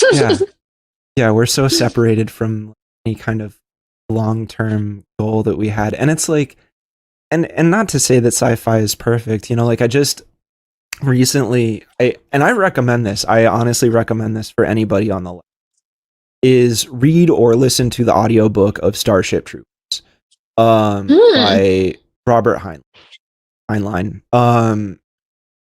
He's an interesting character, right? Like the author, because he started out as a leftist growing up, and over time became incredibly libertarian. And people may not realize this, but Grok is literally named after a Heinlein. It's from, I think the book is The Moon is a Cruel Mistress, I believe is the name of the book. But it's basically about sort of this like libertarian concept that exists, and they have this computer named Grok, and it's sort of like guiding these like libertarian moon dwellers that are sort of like at war with Earth, who's exploiting them and all that stuff. But that's a separate book. I really encourage people to expose themselves to the original story of Starship Troopers, because a lot of people know the movie, which is a satire of the book ultimately. But there's this just like it really is, the book is nothing like the film. And there is it does such a good job of displaying this sort of weird militaristic notion of society and the idea of like participation as like a civilian versus a citizen, and like you know, if you want to be able to vote or you want to interact, you have to join the military. And, you know, like they say on paper that this is how much time you're going to be in it, but really like there's a clause that can basically call you back in at any time, you know? And so it's like, you know, and they're using the bugs in it as like an allegory for communists, you know, it's sort of like the perfect conception of communism because they literally have a hive mind and, you know, like, but just sort of like, it's sort of a Rorschach test in a way because like, you know, when I read it, I was significantly horrified by what was in the story. But, you know, if you look at the actual discourses around it, like there's a lot of people that really sort of like laud the text and will use it as like oh, this is exactly what we should be doing. And here's why this is right. And blah, blah, blah, blah. And it's like, it just like, I bring this up to say, like, we've had a lot of discussion today about like exposing yourself to the opposite side of things and trying to like stomach the contradictions and discomfort that comes with interrogating these ideas. And so that's a piece of literature that like, you know, has informed so much of culture to this point, like the whole like Halo power suit shit, you know what I mean? Like that literally comes from Starship Troopers. There's a whole chapter that just describes these like super suits that they have. It's like that created Iron Man and like all of these different cultural sort of like touchstones that we have. And it's important to understand all these reference points because in a lot of ways you're sort of reinterpreting things and getting further and further away from the original idea that started, that tells you what, like, you know, where these ideas are, where they sit ideologically. And yeah, it just like, it's important to have context. And, you know, like the older I've gotten, the more I've realized that like, you can't just start history in the 1980s. You know what I mean? Like if you really want to understand something all the way back, you know, a lot of times it's like, you have to go all the way back to the point where it's like, okay, this culture, this society is mired in like, you know, feudalistic, like, you know, kings and queens type of situation. And, you know, how did they travel out of that and what happened? You know what I mean? Subsequent to those things. It's like for anybody that like Iran is a great example, right? Like everybody kind of needs to like actually look at like the history of Iran as a country. They, you know, you need to understand Mossadegh. You need to do like all of this other stuff that helps you reframe things. Like I think our friend on TikTok, Aria, is a really good, you know, person if you want to learn more about this type of thing. He's actually had some pretty good pieces about it. But in general, it's like you can't just turn your understanding of things into a vacuum. You can't just look at the past 5 years, past 10 years, or even the past 20 years. Sometimes you got to go back 100, 200 years. If you want to really like have a correct framing of things, you have to figure out where an idea actually started and how it evolved and changed and be consumed and absorbed by culture, and then how the definition changed over. Because that can help you understand why people will in a very cavalier way use terms that are incredibly bigoted, but then also not identify themselves as bigots, because that helps you understand how the culture shifted away from that term being used in that way. You know what I mean? Like I'm sorry, I get like really top down kind of like zoom 1,000 miles out and get a satellite view on things, but something I'm working on. No, it's really interesting. I was sitting here thinking I recently, especially because of our friend on TikTok, David, who's been talking a lot about, you know, how history repeats itself and that it's important to ground yourself in that context. And so I'm a documentary girl at night. That's one of the ways that I decompress, if you will. And so I've moved recently from the true crime set of documentaries to historical documentaries so that I can learn more about the Yahtzees and other, you know, historical moments that are important to understanding the context of where we're at today. But I'm not giving up my fairy porn for that book, Carter. I'm simply not right now. You're fine. Don't worry about it. You're more than welcome. Like, look, we gotta all indulge at some point, you know, like we have our lanes, you know what I mean? Yeah. Hey, I look, admittedly, like, I'm a big video game nerd. You know, it's like, and just recently, I realized, it's like, I had never played any of the Metal Gear Solids, and I was like, oh, like this, you know, people talk about it like it's one of the greatest games ever, and I started playing it. I was like, oh no, this is one of the greatest games ever, because I just had no idea that a game could be that like critical of like the global power structure. And it's like, I really love like grim dark future dystopia stuff, you know, like it's, which is crazy because I'm like, I shouldn't be doing this to myself, but at the same time, it's like, it's just I'm just fascinated by it, you know, like, but you know, as somebody who's like, I don't own any guns, but I sure love games with guns in them, you know what I mean? Like, Yeah, I was gonna say, how's your Borderlands world looking over there? Are you playing Borderlands? I don't actually, but it's funny. I've actually been, I really like, I've been talking with Brandon LeMay and also Colin Booth about how like we all have a shared passion for Helldivers 2, which is literally a parody of fascism. And so it's like, it's just, it's funny the extent to which these like there are so many of us that are on the left that actually enjoy consuming this kind of like weird militaristic content, you know what I mean? But I think it's partly because like at least a lot of the male friends that I have tend to understand the gap between these things, and it's like, you know, generally speaking, I think like for men, this is something that they need to really engage with, is the dichotomy and the contradiction, and being able to be comfortable with that, and know that like just because you enjoy something doesn't mean that it defines you. You know, it's like I said, like, I don't own guns. I have no intention of purchasing guns at least at this point in time. But again, like the games that I play all use guns. You know what I mean? Like, and it's just it's a thing that I do, and it's like it's an outlet. You know, and I think that's sort of the idea is we have to have these release valves for ourselves. You know what I mean? We have to and be able to like really engage with like, yes, like I can be fascinated with this particular mechanism or this particular hobby or what have you, but that doesn't necessarily mean that I'm fully engaged with it. You know what I mean? It's like you can be a leftist and still like true crime. You know, like that's a real thing, you know, like you can listen to it and enjoy it and be critical of it all at once. Absolutely. And that's the thing that I always want to do, is like learn to sit with your discomfort. You know what I mean? Like learn to like incorporate it, because again, that's the dialectic. That's how you move yourself forward. You know, when you look at things that you disagree with, or you look at things that you don't like or whatever, it helps you to understand them better, so you can fully like you have a better argument for why your position is what it is.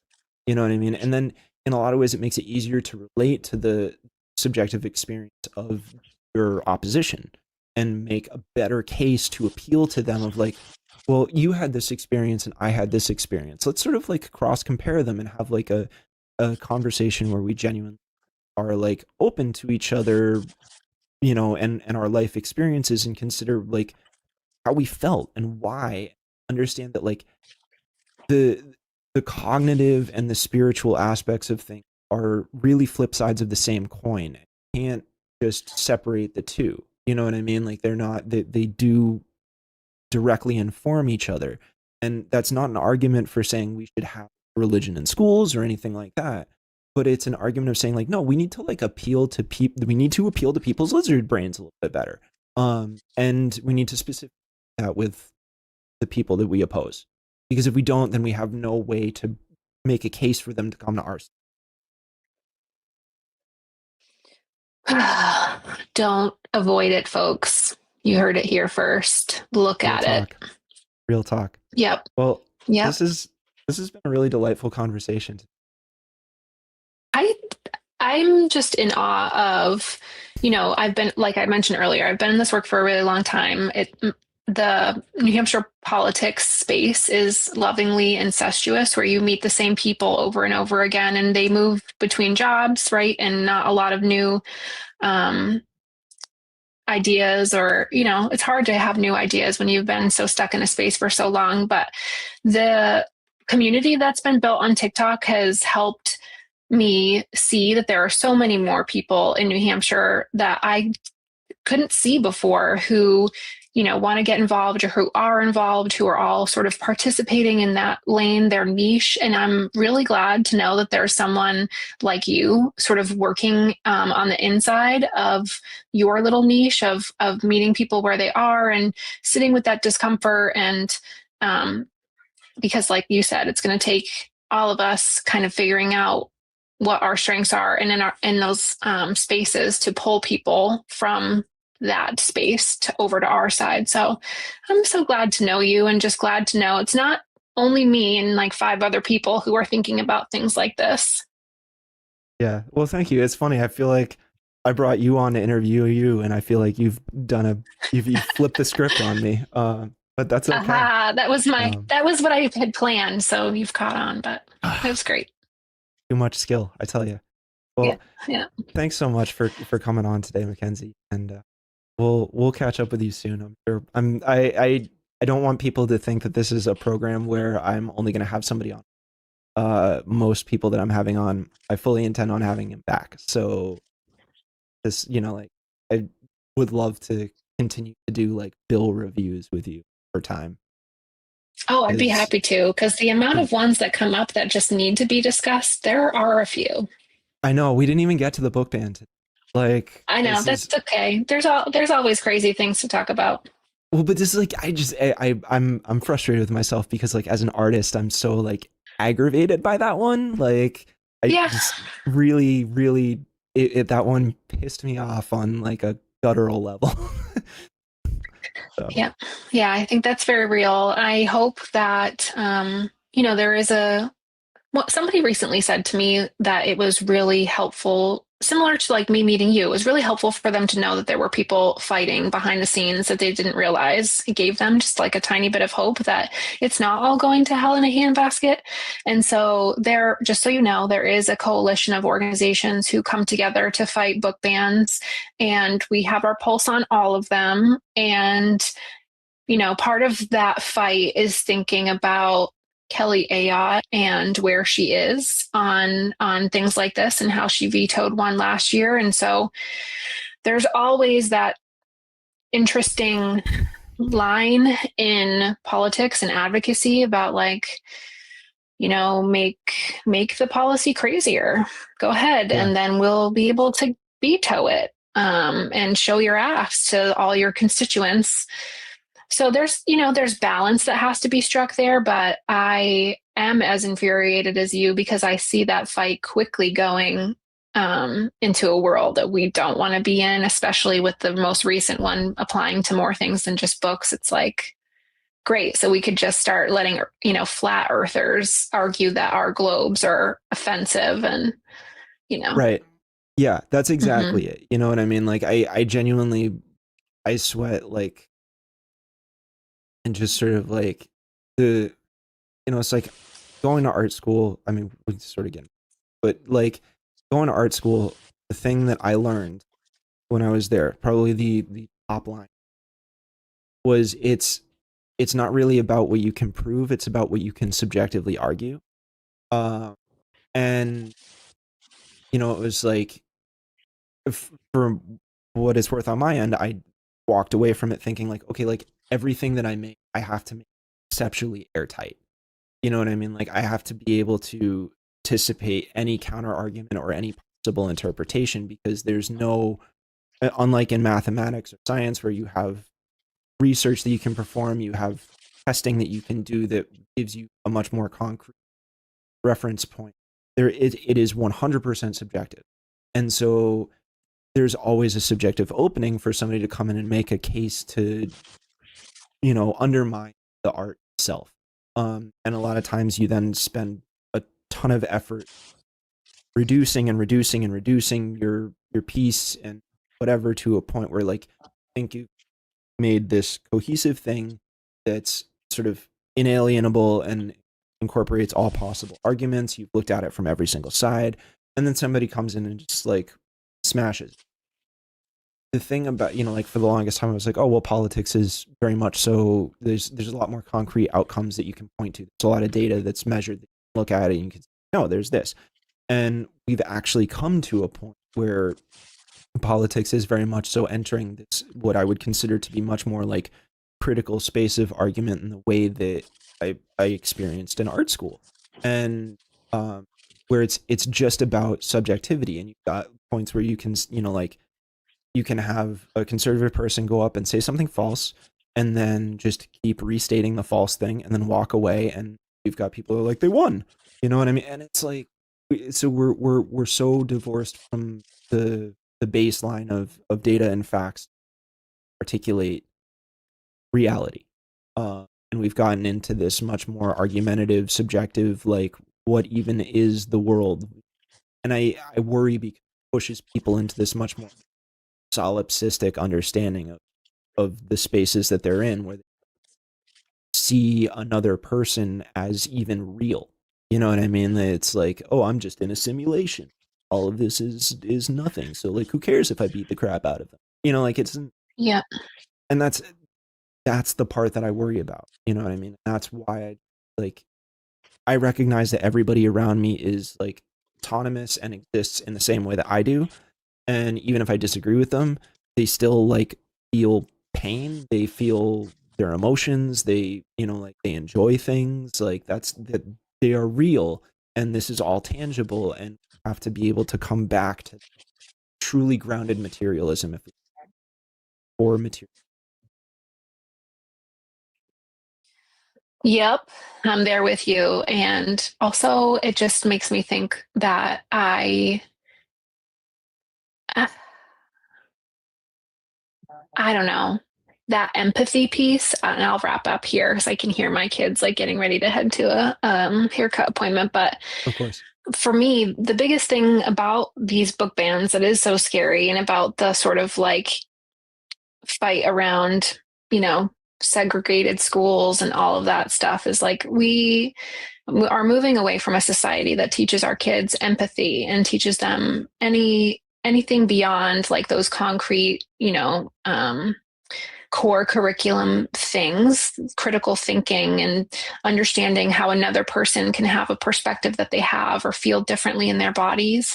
And I truly believe that is like the scariest thing, because when we get to a place where, like you said, we don't consider other people humans, we our self-conscious or our subconscious says it's okay to just harm these people,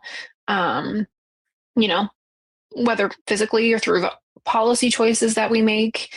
And I really think that the folks who disagree with us have gotten a great hold, and why they've been so successful is because they are attacking our empathy, and we are empathetic.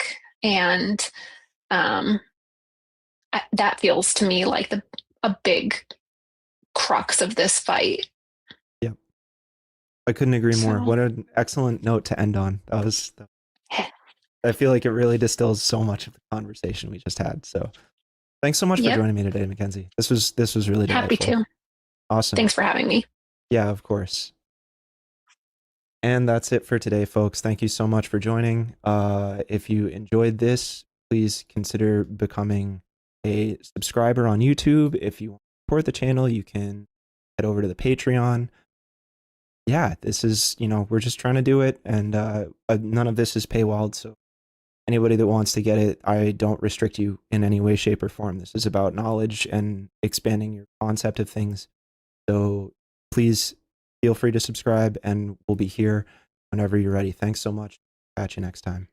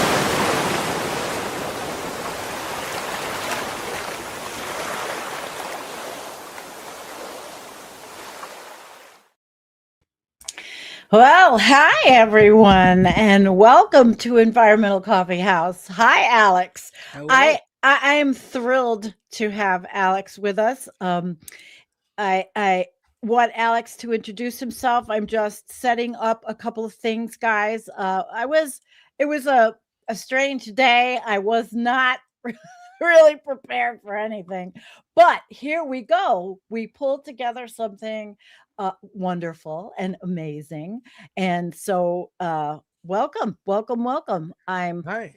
thrilled It to is have you. very nice to be here. We have met before briefly in passing on the many big Mhm. election streams over Yep. on This Space TV. Yep. If you're watching on Sandy's channel, check out This Space TV. What do I do? I talk about movies, video games, TV, and movies, TV, video games, and music Yeah. over on my channel, Devil's Advocate Productions, on YouTube and Twitch. I just great. made 3 videos today. One Oh, look at that. reaction to the new He-Man Masters of the Universe trailer, the Star Wars Darth Maul cartoon show trailer, Oh, look at and you. I listened to Kanye West's second album ever for the very first time, because I was never a fan of Kanye. I always clocked him as some sort of narcissist, but people over the years always say he's one of the greatest. So I do music reactions, and I'm listening to going through his discography. All right. But I am a New Yorker, and I am very interested in climate, and I love your show because nobody talks about it in mainstream news as much anymore, unless Greta Thunberg is doing something and then they're just criticizing her. They've boiled it down to one person, and there's so much.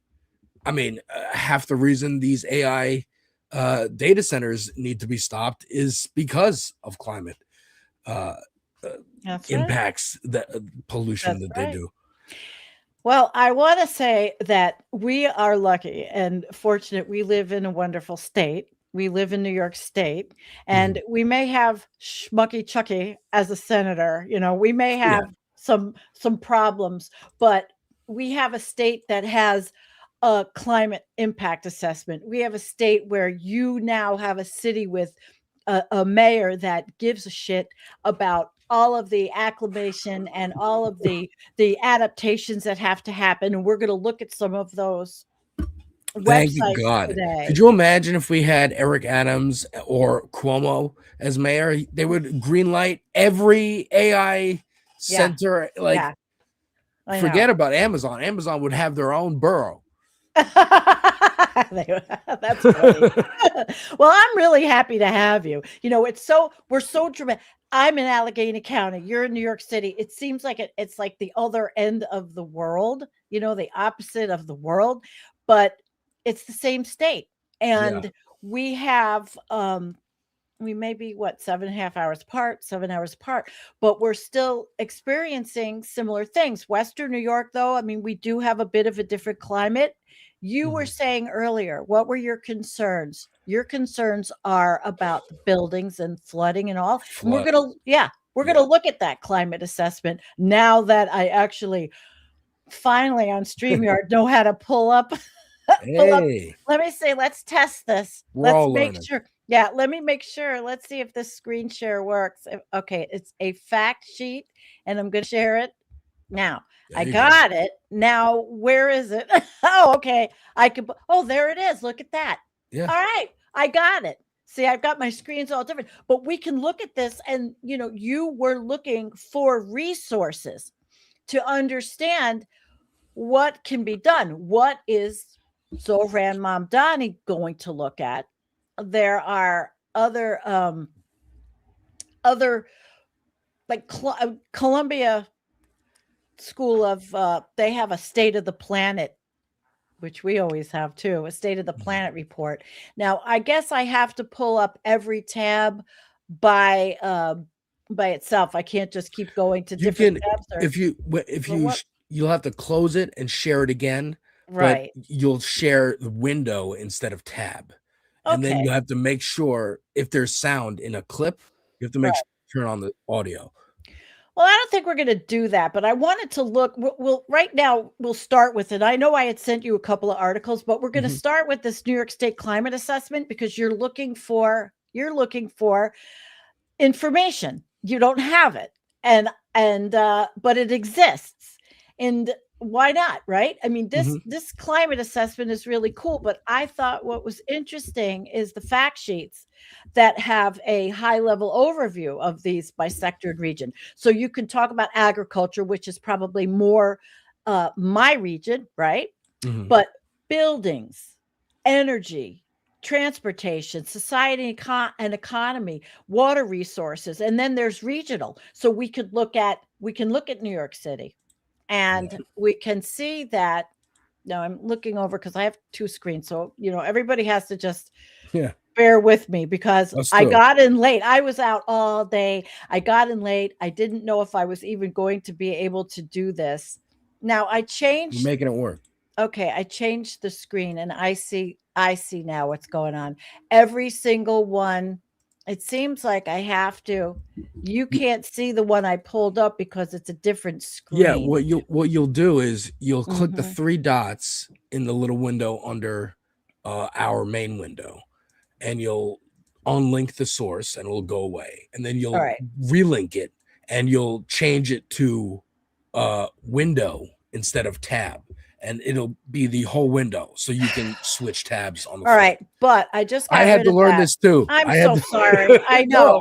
But what I'm trying to do is now pull up. It says stop screen. Yes, you want to stop the screen. Okay, but I want to bring in now another one. So okay, do it again. It's very different from my software. Yeah, it really is. Mine too. All right. Yeah, I had to learn this too. Yeah, this is a lot of work. All right, so. What I want to show you, Alex, is this climate impact spotlight for New York City, because you can really be informed. And because you have a channel and you have a great channel and you're interested, of course, in a lot of different things, but because you identified the fact that there's a dearth of information in the progressive sphere or in the media or whatever, we have tools for our state. So here's the climate impact for New York City. And they talk about here this assessment about the average temperature. They talk about the cold days. They talk about the increase in hot days, heavier rainfall, which is exactly what you were talking about before. You were concerned. I think a lot of us saw when New York had an extremely crazy rainfall that basement apartments were flooding. People were getting flooded out of their homes. And I mean, I always text my people in Brooklyn when I see those kind of videos. Like, oh, are you guys okay? And they are luckily like a little, just a little bit elevated enough so that it doesn't affect them, because they're in a basement apartment too. But then like 2 blocks away, it's devastation. And it is very scary. Hurricane Sandy for me was an impactful event. I saw the highway, the West Side Highway, like disappear. It's gone. It was gone. It was all river. It went up like halfway up the block. And totally devastated like the whole. So now places got it much worse. Staten Island, Rockaway got it far worse with whole houses being. My cousin's whole house was destroyed. Yeah, and she was in Rockaway. Yeah. So that, and just the sense of that experience of your power goes out, everything has to get turned off. You thought I have an upstairs and downstairs, and I was upstairs hanging out, and my parents were like, okay, we got the sandbags ready just in case. We're watching the news.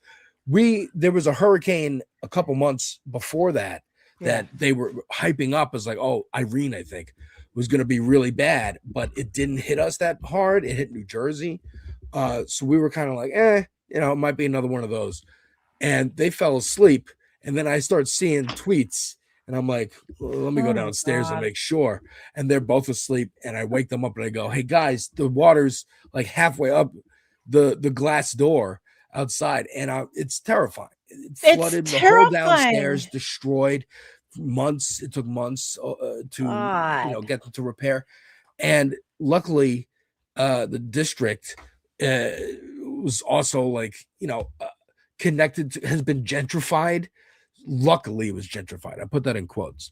It was gentrified to the point where like the city wanted to get the power back there first for the rich people. We just happened to also benefit from being in the same area. Now,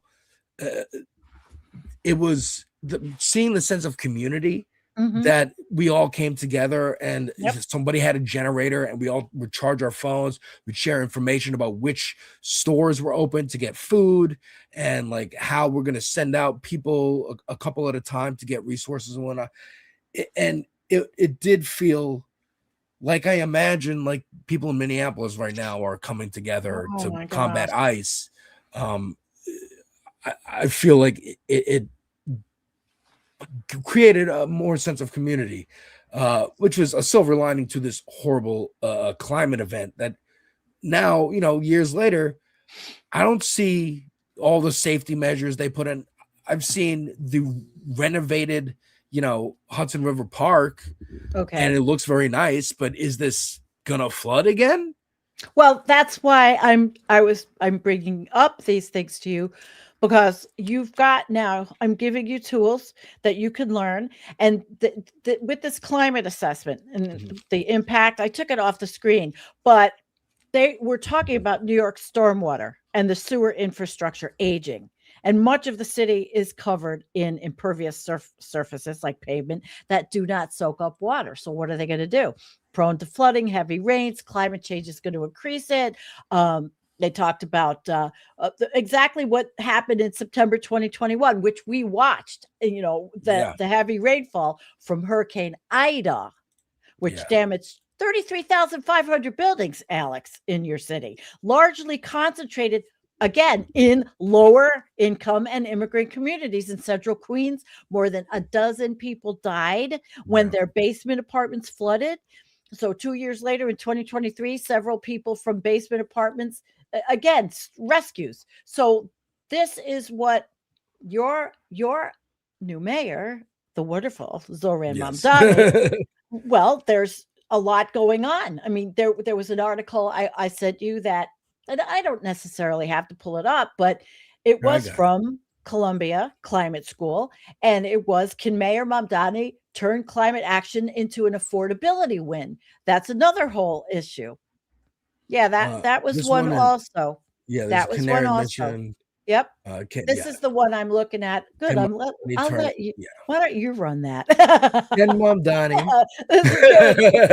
but they ask a lot of questions. And Columbia Climate School, Columbia is phenomenal. I follow Columbia, the School of Virology, because I've learned so much from them, but they also have wonderful work. But this particular article was asking about this, and I think people have a little bit of, well, they have some optimism that this new, wonderful mayor could address some of these things. When you look at, there was a recent op-ed in the Daily News that was in November of 25, asking these questions, outlining steps the new mayor could take, some really good things like accelerating the clean energy transition, which New York State is what wants to do. I mean, there's a lot of criticism of the governor.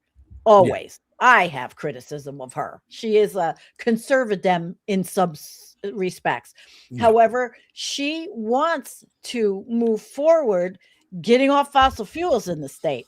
Although she did just do a whole thing on nuclear, which I haven't had enough time. I'm not thrilled about it. But let's look at New York City and your mayor, clean energy, streamlining the permitting for solar battery storage, electrification projects. They get caught in red tape.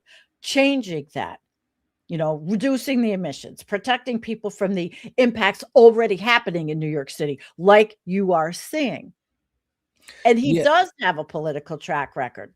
of supporting it. So yeah, I think I've been watching. I watched a video yesterday by a great creator called Lil Bill, who is talks a lot about black politics, and was kind of tempering everyone's expectations. And I'm like, okay, because because I gotta do it. I'm excited, right? I'm very excited. All eyes are on New York right now. All eyes are on this guy to either to fail, right? They want him to fail. But he's trying to succeed so he can be a beacon to point to and go, hey, we can do that. You want that stuff that they have in New York? We can do that here in Chicago, in Oklahoma, in Tennessee, in Georgia, all over the place. So I think Hochul also recognizes this. She's running for office still. Like there's a governor's election. So she can't afford to throw away. I mean, I was at the rally with AOC and Bernie where she kept trying to speak and we just interrupted her with tax the rich. And then she lied and said it was about let's go Bills. She thought they were saying, oh my God, that's another thing I could talk about. Let me tell you, with the new stadium and the billions of dollars that but I think yeah, I know. I think there's a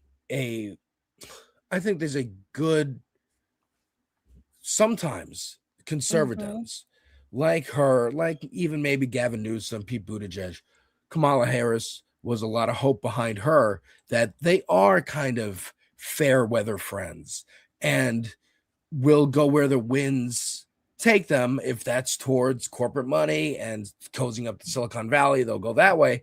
If not, they may go another way. Now, public pressure is different from just billions of dollars being handed to you. So it takes a lot of public pressure to dissuade them.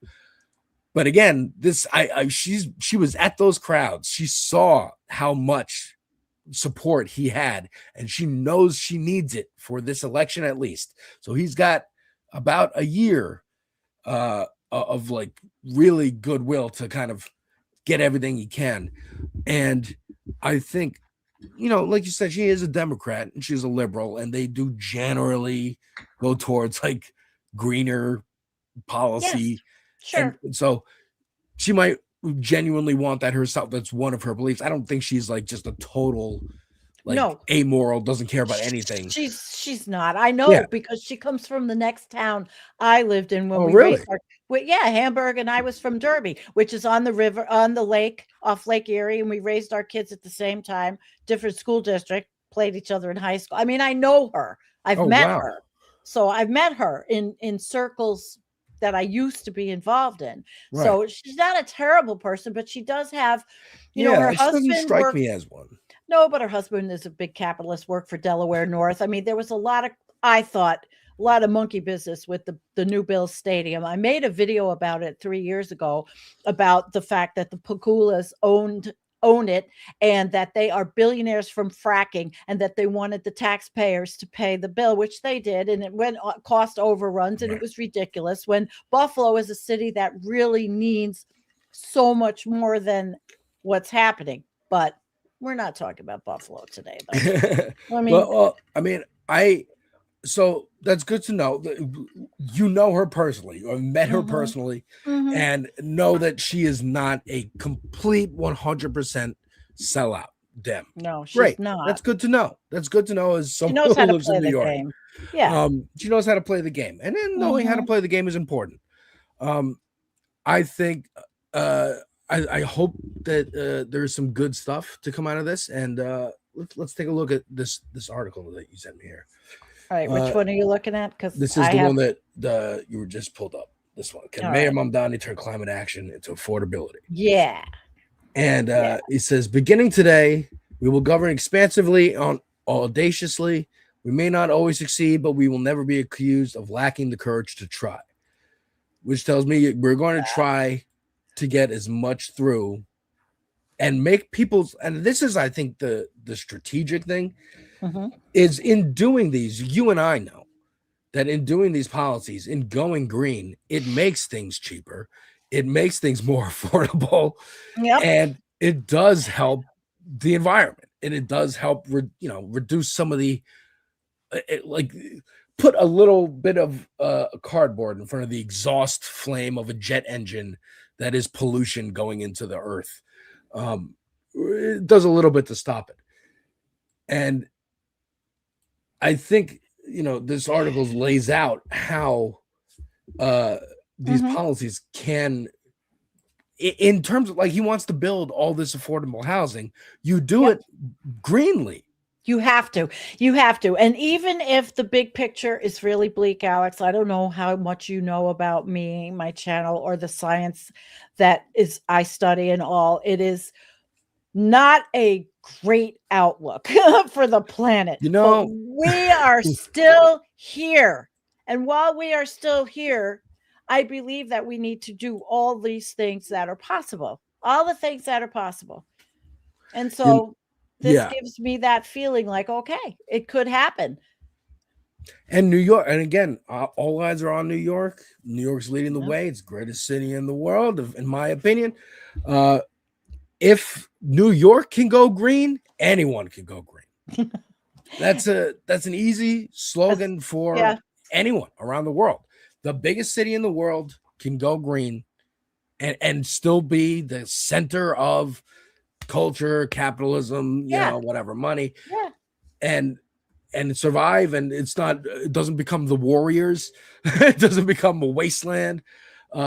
I know. I think it's a good example. I mean, you've got a New York City panel on climate change, started in 2009, and it's an independent body, and they regularly publish assessment reports. And there's that other report I told you, and they synthesize the research, and they tailor it to how New York City, the projections for New York City and what can be done.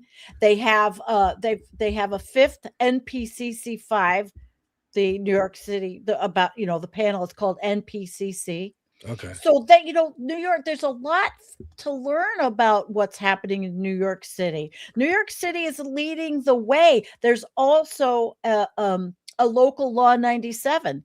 I don't know if you knew about the local law 97, sets carbon caps for buildings over 25,000 square feet. They want to make sure buildings do not contribute to emissions. I mean, they talk about 2050. It's not going to be an easy thing. It isn't. But they're talking about 50,000 buildings, 60% of New York's building area. I mean, in this article, they say the new mayor should accelerate New York's clean energy transition by streamlining permitting for solar, battery storage, and building electrification projects that too often get caught in red tape. In addition to reducing emissions, we need to protect people from the impacts already unfolding around us by speeding up coastal protection projects, upgrading sewers and drainage systems to handle heavier rainfall. That is what we're talking about when we're talking about the flooding. That is the videos we've seen in the subways. I saw someone ask in the chat in the Discord earlier, have they protected the subways against the flooding? No, they have not. Not yet. They have not updated the subways in a long time. They'll update the trains sometimes. That's been a project. They updated they got rid of the Metro card and they created a new Omni card, which is stupid, I think. I'm gonna get my last Metro card framed. I'm gonna get it framed and put on the wall. That's really cool. But oh man, again, this is a perfect thing. Like they need to do this. They need to future-proof New York. And you bring as much as you could. How much do I know about the situation? I'll put it to you this way. Okay. About 12, 14 years ago, something like that, I was working at a union radio show. I don't know what union. I don't know what the radio show was called. Okay. But I was just like doing editor assistant work. And they happen to have a website that was all about infrastructure. And that's where I learned that infrastructure is like the most important policy thing you can possibly do in the country. So I'm like, okay, this is my new thing now. And they let me write an article. So I wrote an article because fracking was new, and I'm contrarian, and You've been around a while there, Alex. contrarian, You must and be at the older time, than I think. I didn't really know what I was talking about, but I Right. wrote this article kind of saying like, why the frack not? Like, or what's, I said, it's called, what's the big fracking deal? And being like, what is fracking? And is it that bad for the earth and blah, blah, blah? And my conclusion was essentially, oh, there is nothing we can do to stop what's already been done in terms of pollution and like global warming. Like global warming is happening. There's no stopping it. It's just mitigating damage. And I was like, do we care? Do we care about how many generations into the future do we care? And ironically, that video I was watching yesterday, he also posited that question and said it's about 4. The 4 generations before you impacted you, and you can kind of reshape how they're looked in the future for the next 4 generations after you. How much do you care about people you'll never meet and their quality of life? A lot. And that's, I think, a question that more politicians need to be asked, more CEOs need to be asked, and people should have at the forefront of their minds when it comes to policy, because that sticks around. You've seen how long things can just, oh, this is just in effect, and we could just use this whenever. And here come the Republicans like, oh, here's a lever we can pull. And now we're at war with Venezuela. And now we're at just dropping bombs on people. Now we're invading states with our private military. So policy matters. For a long Policy time matters. Totally, it matters. But from what I'm seeing is that New York City, again, that we're in a great state, but New York City has some really amazing resources. And I don't like the word hope is really hard for me, but I really hope to see your mayor really set the tone for other cities, like you said, because especially when you think about the going backwards, to the extreme rainfall and how it is a significant risk. And, in China, they've dealt with a lot of this in their rail system. They're light years ahead of us. Why are we so behind? Because we are so stuck with these fucking, the fucking morons in DC. We've elected morons. Say what you want about Biden. At least he had tried with the infrastructure, the bill. They cut a big chunk out of it when they passed it. Of course, they did. And we know who they are, the Republicans. And the Democrats who didn't really want that stuff anyway. Yeah, that's right. That's right. These are very, very big issues, big problems. It's just we're drilling down to New York City. And New York really does have now the ability to be the template. I can't stress it, like you said, for other big cities. Yeah, other big cities. And again, like, if it can happen, I mean, Frank Sinatra said it. If you make it here, you make it anywhere. If you make New York green, you can make anywhere green. But what is really green? What is green? That the green gets thrown around so much. I think it's more now. It's really not mitigating the effects, because we see that, and the science is telling us we can't mitigate the effects anymore. We can't. No. Oh no, we're not going to be able to stop what's happening. Well, yeah, right. We have tipped 7 of the 9 planetary boundaries, according to Johann Rockström of Potsdam in Germany. I mean, the climate scientists are clear. It's adapting to what's coming, which is what is in the New York State climate. Yeah, the climate assessment. So I think the mayor, Mamdani, really does understand this. He's not ignorant. He sees the science. He knows what's happening. But yeah, my only point about Mamdani was I'm very excited, and I was right there at the rally. I'm first time in my life been proud to vote for somebody. But it is just voting, and he is just a politician. So he needs to be pushed too. He needs to be pushed too. He is the new middle. He is the new middle. Yeah. And I'm glad he created that middle. But he is the new middle, and we got to go further. We've got to push him further and complain. Wouldn't it be nice if most politicians were him as the middle?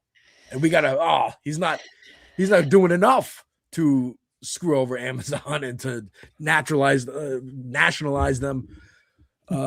I think I'm excited about the housing. I'm excited about that's critical. The childcare, like the affordability, man. Putting the word affordability out there into the politics as a volleyball that needs to be addressed. It needs to be addressed, and everyone's going to get asked about it. That's big. Well, I think with Mamdani, like the article says, the key to his success will be communicating that these policies, these climate policies, can help address New York City's affordability crisis. Because bottom line is everything's about money. It doesn't matter. This is what we live in. This is the world where they're all at Davos now. All the billionaires are behind the scenes with their dirty, manipulative tactics to try to control everything. And then, New York is the epicenter of so much of the financial world, right? Yeah. You live in the epicenter. Yet you've got this new mayor who is the antithesis of what they would want. And he won't be manipulated, although I'm sure he's going to know how to be skillful at the game. He has to be. He has to be. I think not going after the cops during the campaign was strategic. Because you don't want the Muslim guy going after law enforcement in New York. Right. And also, he's got too much other stuff that he's worried about. Like, let the cops fail on their own. And then next 4 years later, when he's running again, then, okay, we're going to clean up the department and, like, do some, close Rikers and stuff like that. Like, that, talk about environmental damage. I mean, housing people in concentration camps. This is what their plan. This is what the billionaires' plan is. To channel Andrea a little bit. This is what the billionaires' plan is. Are you channeling Andrea? Lock you all up. They're just going to criminalize everything. If you're refugees from a state that got flooded, an area that got flooded, no tents, no trailers, no da-da-da-da. Put right in jail. Now you're free slave labor for the state, and whatever corporate billionaire wants you. So that's their plan. Alex, that's I want what? I mean, I'm sorry. No, you were sorry about talk away. That's why you're here with me. Everybody knows I can blah, blah. They know what I say. This is you're my guest on Environmental Coffeehouse, Political Coffeehouse. So talk away. Thank you. But yeah, that's their plan. I don't like their plan. I don't think their plan works. No. I don't think their plan makes sense long term. I mean, I keep thinking back to, I know this is a different topic, but Ro Khanna, his proposed California tax. He called it the anti-revolution tax to the Silicon Valley billionaire tech lords and said, hey guys, this is the anti-revolution tax because you have to make people's lives a little easier if you're going to flaunt your rocket ships in their face and your yachts and your like giant, you're closing down Venice to have a wedding, Jeff Bezos. Like, that's, sick. It's not going to end well for them. It hasn't historically.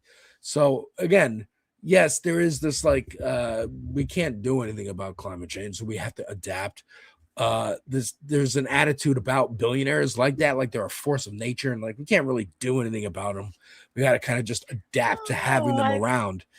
But we can do something about. We can. I think we can do something about billionaires. Billionaires are hazards to the environment. Yeah, they are. And you live in a place where you see down there in the city the yachts that dock in the city, the gigantic, ridiculous freaking yachts.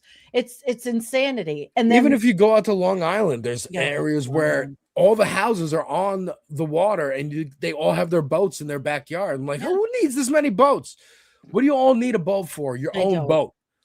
No, people don't need anything like that. We have to scale down and scale down, but you can't tell people to scale down because we're inherently greedy. We're inherently competitive. Scaling down means, oh, I have to give things up, and it's a tough thing. But getting back to what I see in New York, though, I do see that they're talking about trying 400,000 jobs, by 2040. God knows what the environment is going to be like 2040. I hate to sound like such a doomer. I am one somewhat because of the big picture. Listen, Alex, I've been studying this for years and years. But there's nothing wrong with trying. You don't give up. You never give up. And they're not giving up in New York City. They're not giving up. They have a green economy action plan. Okay, fine. Some people want to call it greenwashing. I say it's fucking something. And okay, it's good. It's a good thing. Yeah. I'll take, I mean, even, I think we're seeing the effects of like, so many years pink washing and like rainbow washing, where Target would change every June. They change their logo to the rainbow, and hey, gay people, we're okay to buy from. And now you see what happens when they don't. When public pressure, allowed enough pressure from the government, from state pressure, from crazy lunatic commentators who dox people at Target management, if they have or lunatic influencers go into the Target stores and say, look at these gays rainbow shirts for kids. Oh my God, they're trying to control your kid. Okay, we're gonna take it off now. And then don't you wish you had that like little bit of like fake corporate pity? Without it, it's like, oh, you're just totally capitulating. I think that honestly makes people a little nervous too. Seeing all these companies capitulate so hard, like CBS, the ratings tank because people who watch CBS all the time, I'm not going to make a generalization about who those people might be, my parents, they notice the quality change. They notice why is Erica Kirk on my screen? Who is Erica Kirk? Why am I watching an interview with Erica Kirk? Who is Barry Weiss? Why am I hearing this name now? Like my mom first heard about Charlie Kirk when he died.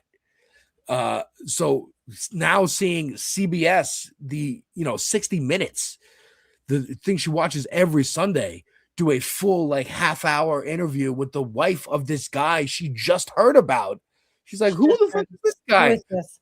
Why is this so important? Oh, it's not. Play any clip of him for her. And she goes, oh, he was a lunatic racist. So this is who is really in the Trump administration. This is who they're getting their orders, influence from. Scary. And I think scary to most media, what do you call them? Normies, like who aren't and just want to watch the game on Sunday and go to work, come home, go about their day, watch Netflix. They don't want to think about politics until politics is banging in their door. 100%. Just like they don't want to think about politics, and they don't want to think about the environment, and they don't want to think about extincting all these species. They don't want to think about anything like that until it hits them. And it is hitting people all over the country. Yeah, because it's scary to think about. As my co-host, American Wasp, Dita McBusiness, on Wednesday nights on this space would say, they're intellectually, they're afraid. They're afraid to think of those bigger concepts because it's scary. They'd rather fall into the comfort of religion, or if you're not religious, just like denial. And don't worry, my life has meaning and it's fine. And I don't want to think about climate because it's too big and it's too, how do you turn this? The abstract of it. The abstract of it. I know. People know turning a giant, as JD Vance said today, trying to turn the Titanic, which famously didn't turn. Tommy said, so the physics makes me think about it. Right. Oh, I gotta love my chat. Exactly, Tommy. Yeah. it's too big of a concept, and to just ignore it is easier. It's easier because I got too many things to do today. Yeah, to but think look, we're about the ignoring. existential crisis of the planet. But where's it gotten us? We're fucked. I mean, Right. basically, we've got it. But okay, I want to bring up something I'm just looking at that I think is hilarious. So Orange Turd, I call him, he hates windmills. He's Right. from New York Yeah. City. I He's wonder from where New that York City, but there's this whole big thing of offshore wind in New York. And they're really working hard at at doing that. New York City, New York State, Empire Wind, they want to transform the South Brooklyn Marine Terminal in Sunset Park into a new hub for staging, installing, and operating turbines. Oh, that'd You be know, awesome. yeah, it would be awesome just to screw him with him, Yeah. you know, to say, screw you, because he's like, I'm going to stop them. How's he going to stop them? It's a money-making thing. And if it makes money, that's what's important to these people. And so you know that these people behind, let's say, Empire Wind or the investors, they'll be knocking on Orange Turd's door and saying, hey, stop. You're going to mess with our portfolio. Yeah. Screw And that. we All money. these senators and Congress people. You don't want us to primary them. They're all in the same boat. They're all, again, like we see them just capitulate and stop putting rainbow stickers on their targets and whatever. They can be swayed one way or another. And I think I do have hope for the future. You know, the hope word, I know. It's okay. It's new to me too. It's new to me too. You can have it. I don't want to take anything away from anybody because we're still here. And We're like I still always here. say, you know, the That's science where is it comes terrible. from. Right. That's where it comes from. I know that I'm going to go to sleep tonight and I'm going to wake up tomorrow and the world's going to be the way it is and I'm going to work and I know I'm going to sleep that night and waking up the next day. So as long as I keep having to do that, then I want to do whatever I can to try and make it a little brighter for people watching. People who watch my channel, people who follow me on Twitter and Bluesky. I want to make, that's what I like to do. Entertain, trying to make people laugh, try to make people forget about the problems for a minute or make fun of it or whatever. And that's, and I don't purport to know any more than that. That's why I'm coming to you when it comes to questions about climate policy and stuff like this. Let me ask you a question. Okay. How much do you think, this is a broader climate question, and I guess more of a public relations question, but how much do you think Greta Thunberg has helped the movement and has hurt the movement? Well, you know, she's moved on a lot. She's really now an activist in the geopolitical sphere. How did she help the movement? She got younger people to feel like they could be part of something. She was young when she was in there. She helped the movement because of that, of kids saying, oh, wow, look at her. She's cool. Of course, not the Fox set. I mean, those people put her down at every turn. Yeah. But I think, of course, you know, anybody whose voice rises to the top and who makes sense helps. Of course it helps. But the movement itself, it shouldn't be a movement. It should be part of our existence. Yeah. Because of learning about the you know, the extinction rate and what overshoot is. Do you know what overshoot is, No, Alex? I don't. Okay, overshoot is where we're overshooting the boundaries of the planet. We're using more resources than the planet can rebound with. You know, it's a big topic. And that's what my channel aims to teach everybody about all these things. They're not fun. They're not funny. I try to do things in an entertaining manner, but there's a book called Overshoot by a guy named William Catton. He has passed away. I think it's probably one of the books everybody on the planet should read. Overshoot. It really is, because then you learn. Go ahead. No. So my basic question is, it'll instead of hitting the max like limit, it's like we're like gonna go way past that. Like it's like you burn a piece of paper and then you just keep the fire on it. Yeah, in a way. Right? You know what I mean? Like it's already dust, but you just are burning the ashes now. Read this comment. And he is actually a good friend of mine and lives down there, not that far from you. Greta has fucking done a lot. I don't think anyone has made the billionaires feel more shame than her.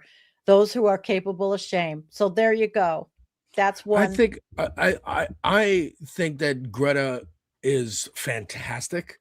I think, but she was also a convenient foil for the billionaires to just be like, oh, it's kids, and we can ignore them, and they're tree huggers, and it's the same thing from the 60s. It's left punching, it's hippie punching, and it's also infantilizing, be like, oh, it's just like they'll grow out of it, they won't care anymore. And she is like, no, I'm maybe focusing on Palestine, but this is part of the larger climate issue. It is. Look what they've done to it. Yeah. Oh, all right, I'm looking up. I'm going to here. I wanted to see the CO2 transmissions from Davos, because I'm sure they're all private planes there, which is so ironic. Man, I could do probably a whole show on that one. Yeah, of course they are. They don't give a shit. They're all insane. But I'm looking to okay. There's a lot of different meanings of overshoot, but I'm looking for an example to give you. Or, the plane overshot the runway. We are overshooting everything on the planet. Sometimes we overshoot time limits. But I want to really give you guys, and then there's Earth Overshoot Day. So that is when we overshoot for the year.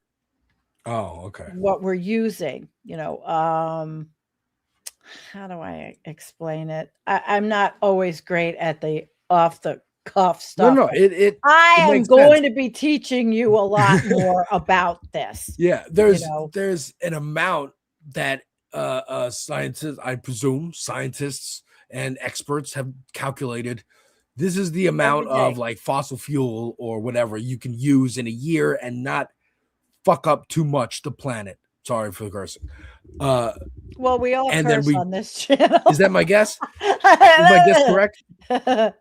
Well, yeah. I mean, we use all kinds of resources. And so let's say Earth Overshoot Day falls in August, because we've used up the amount of resources that the planet could give us back. Like wood. Right, like everything. We can't grow it back fast enough. Yeah, like everything. Yeah, but I will definitely get more information for you, because I think you could actually then learn and start educating your own audience. Look, we all started somewhere. Absolutely. I'm not a scientist. I worked in research, but I've become a citizen scientist. And while I'm not always so fabulously articulate in giving you what the concept of overshoot is, it's just one of the most important things we need to learn about. And also our consumption, lowering our consumption, making the changes in our lives. I know one person's consumption is never going to make the difference, and there's a lot of arguments about that. There's, well, why should I make a difference? What's my one change going to make in the big scheme of things? But it makes you feel better. It does make you feel better. Honestly, me and my wife go back and forth about this a lot, because I'm like, it was a good trick that they played on us to make us feel guilty about recycling, when it's like, you could just not make plastic bottles. You could use glass bottles. Yeah, we talked about that last night. You can be legislated into having to make glass bottles. You can be legislated into not making plastic rings around soda cans that choke turtles. All the ads and stuff that I grew up with of like, oh, the turtles are going to choke with the rings unless you cut them up with scissors. Why do I have to fucking cut them up? Make them so they biodegrade. Yeah, at the corporate level. Stop making it. Stop making it. See, Alex, look at what you're saying. Look at the power you are finding in your voice that you can do on your channel. And that comes from me being late. People. I don't want to cut up the rings. I don't want to have two recycling things for recycling and garbage. Make the companies make it so I can throw everything in the garbage and it doesn't fuck up the planet. How about that? Legislate it. Okay.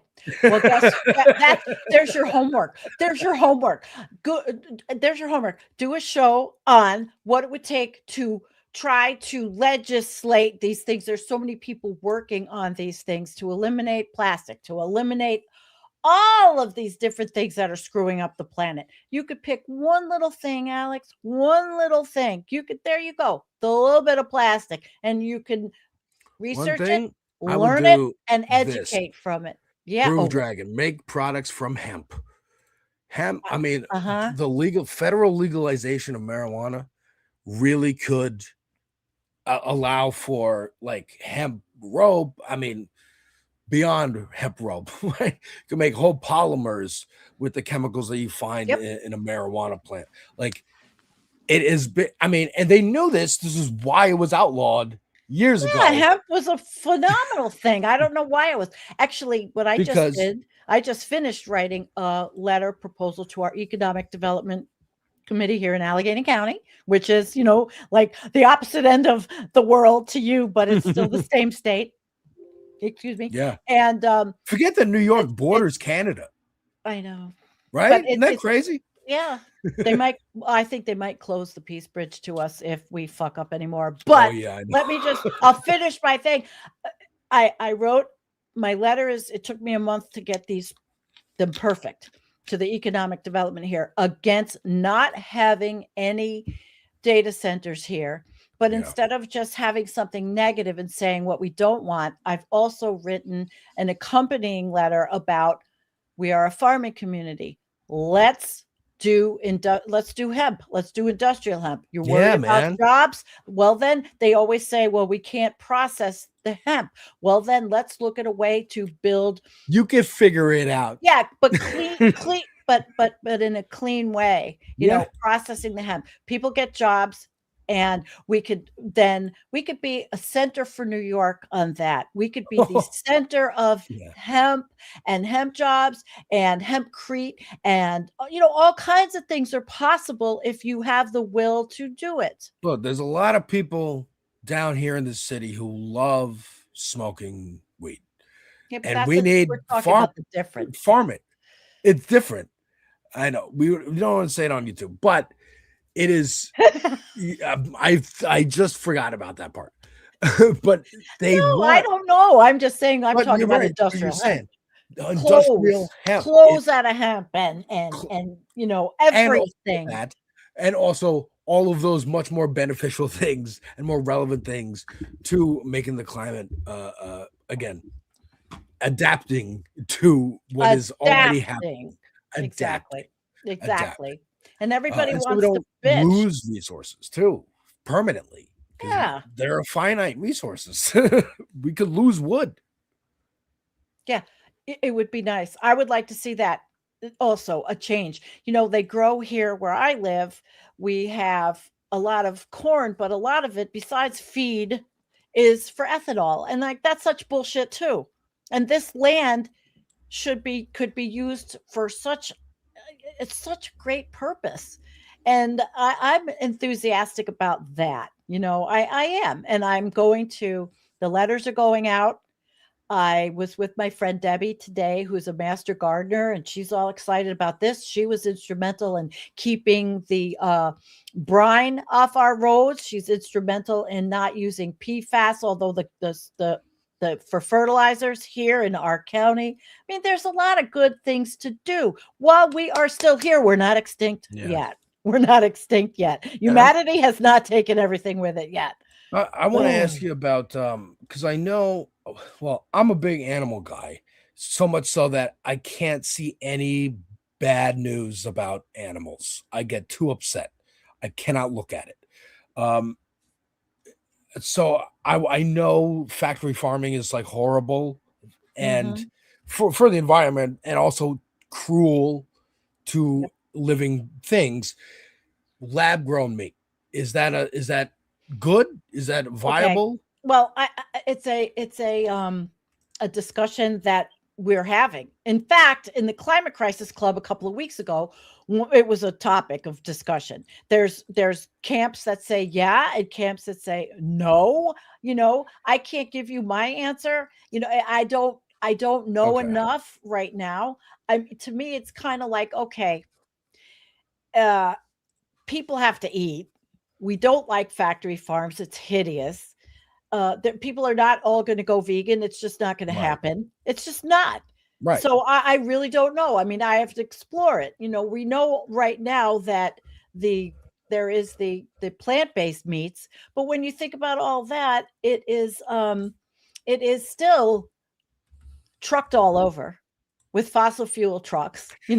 Packaging is plastic. I mean, we have a long way to go. That's what I'm saying. Like, is it like nuclear power? Like, oh, that could be cleaner, but also the risk is maybe not. Let's not take that risk. Yeah. Same thing with lab grown meats. I'm like, is the cost to make it? And I don't mean cost necessarily financially, right? But cost to the environment, cost to people's jobs, people's livelihoods. I actually don't great. Know. Like, I don't know. Yeah. It's brand new. It's brand new. I mean, they've come up with, these scientists are working on it. There are scientists that are working on it, and they are making strides. It's been for years they've been making. I ain't going to go vegan. I tried to go vegan. It's just not. I can't. I can't. But if I had substitutes, and also, I eat garbage all the time. I eat McDonald's and Taco Bell. Alex! I wouldn't care Alex! if it was. No! I wouldn't care if it was lab grown versus real.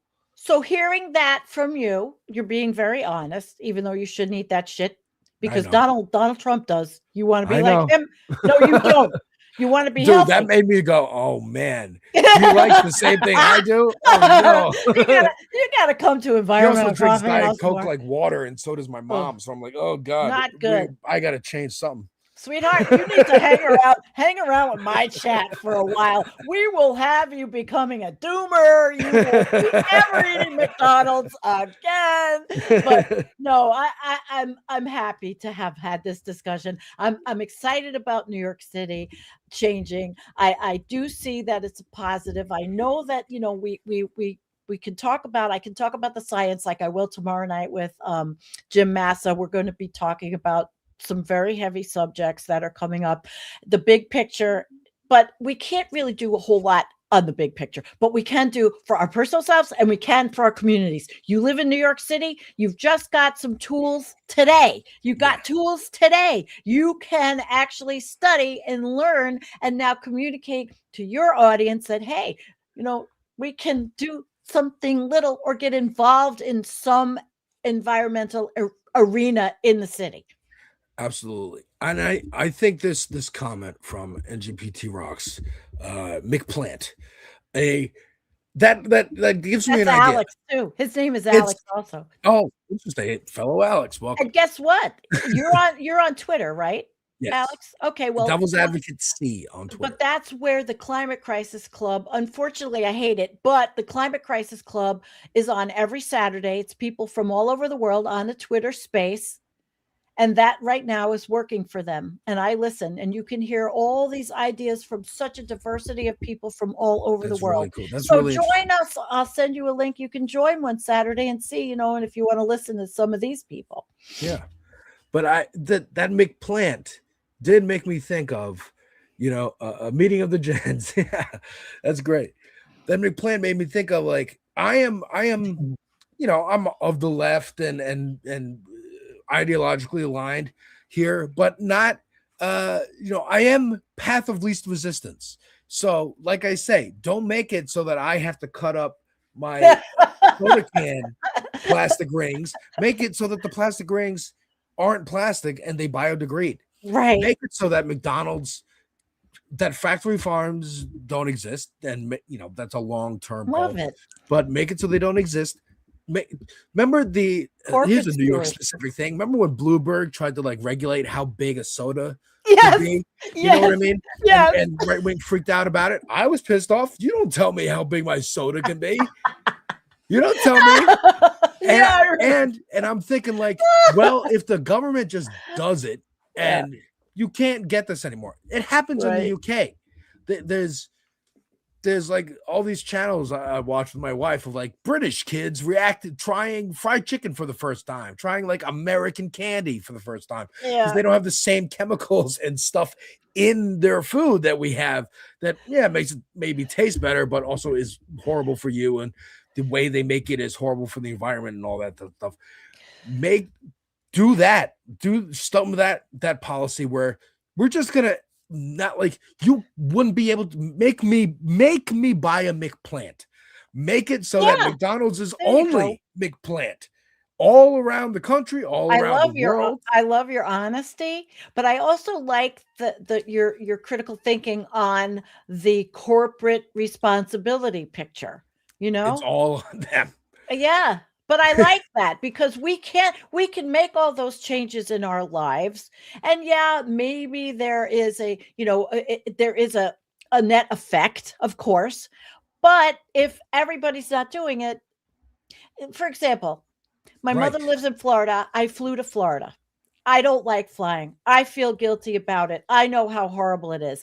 But then there's the other camp, my friend Sam, who is gigantic doomer, who says, well, if your ass ain't in the seat, someone else is going to be. Exactly. And so how do I go see my mom without driving all the way down the 95 when I can't do that, for 24 hours? I mean, I don't know how you do it with planes, but can we have planes? Can we how have about we just electric don't fly? planes? I know they're talking. Listen, I mean, my brother is telling me all fly. about. My brother's telling me all about these things that are happening. No, I honestly believe that flying is one of the most detrimental. Even though I love videoing out of the plane, and I made a video. I made one yesterday of all my clips and all that. But but make it so that the planes are I don't know. Again, electric, anti-gravity. Can we get sci-fi with this? Yes, but honey, there's scientists looking at everything. There's the technological age is exploding.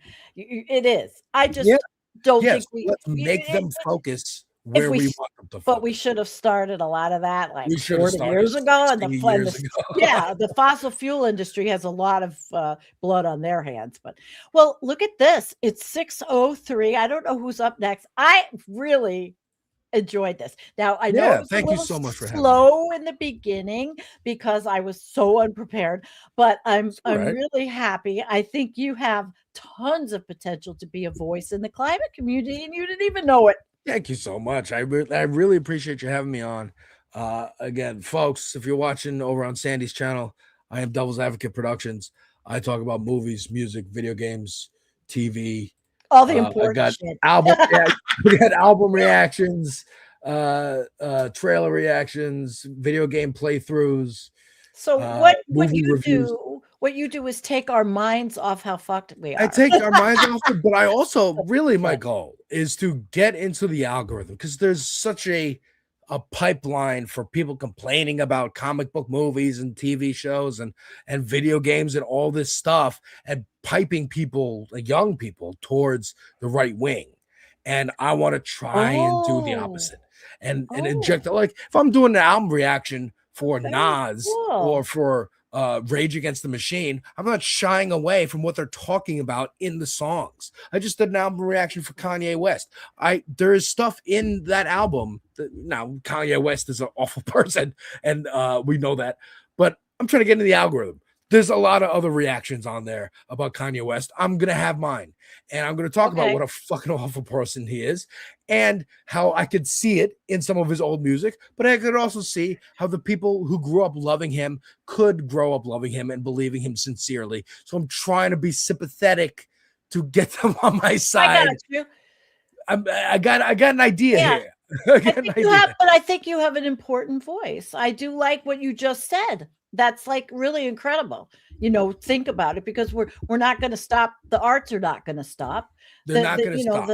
And you're right in trying to channel younger people into a much more productive kind of way of looking at the world through the arts. Yeah. And through the arts. and arts, video games, comics, all that stuff, which is what Matt is. Yeah. Matt is And amazing. I'm here on this space every Tuesday, 6 p.m. Eastern, and unless I have work, Wednesdays at 7 p.m. Eastern. I mean, I'm technically working right now off screen, but if I'm doing it from home, I can be on air. But if I'm at the office, then I can't, obviously. No.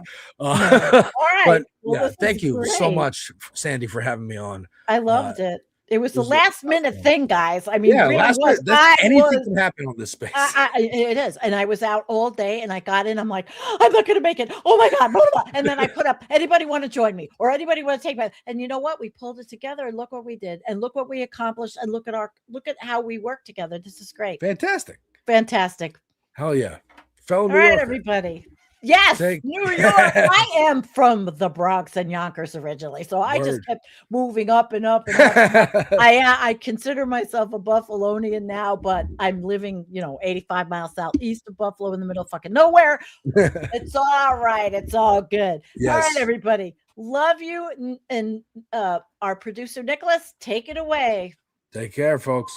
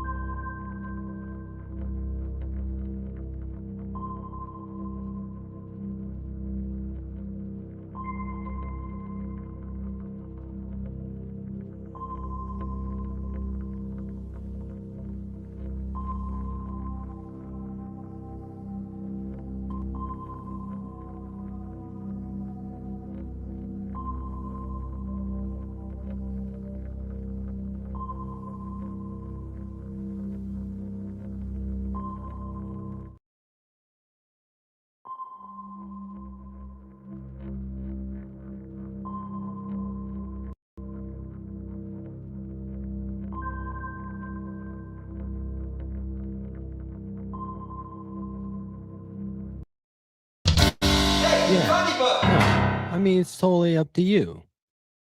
If you want to wait for the entire tree to grow, fine, but that's going to be oh, hey, you know what?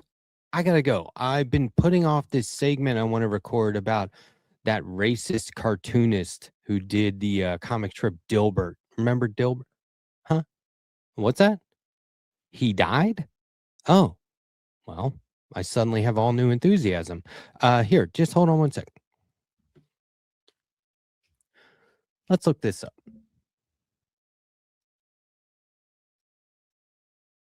Okay, here's an article from NPR. This looks like it was first heard on All Things Considered. Scott Adams, the controversial cartoonist behind Dilbert, died at 68. Controversial, that's one way to put it. Let's see here. Okay, had prostate cancer, announced he only had months to live. I totally missed all that. Then again, I don't really listen to statements from racists that often. Let's see. Okay, well, this goes into some of his recent problems with health, his whole career. Wow, it goes back to when he was 11 years old. All right. And starting his career before comics and then getting into satirizing corporate culture for decades. Okay, where's the racist stuff? I mean, oh, here we go. The comic strip was canceled over Adams's comments. Where are we at here? Okay, doing more about his career. Okay. He opined on social and political events on Real Coffee with Scott Adams, his YouTube talk series with over 180,000 subscribers. His commentary, which often touched on race and other hot button issues, led to Dilbert's widespread cancellation in February 2023. Is race a hot button issue? I don't know. It's more like a hot button issue would be saying that race is a hot button issue. I don't know. Anyway, that's weird. In a YouTube live stream that month, Adams, while discussing a Rasmussen public opinion poll, asking readers whether they agree, quote, it's okay to be white, which is considered an alt-right slogan, urged white people to, quote, get the hell away from black people, labeling them a hate group. Okay. Wow. That's just racist. Scott Adams is saying get the hell away from black people. They're a hate group. That's just outright racism. I mean, let's call it what it is. The backlash was swift. Dozens of newspapers across the country ditched Dilbert, and the comics distributor dropped Adams. Good. But I mean, you kind of expect them. I mean, that just seems like standard operating procedure. Were there any statements about it? They don't bother to say. The incident also renewed focus on numerous controversial comments Adams had made in the past, including about race, men's rights, the Holocaust, and COVID-19 vaccine. So his distributor didn't drop him until he labeled black people a hate group, but all this other stuff was okay. Adams defended his remarks as hyperbole. Okay, I'm just joking. And later said getting canceled had improved his life with public support coming from conservative figures like Elon Musk and Charlie Kirk. Okay. They should have put that at the beginning of this article. See, that's the thing. A lot of mainstream media and even NPR will go to such great lengths to make things middle of the road or make a gray area where there shouldn't be one or just isn't one. I mean, why would you spend 2/3 of the article, more probably, talking about all the greatness that this guy was, just to give us this part right at the end when maybe some people have even stopped reading that denounces all that greatness? I don't get it. Here, let's do this. Let's look at the remarks that he made from that time. Well, let's decide for ourselves if this is hyperbole in order to make a point.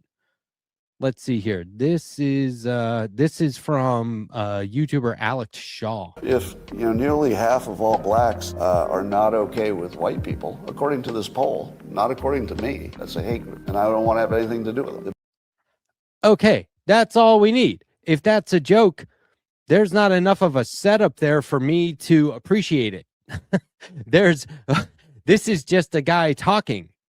Like, you want to, think about what I was just saying about that NPR article. How long will you get in that NPR article before most people check out? Before most people go, okay, I've heard enough, let's move on. He died of prostate cancer. I got that from line 1. He did Dilbert. I already knew that. The best part of the article, the most important part of the article, is right there at the bottom. And look, this is a day and age where either they're not getting to the point in regular journalism, mainstream journalism, or it's paywalled. And think about these outlets like the BBC, the New York Times, the Wall Street Journal, the LA Times. These are owned by billionaires. And corporate their corporate owners build paywalls because look at it this way. We've got the best journalists, the best editors. We do the work to bring you the most important news, the most important opinions and articles that you need to get by in society. Of course, you're going to have to pay for that shit. I don't understand why all of the media is suddenly behind a paywall. We'll get back to that at a later date. For now, whether it's NPR or anybody else, we have got to stop with this middle of the road BS.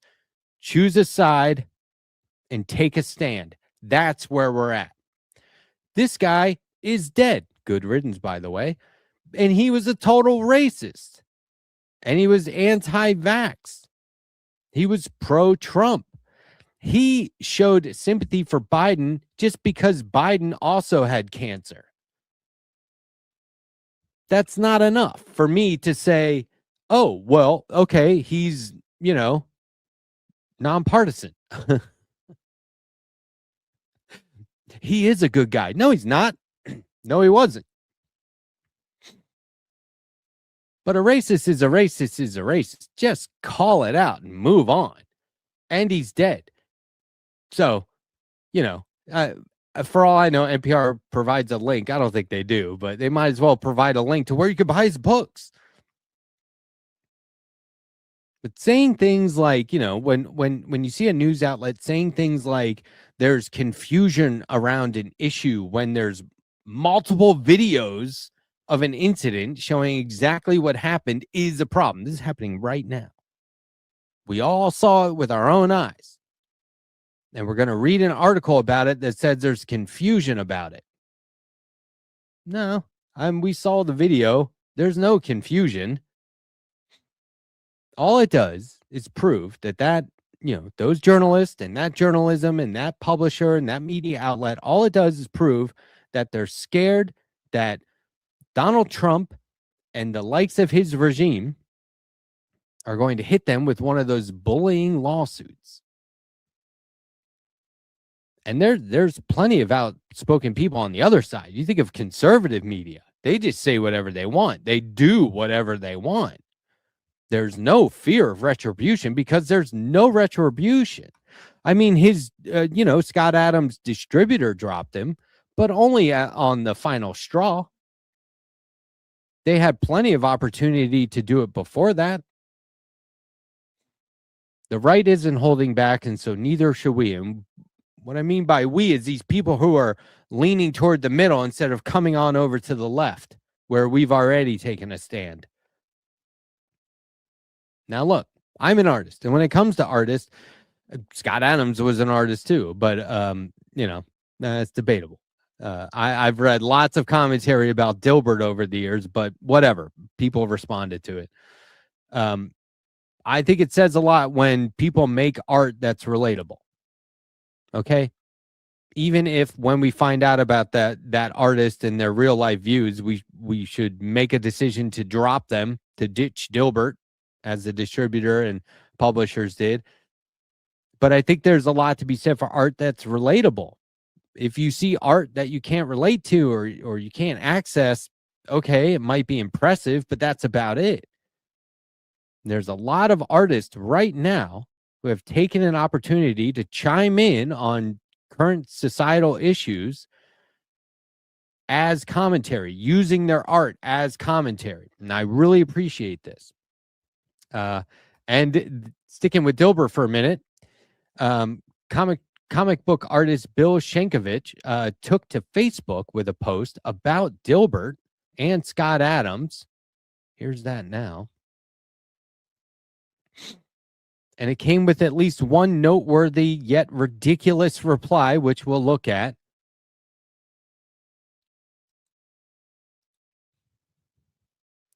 He says, after the deaths of George Floyd, Breonna Taylor, and the subsequent and sad, all too necessary rise of the Black Lives Movement, he outed himself as firmly MAGA. He's talking about Scott Adams. Note, by that point, there wasn't much mystery left as to what his politics positions were. Soon after, he and I had a number of contentious conversations on Twitter, unironically, just as that platform began to turn into the Nazi hellscape that it is. I suggested that he, myself, and others, he recalls Eric Larson being one of the people, but all of us collectively as comic artists engage in an online art off, a friendly competition of sorts, wherein we unite under the banner of art. He says again, note, some may scoff, but folks know how strongly I feel about comics as precisely that we unite for good rather than division. That's a great idea. Should definitely be doing that.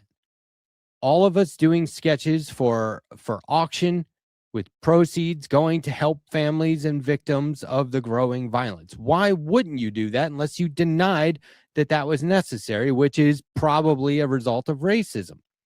Basically, he told me to fuck off with my hateful, progressive, rainbow-tinged ass and blocked me. When he announced how extremely ill he was, I do admit it upset me. I wouldn't wish the horrible illness that claimed his life on my worst enemy, and Adams certainly wasn't that. He was just another fool who bought the lies. Now, that's how he leaves it. And that's a lot of racism is learned. A lot of hate is learned, and there's just way too many individual factors to take into account from person to person to just say, you're not worth saving. You're not worth rescuing. If you can reach somebody, do it. Pull them left, and then allow yourself and them to be pulled further left. That's how I look at it. And that's what he was trying to do in the name of their shared industry and passion for art and comics. And he called him a hateful, progressive, rainbow-tinged ass. Now, this is a regular tactic of the hatefulness that you'll see in people, where they accuse you of being hateful for not standing up or for not just going along with their hate. Like if I stand up to somebody's hate, they can turn around and be like, wow, you're a hater. Huh? That's gaslighting, buddy. You're the one, not me. And just to show you the example, here is, legendary comic book creator Chuck Dixon himself with a comment on this post on Facebook that says, hate has found a home here. How can you read that Facebook post and come away from it thinking, wow, that guy's a hater? He's not pulling any punches, but he sounds sincerely upset about what happened and wished for a more positive interaction with the guy and some learning, some growth. That's not hate. Hate stifles. It doesn't grow things, except hateful movements. So then he says in reply, Chuck Dixon, it certainly has, but I've come to expect that as a response. There are a lot of trolls out there, as you well know. You've had your share. They come for us all at one point or another. So I think that he is responding to Chuck Dixon being kind of funny, being kind of snide, maybe. I think Chuck Dixon was being a jerk to him. He often is. The guy is on podcast all the time. Comicsgate, alt-right. We'll talk about him a little bit. But I think that Bill was again trying to say, I'm not going to call you out for being a jerk right now, commenting on this post the way you have. If you don't like it, move on. It's Facebook. You can find tons of stuff in your bubble or your echo chamber elsewhere. Get out of here. But instead, he said, I've come to expect that as a response. There's a lot of trolls out there, as you well know. You've had your share. They come for us all at one point or another. I think he's calling him a troll, but indirectly.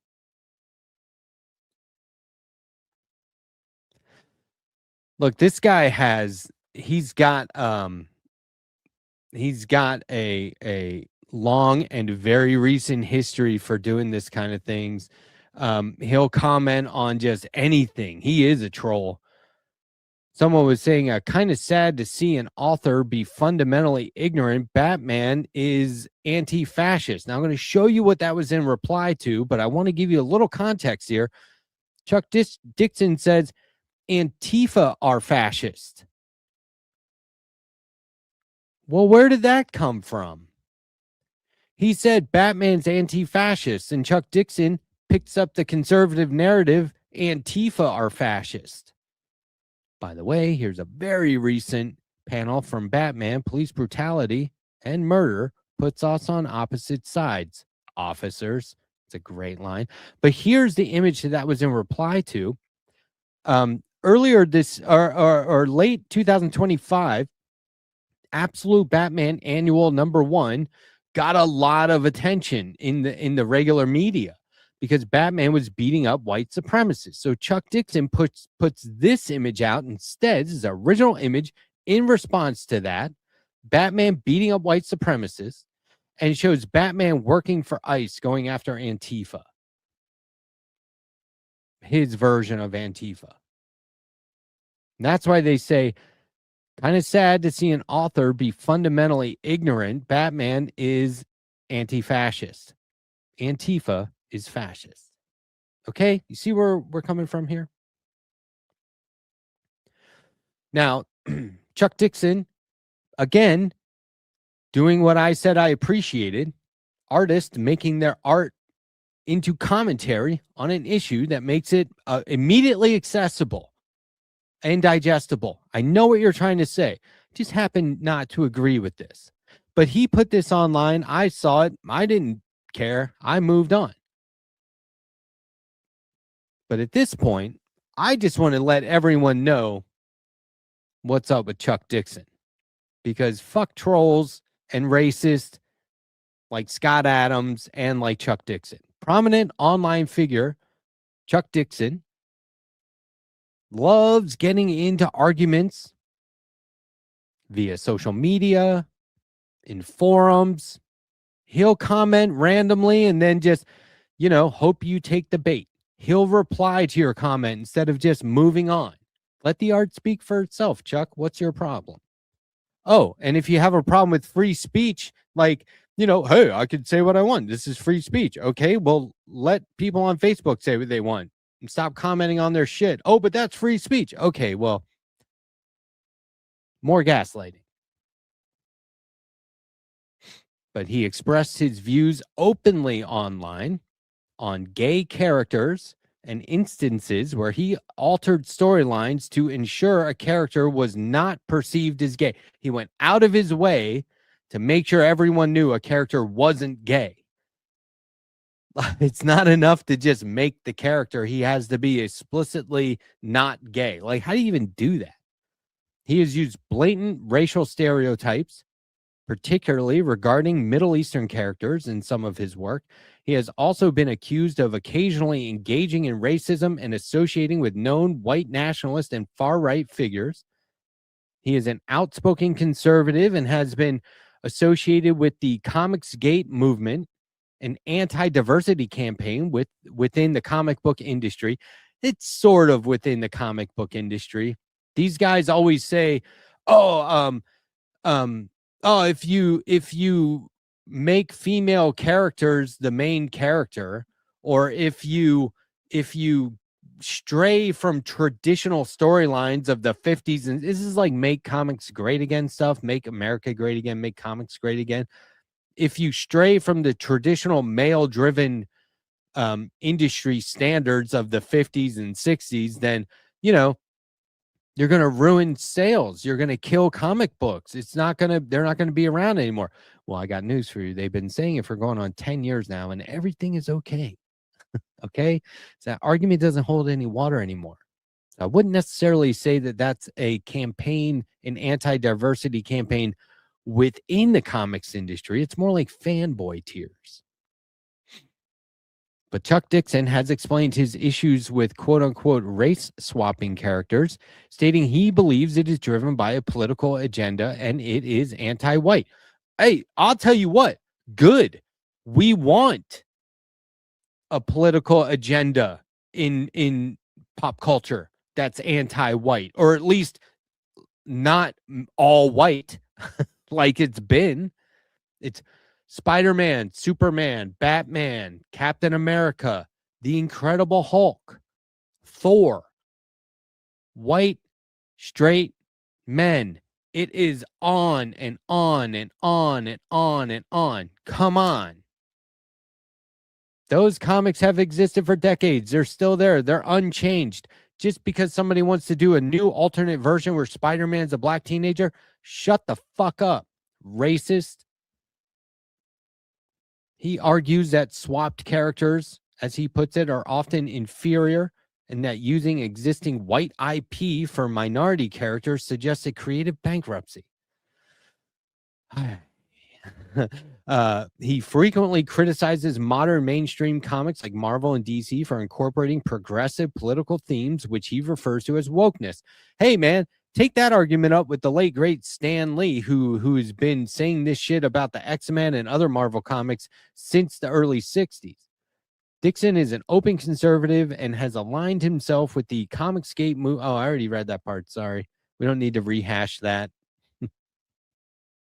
His social media posts and interviews often reflect far-right views, leading some critics to label him a bigoted fascist. He thinks that he's been blacklisted in the comics industry because of this, and he makes a big deal about it, and there's a whole bunch of like bitching and moaning about how he's been blacklisted. Good, motherfucker. You shouldn't be in the comics industry. Go fuck yourself. Make racist comics on the side, dickhead. He's one of these jerks that loves to say you're hating for calling out hatefulness. Like it's so transparent and thinly veiled that we can just move on now. And let's do that. But I do want to stick with people who are using their art as commentary. It's from Jesse Duquette. I think I thought it was Duquette. I think it's Duquette. I've even interviewed him, so I should know. But let's let the art speak for itself. I think this goes a long way. Look at the dog with the Klan hood. Excellent artistic commentary. Tells you exactly what's going on right away. He also does a lot of, he's prolific. Jesse has stuff coming out like hourly sometimes. When I interviewed him, he was talking about how he just sees something in the news and bangs it out. And it's like fully drawn and watercolored by hand as well. It's not even digital. He's very quick. He's very harsh on people like Elon Musk and Trump and Stephen Miller, and I applaud it. It's great. Everyone should follow him and promote it because he gets taken down. You want to talk about blacklisted?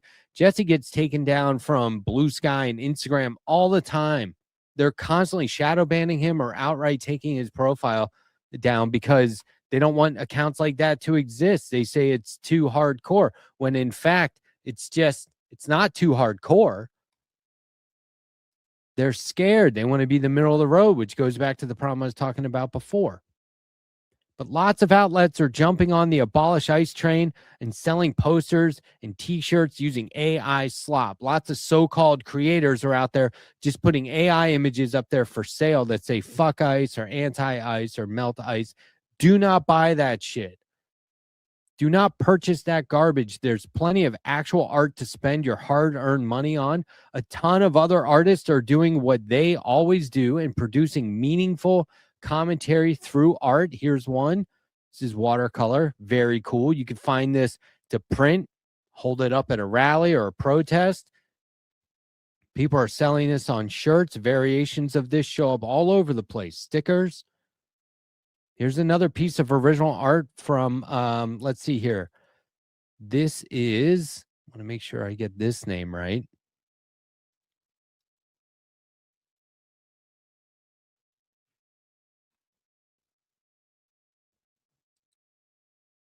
Here we go. This is Pax Paint on Instagram. They do lots of really, really, really cool like watercolors. I think sometimes like marker ice. Here's a piece they were doing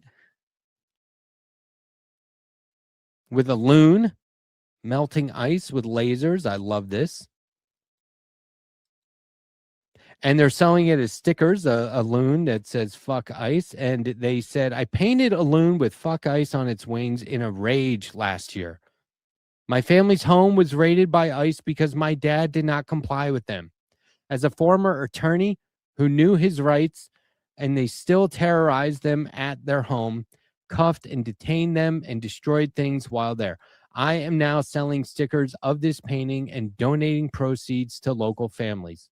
That's awesome. Yesterday, I felt the need to paint another piece because this feeling has stayed in my bones, so I painted this loon melting ice with its laser eyes titled Minnesota Melts Ice.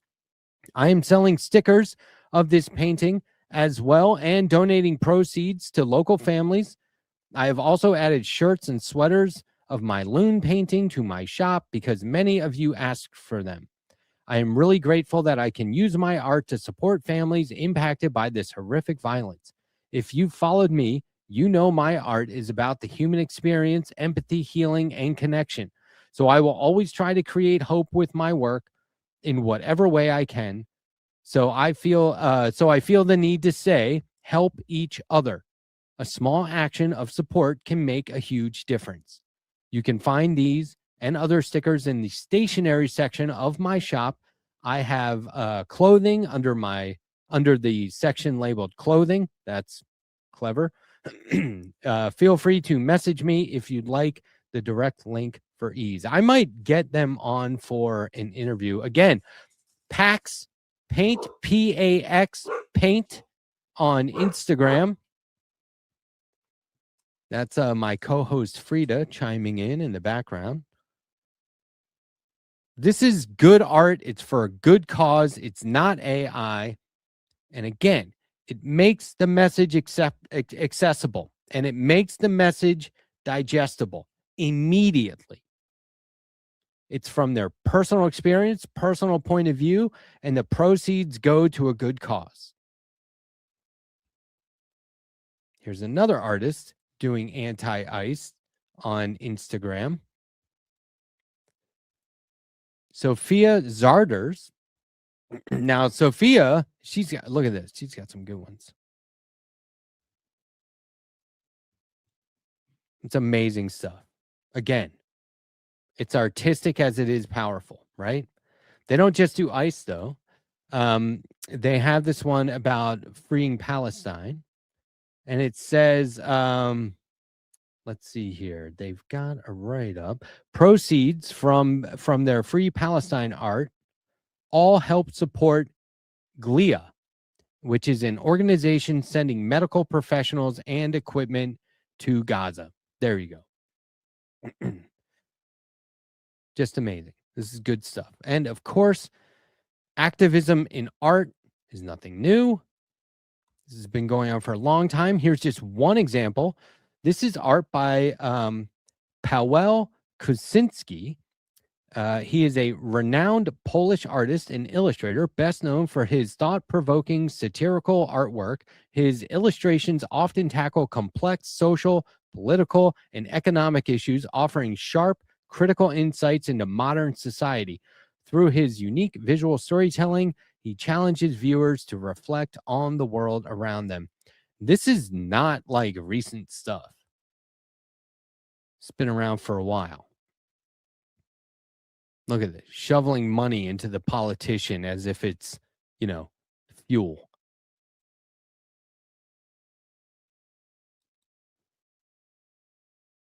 That's a good one. Jeez. Makes me think of when Trump rolled out the red carpet for Putin.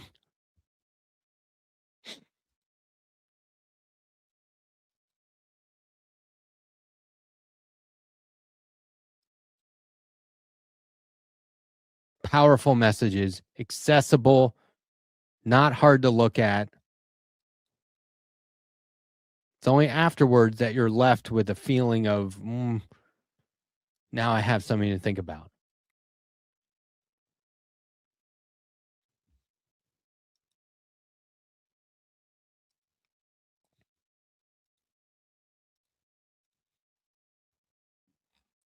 Art quickly becomes a symbol of resistance. This has happened quite often throughout history. I've talked about this a lot. I want to show you another example of one that has, this recent piece of art has caught on. You'll recognize this. Hold on, that's for a moment. Here we go.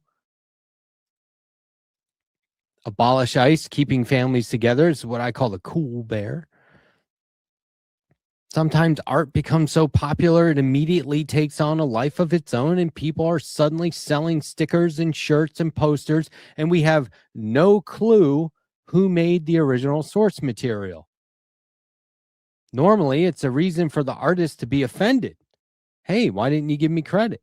But in these times, we will happily welcome new symbols of the resistance, and the more accessible, the better. Jesse, for example, shows it like it is without pulling any punches whatsoever. He actually leans into it. But this cool bear, this could be reposted as a nifty, cute piece of art before anyone realizes its actual message. And look, in a world where people are more likely to tune out heavy doses of news, like I was saying with the NPR article, how far are you going to get through that before you check out? They know. NPR has done the analysis. They know how long people read their articles for before they stop reading. This is why, like, outlets like Axios say this is a 6-minute read. Business Insider will say this is a 4-minute read. They're letting you know ahead of time that it's only going to take this long because they know you're going to stop reading it. But in a world where people do that, we have to keep making it all more digestible, easier to look at, if only to keep folks from looking away. Do you see what I mean? Dead kids in Gaza is a difficult thing to make accessible. But when it comes to ICE, the art community has it covered.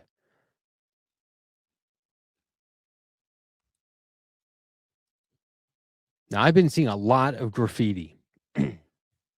This is what I call, and these aren't my words, but it's referred to as controversial, albeit increasingly socially acceptable. Graffiti is a surefire, long-lasting sign of resistance art, or form of resistance art, a sign of resistance. And one of my all-time personal favorites.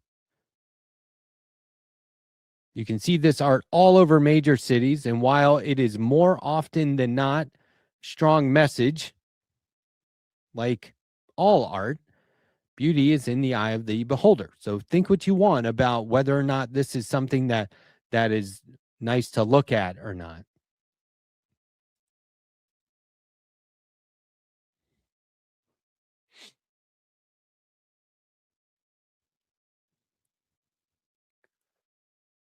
So whether or not we think it's controversial or not, some people do. Let's go to this article now from last June 2025, from LA Taco. Anti-ice graffiti sparks Mayor Bass's outrage and mixed feelings in Little Tokyo. This is Mayor Bass of Los Angeles. Now, I'll just say, and we'll bring this up again for sure, but I'll just say that there's a time for everything, which means there's a time not for everything. Which means if you're going to spread messages with graffiti, do it where it counts. Make it count. Don't do it where people are already a victim of the message you're trying to get out there. On a mild afternoon in mid-June, Mayor Karen Bass posed for photos in Little Tokyo with a rag in her hand. Little Tokyo Sparkle, which started in 2016 as a community-organized cleanup event held annually to help beautify the neighborhood. Even though hundreds of volunteers had just participated in the last cleanup less than a month prior, more than 150 volunteers showed up again for an emergency sparkle to scrub graffiti off of local businesses. In the aftermath of ongoing protests against ICE and the ensuing and forceful response to LAPD, Little Tokyo businesses were hit hard with graffiti, in addition to damage from fireworks, smoke bombs, and flashbangs. Now, if there's protests going on, if you guys are at a protest and you see that local businesses, like you're protesting in the neighborhood that you are essentially defending through protest, and you see those businesses are getting messed up, maybe circle back and help them clean it up. Know what I'm saying? Or is this a community action or not? Is it a community action where after our protest we go, sorry, you're better off? It costs you, but at least I was there to protest on your behalf. No, I mean, come on. What are we doing here? Are we organizing or are we organizing?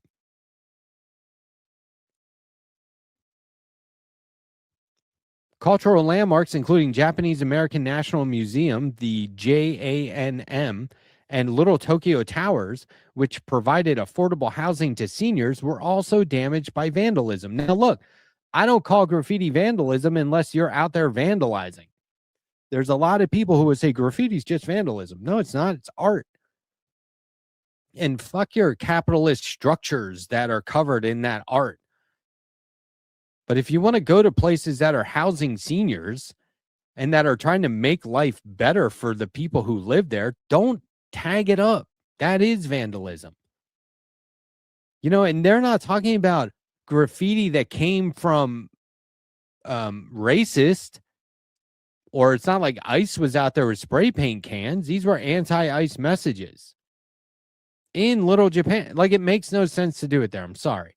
I had originally planned to cover, unless it was a false flag operation, I had originally planned to cover just the cleanup itself and interview volunteers and local business owners. But after doing a lap around the block to get photo and video coverage, a former colleague came up to me and said, Mayor Bass is here doing a photo op.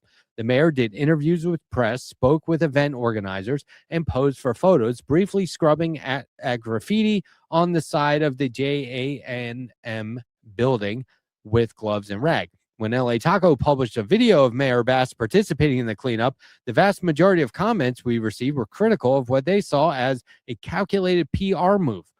One comment, which received more than 4,000 likes, said, "This is 100% for optics. She was there for a photo op, I'm sure." Another commenter said, why the fuck is she removing graffiti instead of kicking out ICE? Notably, we also received dozens of comments on the video critiquing Mayor Bass's ineffective cleaning technique. Over the last several years, the power of community organizing has become self-evident. So here's the thing. Community organizing should not hurt the community. Number one, like, you know, if you're out there protesting, be careful, be mindful.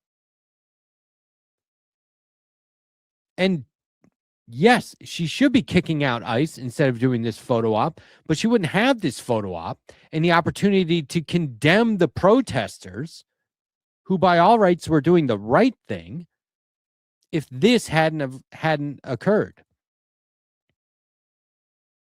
In the early months of the year, we saw dozens of volunteer organizations unite to help those affected by devastating fires. At the height of the COVID-19 pandemic, organizers and volunteers came together to distribute PPE and help vaccination efforts. I've witnessed the strength of Los Angeles community firsthand, and I believe in the power of neighborhoods coming together to help struggling business owners, especially long-term Little Tokyo residents who have already been hard hit by gentrification and skyrocketing costs of living.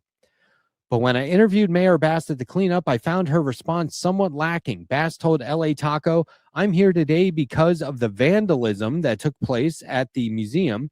To me, this is one of the iconic institutions in our city, and to deface businesses or iconic museums like this doesn't represent the fight for immigration rights. Anybody that did this to the museum is, to me, not in support of immigration rights." Okay, look, agreed. But here she is doing a photo op, taking credit for those sentiments instead of kicking out ICE and doing the job.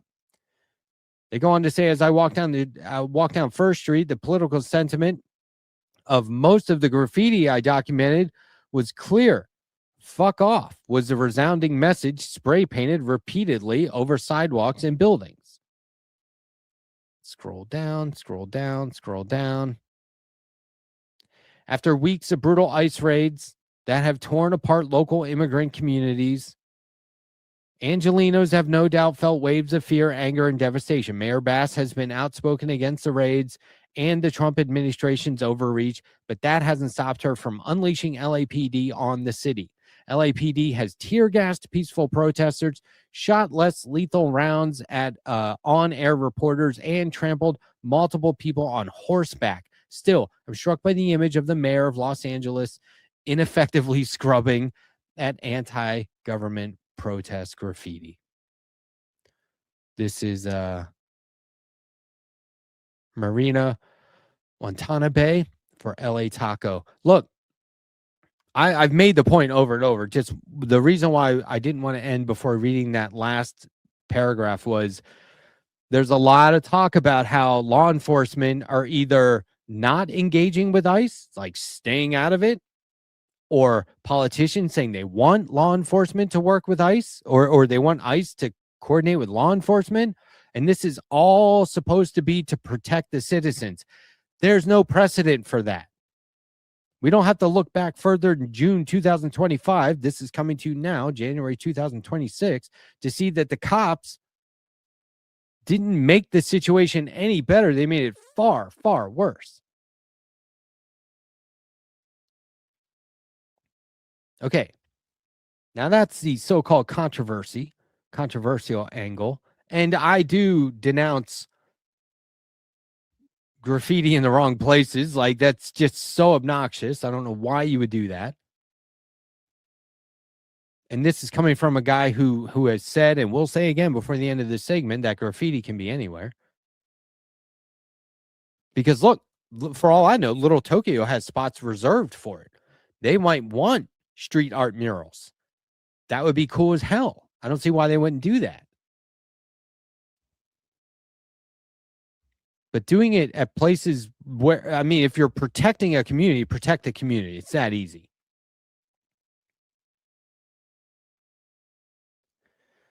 Now, so if that's the controversial angle, you may think that I'm going to like the alternate, more acceptable aspects of graffiti as resistance messaging. I'm not. I'm instead going to show you the absolutely necessary aspect. This is a little bit different. Go over to documenting Ukraine for some recent examples. Documenting wartime graffiti and inscriptions in public places. This is from October 2025. I just want to let you know, I'm going to be talking about this again and again. I'm going to show you different aspects of using graffiti as forms of communication during wartime and in resistance efforts. But we're going to focus on Ukraine. The tradition of wall inscriptions in Ukraine has deep historical roots. Even the walls of the 11th century St. Sophia Cathedral in Kyiv bear messages ranging from prayers to personal notes and curses. In modern democratic societies, including Ukraine, most graffiti, murals, and inscriptions are related to leisure, culture, and art or civic activism. In peacetime, the political context of such works, if present, is mainly focused on criticism of political forces, election campaigning, social policies, and youth movements. However, war radically transforms the role of graffiti, shifting its function from mere artistic expression to an urgent means of communication, documentation, and psychological resilience. This study focuses specifically on graffiti that has emerged as a result of Russia's full-scale invasion of Ukraine and its significance as a historical and cultural phenomenon. The visual and narrative components of wartime graffiti require a nuanced analysis. While some pieces exhibit artistic mastery, others serve purely as spontaneous expressions of emotion. Wartime graffiti reflects shifting ideological currents. Many pieces of graffiti sacralize, make sure I get that word right, sacralize national symbols and historical figures.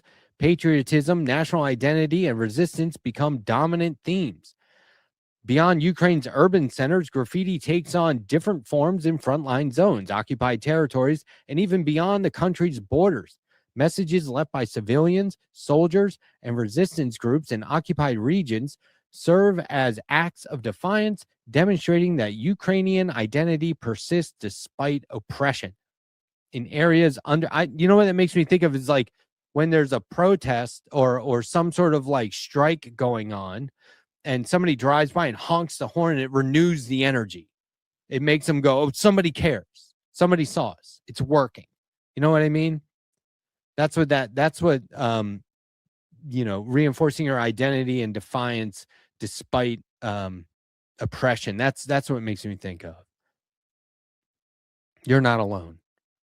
In areas under Russian occupation, creating such resistance graffiti is highly dangerous. Nevertheless, it continues to appear. One such example is tagging of the yellow ribbon, the symbol of Ukraine resistance across occupied territories in, these territories, as well as Crimea.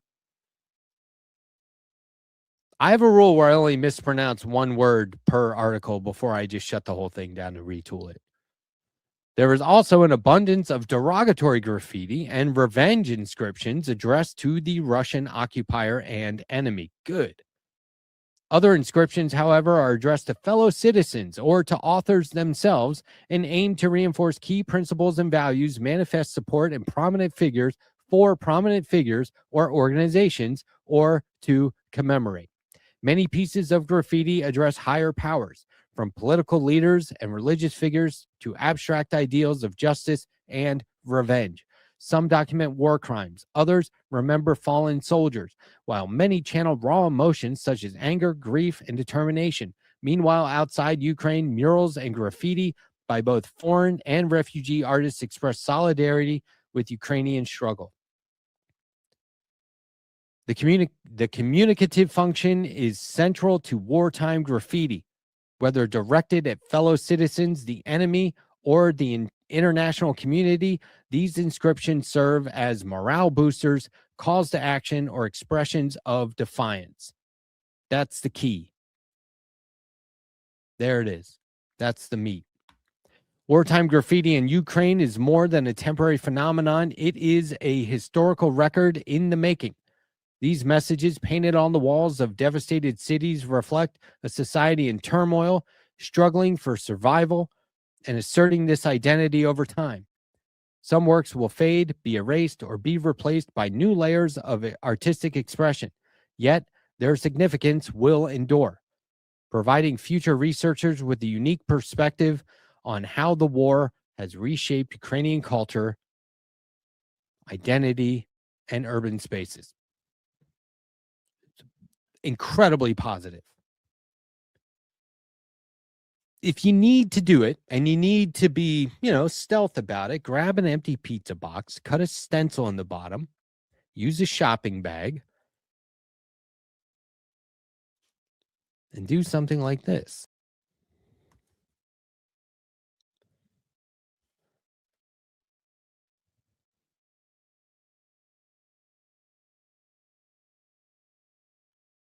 See how easy that is? Iconic symbols go a long way, and we're going to have to create new symbols as we go. Call it code or just symbolism. We're going to have to do this. There's a whole documentary out there about a guy who glued complex tiles to public streets in like the middle of an intersection sometimes, or crosswalks, and he did it for years and got away with it. He never got caught. They only think they knew who it was. And apparently he did it by cutting the floor of his car out. See what I mean? Pretty sneaky. Now, look, I am rarely terrified. I just don't let myself walk around all the time being scared. I'd rather be angry and face things head on. But I am terrified that this shit that's going on right now is never going to end. And if it does, it ends badly for our side. That's what scares me. And by our side, I currently mean regular people just trying to get by. We're victims. They just want to have families. They want to make a living. They want to go out and have a good time. They want to make the art they want to make. They want to love who they want to love. And they're being oppressed. We are being oppressed. And we are being beaten into submission. And we need this to end. ICE is not an immigration agency. They are an anti-civilian military force. They use chemical weapons against peaceful protesters and observers, often shooting them directly in the face mere inches away. Even, quote-unquote, less lethal munitions will hurt you at that distance. They conduct door-to-door raids in quiet, average American neighborhoods. They are using banned, life-threatening chokeholds and uncalled for physical violence. One such chokehold was used on a 16-year-old 10th grader. His name was Arnaldo Bazan. He was a U.S. citizen. He saw his undocumented father being brutalized when they were on their way to school one day. He said, "I felt like I was going to pass out and die." There's no need for these tactics. but it is by design.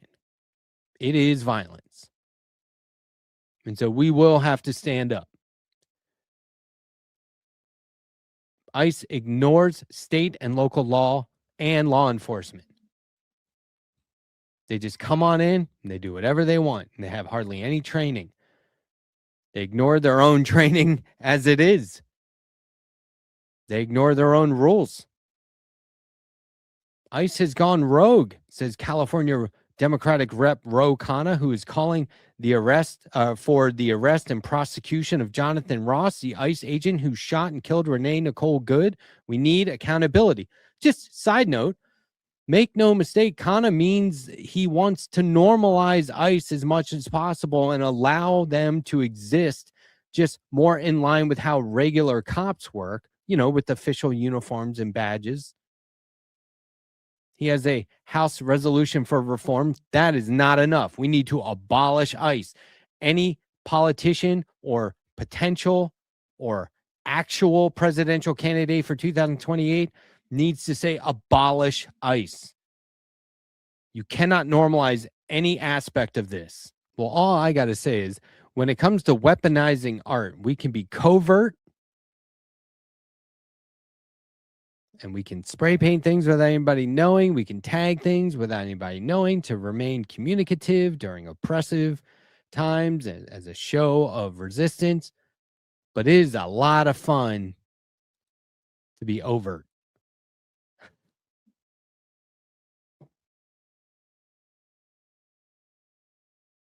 Anyway. Oh, shoot. Hey, man, you still there? Yeah, sorry. It took a little longer than I thought. Oh, yeah, no, Dilbert was a Nazi.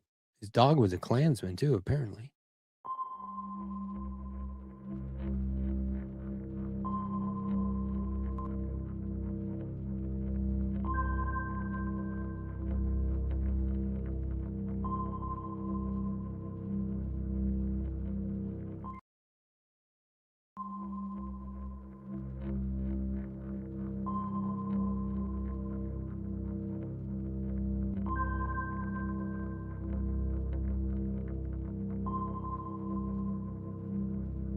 Come join us 1 p.m. here. We'll be burning Qurans, standing up against the Somali invasion of Minneapolis, the immediate deportation of Ilhan Omar, and the arrest of the scammer Tim Walz.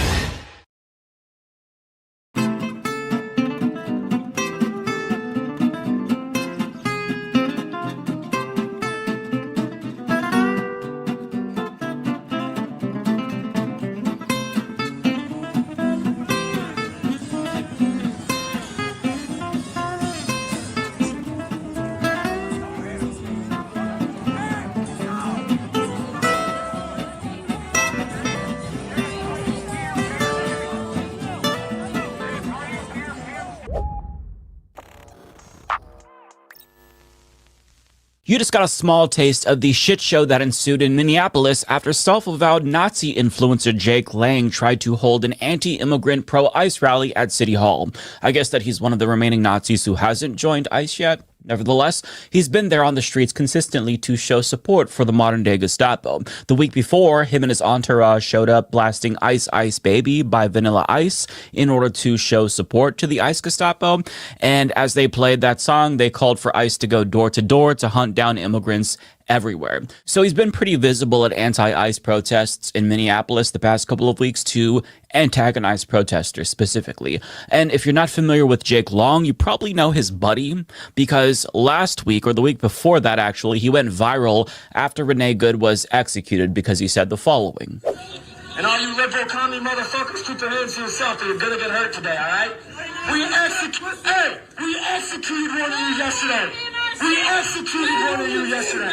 So to be clear, we're dealing with individuals who are explicitly in favor of violence, and it's not just that they want the ICE Gestapo to do violence on their behalf. They want to do violence themselves. But don't take it from me, let's hear it straight from the horse's mouth. Honestly, if I catch a Muslim that's coming at me and blow his head off outside my home and I get it on video, it'll be the most viral video of all time. Jake Lang blows the head off of a Muslim trying to jihad him. Watch it in slow motion 4K from a Ring doorbell.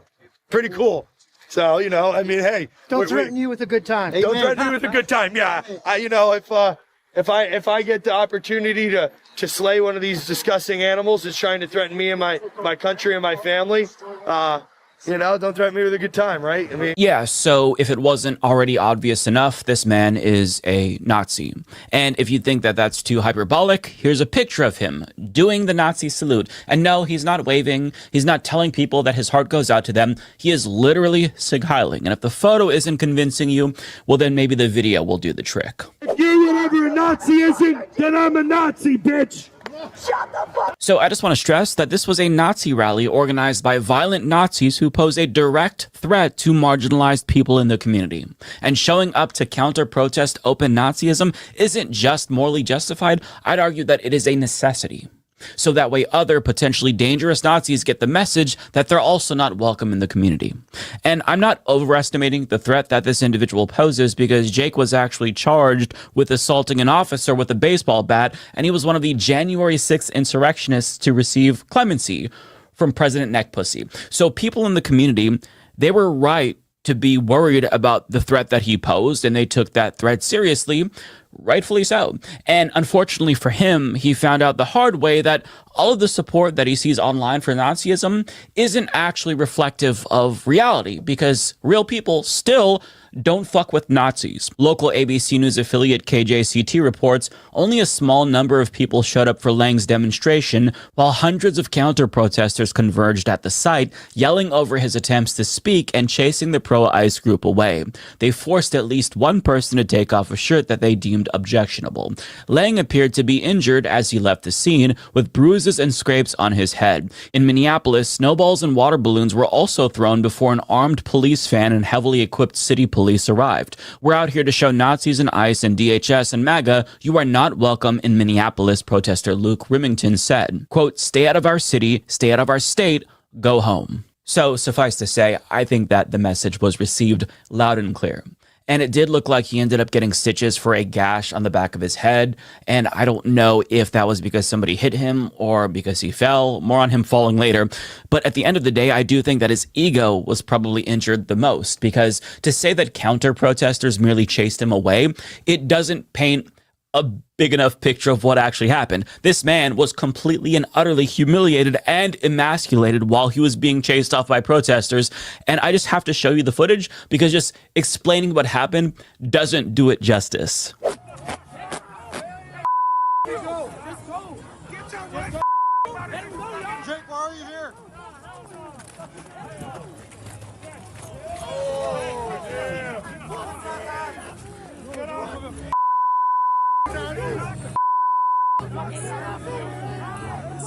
Fucking brutal. So he showed up, puffing out his chest, talking tough, calling for violence against immigrants, only to be humbled in the most humiliating way imaginable for all of the world to see, mind you. Not just that crowd that was there, all of us online are now watching too. And before he was chased off, he tried to give a speech, but he barely got a word in edgewise because he was being heckled so loudly, nonstop, while people were throwing water at him. And if that wasn't bad enough already, a literal comedian showed up to make fun of him at the same time. I'm with the incel, Nick, Jeremy Lang. What's your body count, man? Jake Lang. What's Jeremy, though? It's Jeremy. What's it like being a virgin? When was the last time you legally touched a vagina? Nick, Jake Lang has never legally touched a vagina. Do not touch. Do not touch. When was the last time you've legally touched a vagina, Jake? Do not touch. So Jake, I've been talking to ICE officers trying to explain where the clitoris is. God bless you. So do you need help finding the clitoris? Jake Lang, where's the clitoris? People want to know. Yeah. Lucky for him, he doesn't need to know, because he's never going to get that close to a woman in the first place, ever. Not that there's anything wrong with being a virgin. It's just important that we remind Nazis like him that he will be perpetually lonely for the rest of his life. And if he had any sense, he'd do the world a favor and kill himself. But the irony is that this white supremacist piece of shit might have actually gotten his ass beaten if it wasn't for minorities that he hates so much stepping in to save his ass. I say that because this black man intervened to get the crowd to back off and then escorted him to safety, at least the best that he could, seeing as how the force of gravity was also there counter-protesting as well.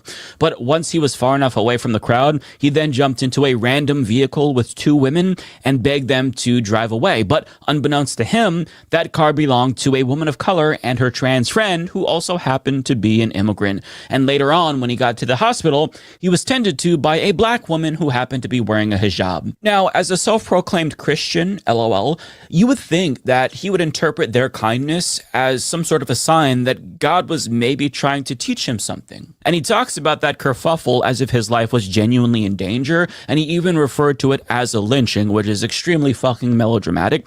But if he really felt like his life was in danger, which is doubtful, but if he felt that way, you would think that he'd have a new perspective on life, seeing as how, by his own estimation, people of color literally saved his life.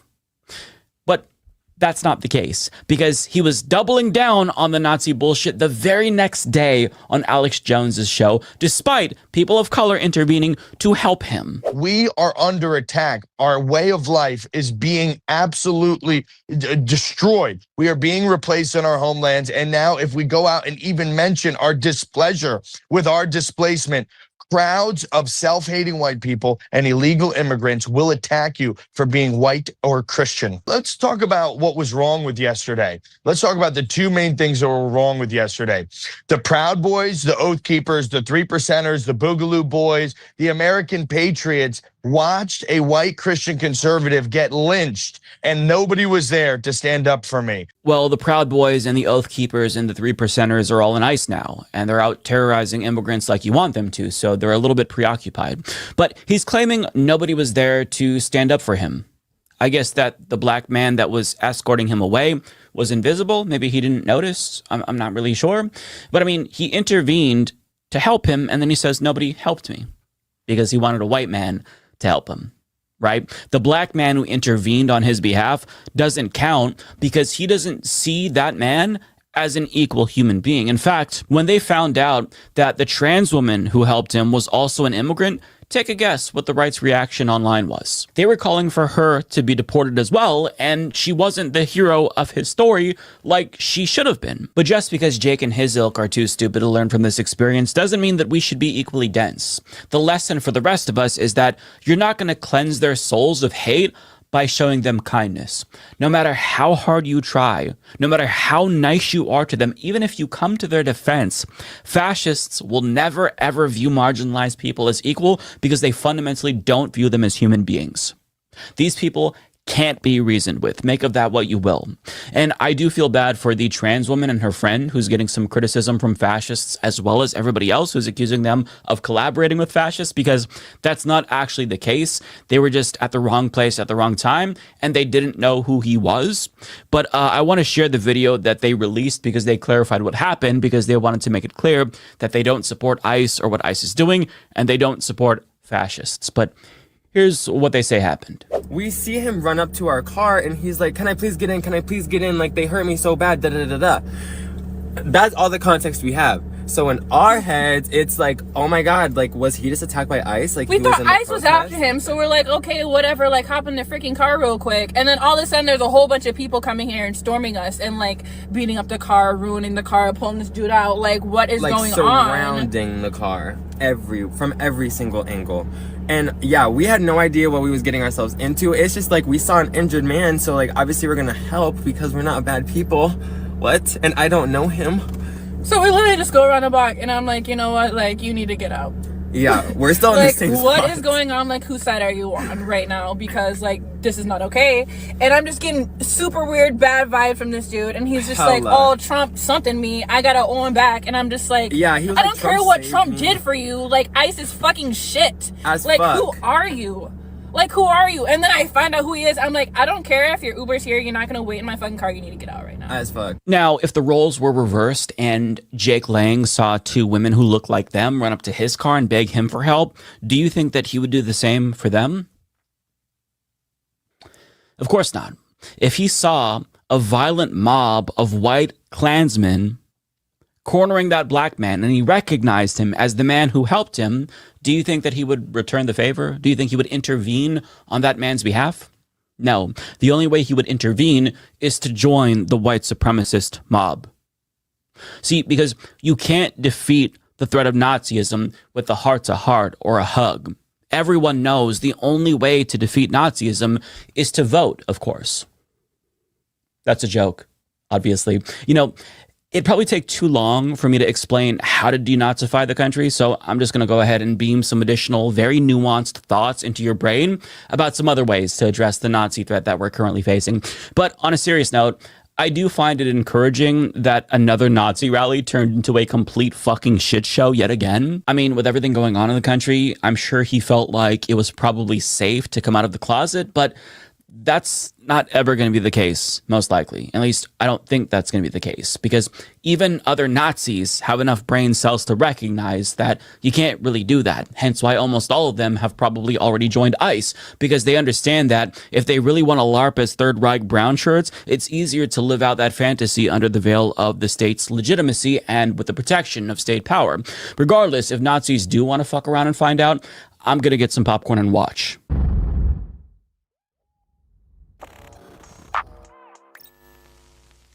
Well, we're officially 1 year into Donald Trump's second term, and I've got to be honest, I don't think it's going too well, to put it mildly. Just on the domestic front, more than 50% of the objectives laid out in Project 2025 have already been implemented. A secret police force is now going door to door to hunt down immigrants. They're also kidnapping people off of the streets and putting them in concentration camps where human rights abuses and deaths are common occurrences, mostly due to neglect, but sometimes because of straight up homicide, as was the case with Geraldo Lunas Campo, who was strangled to death in a concentration camp in Texas. They're also executing citizens in broad daylight with impunity and then treating the victim's family like they're the criminals. And that same Gestapo-like secret police force is also functioning as a de facto personal paramilitary for the president, occupying cities run by his political opponents and terrorizing residents at his behest. And our descent into full-blown authoritarianism has happened so quickly that international human rights groups like Amnesty are sounding the alarm about the rapid erosion of human rights in the U.S., including freedom of speech, free press, freedom from political persecution, freedom from political intimidation, Fourth Amendment protection, such as due process, just to name a few. In fact, just 6 months in, political philosophers like John Werner Muller were already sounding the alarm about the total collapse of checks and balances, not to mention academics with expertise on fascism fled the country just months into Trump's second term. And mind you, millions of Americans knew that it would be bad to vote for a fascist, but they voted affirmatively for fascism anyway because so many of them thought that the upside would be that the cost of eggs would be cheaper. So let that sink in. But we're barely even scratching the surface on the domestic front because I haven't even talked about the blatant corruption from this regime, or Doge, remember that? Or the Epstein files. The American way of life has fundamentally changed within the span of a year. And it's not like things were great before, but I would give anything to go back to the time when things were only very bad. That sounds like utopian almost by comparison. But on the international front, it's arguably even worse because Trump has irreparably destroyed relationships that we've had with other countries for centuries. And the entire world sentiment towards the US can be summed up by this Danish member of parliament. Let me put this in words you might understand. Mr. President, fuck off. He's basically speaking for the rest of the world. And can you blame anybody for feeling this way? The Prime Minister of Greenland is now telling residents to prepare for a possible invasion by their supposed ally, the United States. And Denmark has even deployed troops to Greenland as tensions escalate. Unexpectedly, the threat of a U.S. invasion has led to protests in Greenland, with both Danes and Greenlanders wearing red MAGA hats which state, "Make America go away." Who can blame them? And Greenlanders in particular are now faced with a choice. Do they flee the country if the U.S. invades, or do they stay and fight? And this woman is making preparations to flee the country and explaining to her parents that she's not going to be able to take them with her, while others are committed to staying and fighting a potential U.S. invasion. But they're not alone, because Trump is simultaneously threatening to invade Mexico, and the country's population is reasonably on edge as well as a result, with their president having to reassure citizens that the U.S. military activity in their vicinity isn't a sign of an imminent invasion, because, I mean, they think that it might be, given what Trump has said. And even Canada is preparing for a potential U.S. invasion, something that they say is unlikely, but they still think that that's warranted given Trump's numerous threats to annex them as well. And I can't stress this enough, our reputation will never, ever recover from this. And it's not really clear yet if we're going to have free and fair elections going forward, but assuming that we do, assuming one day we get a normal president who tries to restore American democracy and rebuild the liberal international order that Trump trampled on, countries are still never going to want to trust us ever again. Can you blame them? They're right to never trust us again. Who wants to sign a treaty with us when a future fascist president can just renege on it immediately? Who wants to make a deal with the country when the same leader you just made a deal with reneges on said deal? Like, Trump just struck a deal with European countries last year, and he's now announcing new tariffs on them as a punishment because they don't want him to invade Greenland. And then there's also the letter. We haven't even talked about the fucking letter yet, where he sent a letter to the leader of Norway admitting that he is wanting to invade Greenland because he's salty about not winning the Nobel Peace Prize. Even though the Norwegian government doesn't control who wins the prize, that's an independent body, and they also aren't even in control of Greenland, that's Denmark, so why he sent them this letter, I don't know. But I mean, we will never live down the humiliation that is Donald Trump, and we don't deserve to.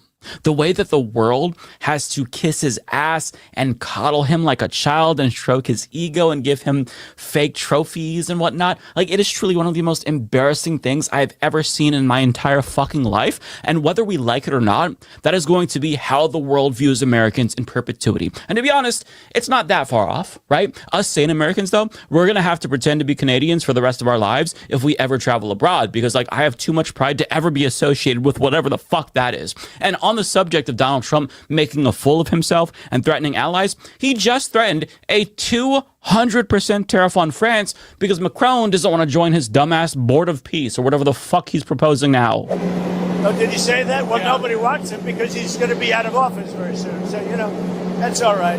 What I'll do is, if they feel like Costo, I'll put a 200% tariff on his wines and champagnes, and he'll join. But he doesn't have to join. If he said that, you're probably giving it to me a little bit differently. So let me get this straight. Trump is saying, I don't want him to join, but if he doesn't join, I'm going to punish him for not joining, but he doesn't have to join if he doesn't want to join, although he probably didn't even say that he doesn't want to join. What the fuck, man? Like, he is actually insane. And if the cabinet doesn't invoke the 25th Amendment, you might as well get rid of it, because if it's not used now, it's clearly never, ever going to be used. I will never get over the fact that this fucking guy is America's first dictator. Like, I always imagine it'd be somebody who's extremely suave and intelligent and charismatic and not overtly Machiavellian, but instead, it's this bloated, moist pedophile with the IQ of a doorknob who wears orange clown makeup that he couldn't apply evenly if his life depended on it. Like, how is this real life? How is this actually the reality that we are fucking living in?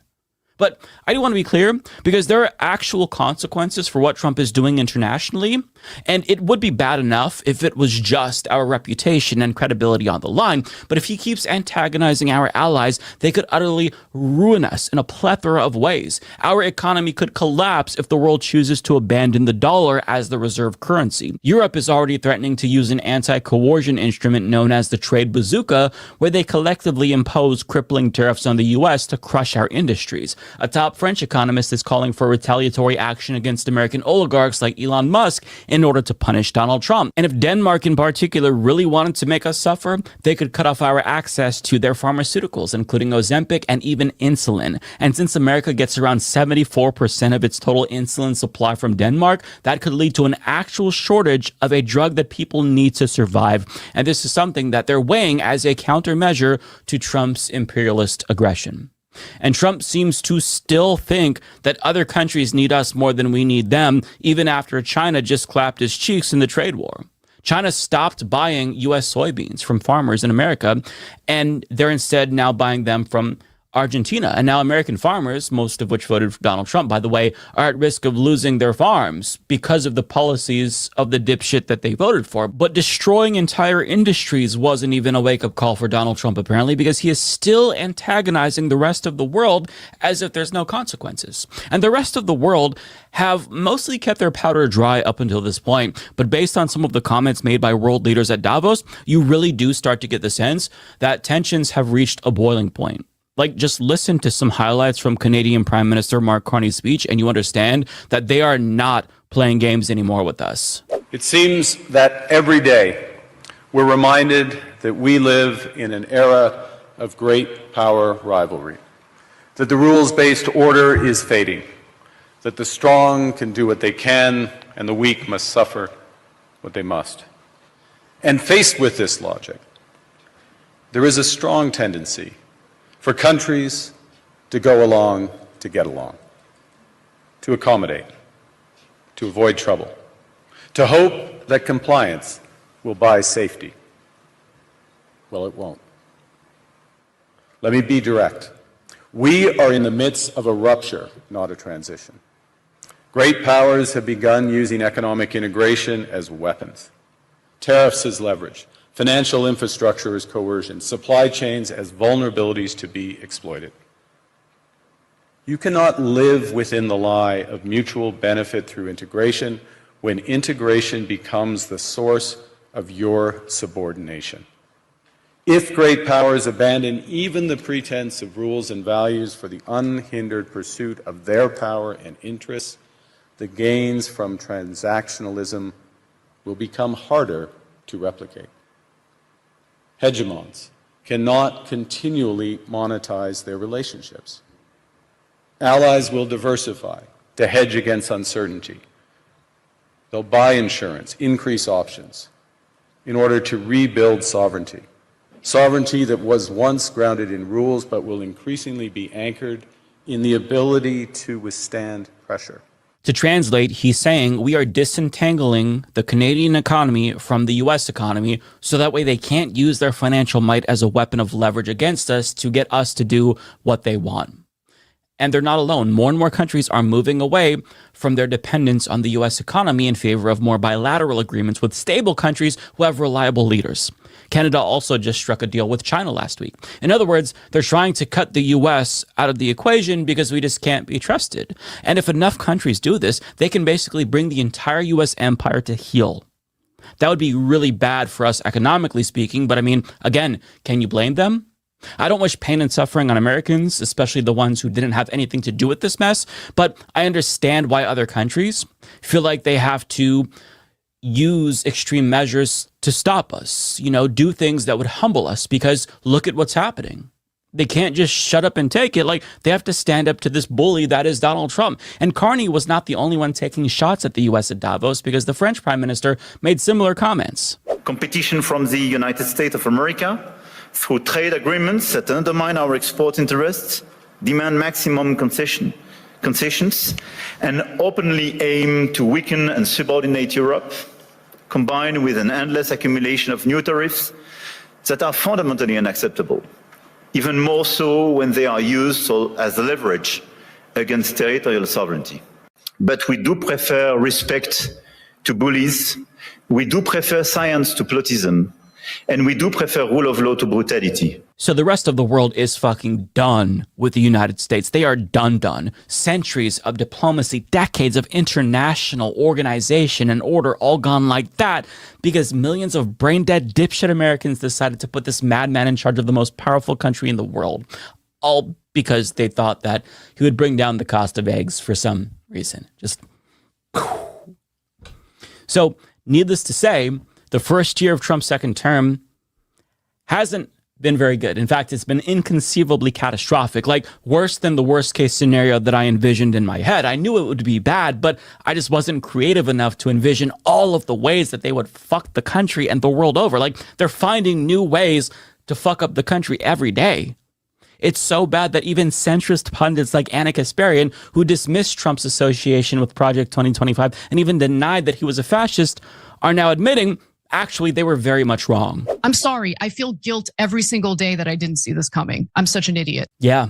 And that clip really speaks to how bad things are, because for somebody like Anna, it would behoove her to continue to downplay Trump's threat in order to appease her new right-wing viewers and friends. But in doing so, she'd basically be denying reality and would thus lose even more credibility than she already has. So, she's forced to basically admit that yeah, it is really bad. It's undeniably bad. Even Piers Morgan, another centrist, talks about how hard it is to keep up with Donald Trump because every day there's some new bullshit to dread. Like, that's not the way that he worded it, but that's the vibe that I got from what he said, because you can't keep up. At this point, the only people who can't see how bad it is are Trump's actual cult members who are delusionally living in an alternate reality.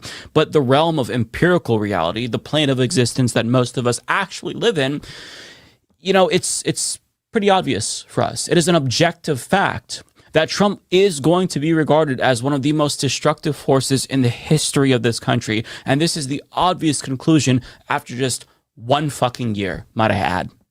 We've got 3 more to go at a minimum, because that's assuming he leaves office. So who knows what else he has in store for us. But one thing's for sure, the longer he stays in office, the more damage he's going to do. So unless his cabinet and Congress removes this psychopath from office, we will be completely and utterly and irreversibly fucked for the foreseeable future.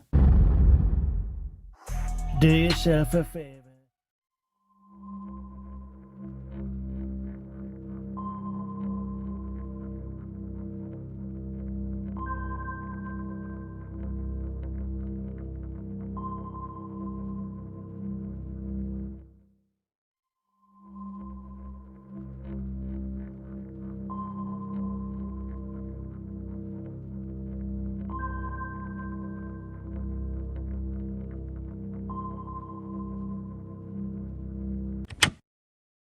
President Xi and I are announcing that Canada and China are forging a new strategic partnership. It's no secret that I've been a little bit underwhelmed by Canadian Prime Minister Mark Carney up to this point, but this agreement with China, I gotta say, I think is clearly the greatest thing that he has done so far as Prime Minister. So in this video, I'm gonna break down what this deal is. I'm going to discuss some of the criticisms, specifically of the EV stuff, but I'll also get to the reaction from Pierre Poilievre, some conservatives, as well as Donald Trump, which you may find a little bit surprising, but is also a mixed message coming from him versus his government. And also all goes to exactly why this agreement with China was so necessary. But let me start with just a couple of clips here from their initial meeting, and then we'll get into details. This is your first visit to China as Prime Minister, and the first visit to China by a Canadian Prime Minister in more than 8 years. A healthy and stable China-Canada relationship serves the common interest of our two countries. It is also good for the peace, stability, and prosperity of the world. The world has changed much since that last visit. And I believe the progress that we have made in the partnership sets us up well for the new world order. Oh my God, the new world order. Yes, as you can imagine, some people on the right have lost their goddamn minds over that line. The new world order. Oh, no, sounds nefarious. I remember Kevin Nash and Scott Hall and WCW when they started the NWO. It was bad. Like, all he's talking about is the fact that Trump has clearly disrupted how things were. And these sorts of partnerships, like with China, is a way to move forward. But no, you got the National Post headline here.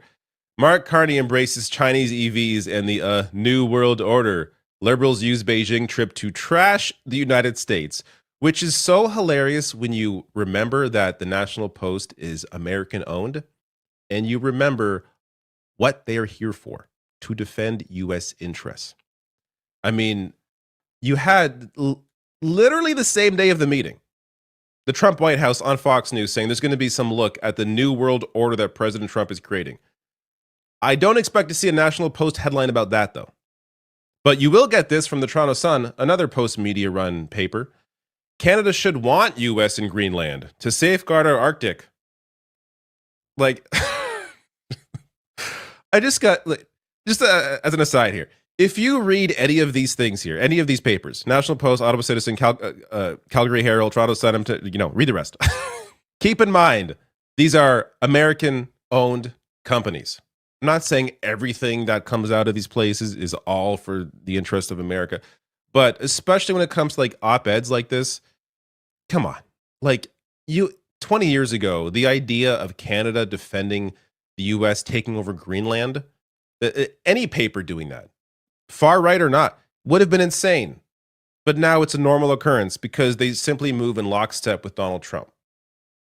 Anyways, putting all that aside, I want to get to the details of this deal here. So actually, before I even dive into it, it's worth acknowledging, the general criticism of working with China is that, the human rights violations, which I don't know if you looked at the US recently, but have you seen what ICE has been doing? And that's just domestically, let alone the one thing China doesn't do, bomb random foreign countries and steal their resources, which has already happened this year, let alone many times before this year. But with Venezuela, like, the stated goal is to steal their oil. I'm not seeing China do that. So yes, there are human rights abuses or violations, just like there are in many other countries that we also work with, that shouldn't preclude us from working with them. And I would also argue that isolating us from those countries doesn't help to address those issues either. I would say partnering with them, if anything, would likely help to at least have a larger discussion about what is going on in these other countries that we are working with, and maybe shed some more light on how to address that. Isolation is not the solution here. Diplomacy is. But on Mark Carney's comments about that, so he made clear Ottawa does not agree with Beijing on everything, adding that in his discussions with Xi, he made clear Canada's red lines, including human rights, concerns over election interference, and the need for guardrails. Quote, we take the world as it is, not as we wish it to be. He said that when asked about China's human rights record. Observers believe Carney's visit could set an example for other countries across the world who are also feeling the pain from Washington's tariffs. Now I want to get to Carney discussing the 5 key areas of this partnership with China. So leveraging our strengths and focusing on areas of alignment, Canada and China can create greater stability, security, and prosperity for both our nations. And to that end, President Xi and I are announcing that Canada and China are forging a new strategic partnership. It will focus on 5 key areas where both our nations stand to make substantial and sustained gains. The first is in clean energy and climate competitiveness, areas where Canada and China have immense strengths and complementary strengths. Second, we're expanding trade, particularly in agriculture and food, where Canada is a reliable partner. Third, our commitment to multilateralism and strengthening global governance comes at a time when all of this is in flux. Fourth, we're deepening engagement in public safety and security to protect our peoples. And finally, people-to-people ties and culture are being enhanced to enrich our lives. All right, so there's a lot of, vague language there. That's just kind of his opening discussion of what the partnership is. I will show you some specifics, though, because this stuff does actually impact Canadians in a positive way. First, obvious one being, Canadians will soon be exempt from visa requirements to travel to China. This is fantastic. 45 other countries can go to China without any sort of visa requirements, including, European countries. There's no reason why this should be in place. So allowing this more of a cultural partnership here, allowing the free flow of people just to travel and understand China better, I think is fantastic. The other, some of the other clear examples of what came out of this agreement is Carney said Ottawa expects Beijing to drop canola seed duties to 15% by March and called that enormous progress. It was at 85%, so this is a massive benefit, especially for Saskatchewan. The Premier Scott Moe here, who worth acknowledging is conservative, writes here, today's trade deal to significantly reduce Chinese tariffs on canola and other Canadian products is very good news for Canada and Saskatchewan. This deal is a very positive signal that will restore existing trade volumes and open avenues for further opportunities for Canadians. So while some premiers, like Doug Ford, which we will get to shortly, are criticizing the deal with China, Scott Moe is praising it. Worth acknowledging as well, Canadian canola meal, lobsters, crabs, and peas will no longer be subject to Chinese anti-discrimination tariffs from March to at least the end of the year. There was no mention of canola oil. In return, Canada, which imposed 100% tariffs on Chinese electric vehicles in 2024, will allow up to 49,000 Chinese EVs into the Canadian market each year at a 6.1% tariff, which is the standard tariff for partnership for countries that Canada partners with. So this is, again, fantastic. I'll get more into the EV stuff. Here is Doug Ford's reaction, though. Of course, Premier of Ontario saying, make no mistake, China now has a foothold in the Canadian market and will use it to their full advantage at the expense of Canadian workers. The federal government is inviting a flood of cheap. Okay, before I go, what way does he mean cheap? Cheap as in inexpensive? Yes. Cheap as in cheaply made? No. China's EVs are the best in the world by far. And I'm going to point you to a video in a minute here of a breakdown of that. But he writes, the government is inviting a flood of cheap made in China electric vehicles without any real guarantee of equal or immediate investments in Canada's economy, auto sector, or supply chain. Worse, by lowering tariffs on Chinese electric vehicles, this lopsided deal risks closing the door on Canadian automakers to the American market, our largest export destination, which would hurt our economy and lead to job losses. The idea that this would close Canada off to America has everything to do with Trump and nothing to do with Mark Carney. We've seen that again and again. I mean, my major criticism of Carney up to this point has been he's been giving Trump way too much. Everything Trump's asked for, he's given him, and there has been nothing to come of it. So the idea that this is going to hurt Trump's feelings, we'll get to Trump, his reaction later. But this idea that this is going to be what's going to destroy any kind of deal, it is absurd. We know that based on how unpredictable and ridiculous Donald Trump is. So I think this is silly. We'll get to Mark Carney's reaction to the criticisms of the EV deal. But I also want to share this from Paris Marx here, writing, I never hear the same hand-wringing about Tesla importing cars into Canada when it's clear it has no intention of ever producing them here. So he writes, as the deal allows for 49,000 Chinese EVs into Canada each year. For perspective, Tesla sold 55,000 vehicles in Canada in 2024, but less than 20,000 in 2025. And Teslas are not built here. And by the way, this potentially, as we'll get to Carney's reaction, does open up Canada to potentially building for these or producing for these Chinese EVs.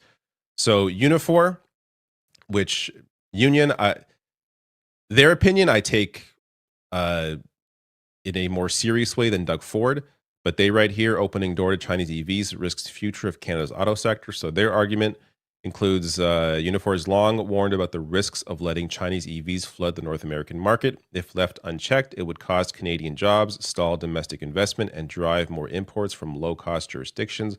With virtually no Canadian content in Chinese vehicles, our independent auto parts supply chain would also be hard hit.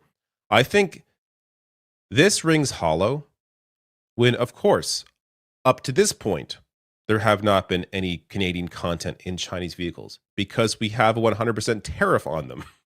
Why would there be parts made here for Chinese vehicles? This is the beginning of an agreement that potentially opens us up for more to happen. Now, again, yes, potentially, there's no guarantee there, but this is how these sorts of agreements start. You don't get everything all at once. But I at the same time, I understand their concern at the potential impact on Canadian jobs. Here is Mark Carney reacting to the criticisms. It's expected that within 3 years, this agreement will drive considerable Chinese investment in Canada's auto sector, creating good careers in Canada and accelerating our progress towards a net zero future and the auto industry of the future. With this agreement, it's also anticipated that within 5 years, more than 50% of these vehicles will be affordable EVs with an import price of less than $35,000. Let's put this in context. 49,000 vehicles, which is the cap on Chinese electric vehicle exports to Canada, that's part of this agreement. That's a return to levels last seen in 2023, the last full year before the Canadian tariff actions. That's the first point. Second point, again, to put it in, dimension it, that's less than 3% of the size of the Canadian auto market. The third point, to put in context, and I reference this, is that part of this agreement and it takes a few years to build this, a couple of years to build this, that a portion, an increasing portion of those exports will be in a new segment of the Canadian market. In other words, electric vehicles that cost less than $35,000 at the landed price. So there's huge opportunity here to get more affordable cars in the electric vehicle market for Canada. The fourth element, and in many respects the most important element, is the beginning of discussions and expectation of Chinese investment in Canada and partnership in Canada to produce vehicles over time, so to partner with Canadian firms. So while I get some of the criticisms, especially from unions, I think Mark Carney makes a good case here, that this is the beginning of a potential future partnership with China and what that could mean for new manufacturing jobs within Canada. I want to share this as well. I'll link this below the video in case you haven't seen it. It says 9 million views. But Marcus Brownlee has just a great breakdown of a Chinese EV here. This is the, I think it's a Xiaomi electric car. It is insane how advanced their EVs are and the cost of them. Half the cost of what you would expect for something similar. So it really is, I mean, they're far out and ahead. And this is part of the worry that other car manufacturers, speaking of American manufacturers mostly, have had with Chinese EVs getting into the market, is that it really showcases how behind everybody else is. Now, just a few things to go over here near the end of this video, and that is the reaction to this from other party leaders. Don Davies, the interim NDP leader, with a comment here saying the Canada-China agreement is a step forward, good for Canadian farmers, fishers, forestry, consumers, the environment, and important for diversifying trade. NDP will continue to press for Chinese EVs to be built in Canada. Access to our auto market should create Canadian jobs.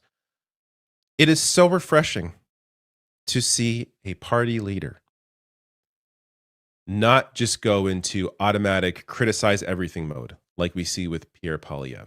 Like, this is somebody who actually acknowledges that this is good. This should wake people up to realizing there is a better way to do politics that will make you more popular. It's good to see this. It's good to see just reality be acknowledged and not have to always be criticizing, even when there's no reason to criticize. Speaking of which, Pierre Poilievre, the conservative leader. So this is the video that he posted. I'll share at least part of it, because the second part I already showed you. I think the biggest security threat to Canada is China. We're heartened. And then he goes on to show the meeting with China. So look, yeah, back in April, Mark Carney criticized China, and now there's an agreement. Okay, so he's evolved. He has moved in the right direction. Why is this bad? You being opposed to politicians changing for good is everything wrong with politicians. There's a great article here from The Walrus. Poilievre bragged that he has never changed his mind. That's the problem. It is not good to be the same person you were when you were 17 years old, to have the same perspective. Life experience, knowledge should change your perspective, should change your mind, should move you in some way. The fact that it hasn't does not speak well of you. Like, it's absolutely incredible that people think never learning is is a plus, especially for a politician. It's insane. You want your politicians to be able to take in new knowledge and adjust based on that knowledge. So here's another conservative writing, nobody voted for a new world order. Again, the fear mongering is amazing. Mark Carney campaigned on a trade deal with the U.S. Instead, he flushed the relationship with our best customer down the toilet. Ah, yes. Mark Carney flushed it down the toilet. Look, as somebody, again, I've been critical of Mark Carney. The idea that this is on him and not Trump, Trump's not even acknowledged here. Doesn't even acknowledge his existence. Like, that is clearly the problem here. These sorts of comments are insane. The idea that people support politicians like this that just don't acknowledge reality is absurd. Another conservative MP. No tariffs on lobster, Carney says. Fine print is that it's only for 9 months. To get that, China gets to send 49,000 spy machine cars to Canada this year, rising over the next few years to 70,000. Some negotiator, I replied in the comment here. Hey, if China wants to psychoanalyze my Timmy's order, that's cool. I got some news for you. Everything is spying on us. The fact that I just said Timmy's right here into this microphone, I bet I'll open my phone later and there'll be an advertisement for Tim Hortons. This is how this shit works now. If you got a problem with that, so do I. It's weird that everything is listening all the time. But the way to deal with that is to deal with the companies that allow that to happen. Have some regulations. If you're afraid of that kind of thing, then yes, we should be able to regulate that in some way. We should be able to monitor what these companies are doing and how they are spying on us all the time. Just don't buy a Chinese EV. If you're really afraid of whatever you're saying in the car, like what are you doing in the car? I guess, you're a politician. Maybe there's got deals going on, discussions going on. You don't want to be heard. I get it. Don't buy a Chinese EV. That simple. You could apply the same sort of fear mongering around American-made cars. It's totally possible that an American-made vehicle that you buy is also spying on you for some reason. So just these sorts of fear mongering around China, when many other countries have problems and we still deal with them, it's just absurd to me. So James Wood, who is a British Australian who moved to China, again, keep that in mind when you're reading his opinion here, but I think he makes some good points. For years, Canada was told to treat China as a problem to be managed rather than a partner to engage. That advice didn't come from Ottawa, it came from Washington, and Canada paid the price for following it. He goes on to say, this is the part that rarely gets said out loud. Canada didn't pivot to China, it was pushed there by American behavior. Re-engaging with China is Canada acting like an adult in a multipolar world, diversifying trade, reducing vulnerability, repairing damage that was never in Canada's interest to begin with. And let's be honest about the moral posturing too. Canada trades with plenty of countries it disagrees with. So does the US. Values suddenly become a barrier only when China is involved, has always rung hollow. Absolutely. So it's just bizarre to me that this sort of partnership has the kinds of criticisms that it does when we partner with the US-run America. All right, a few last things here. Just the American paper reaction. Just want to show a couple headlines. Canada breaks with US to slash tariffs on some Chinese electric vehicles. So this is really being positioned as sort of a failure by Donald Trump, and I think that's fair to argue. This deal would not be happening if it weren't for Trump. I think that's very clear. Our foreign policy, our policy generally has had to shift because of what Trump has done. In the face of Trump's tariffs, Canada and China grow closer. Again, just a Washington Post headline. And op-ed as well. The world is adjusting to an unreliable U.S. Here is Trump's reaction, which may surprise you. Prime Minister Carney is in China. How do you see the deals Canada and China have just signed, trade deals between the two partners? Well, that's okay. That's what he should be doing. I mean, it's a good thing for him to sign a trade deal. If you can get a deal with China, you should do that. If he can get a deal with China, he should do that. The reaction from Trump is hilarious because he doesn't appear to care, even though his own administration earlier in the day did appear to care. This from Al Jazeera, U.S. says Canada will regret decision to allow Chinese EVs into their market. So the quote here, I think they'll look back at this decision and surely regret it to bring Chinese cars into their market. That's from the U.S. Transportation Secretary, Sean Duffy. Mixed messages. Like the reaction from Trump and his administration here, two very different things, goes to why this partnership with China is so important. Because China, I think it's fair to argue, is a lot more of a reliable partner than Donald Trump's America is. The only debate at this point is prison, gulag, or psychiatric hospital. Donald Trump sent a letter to the Prime Minister of Norway implying that he wants Greenland because Norway didn't give him the Nobel Peace Prize. I wish this was a joke, but this is real. It is so insane, and Americans have to be embarrassed. If you voted for this guy, good God, you should just hide in a cave for the rest of your life. You should be embarrassed into infinity because there is no coming back from supporting somebody this goddamn ridiculous.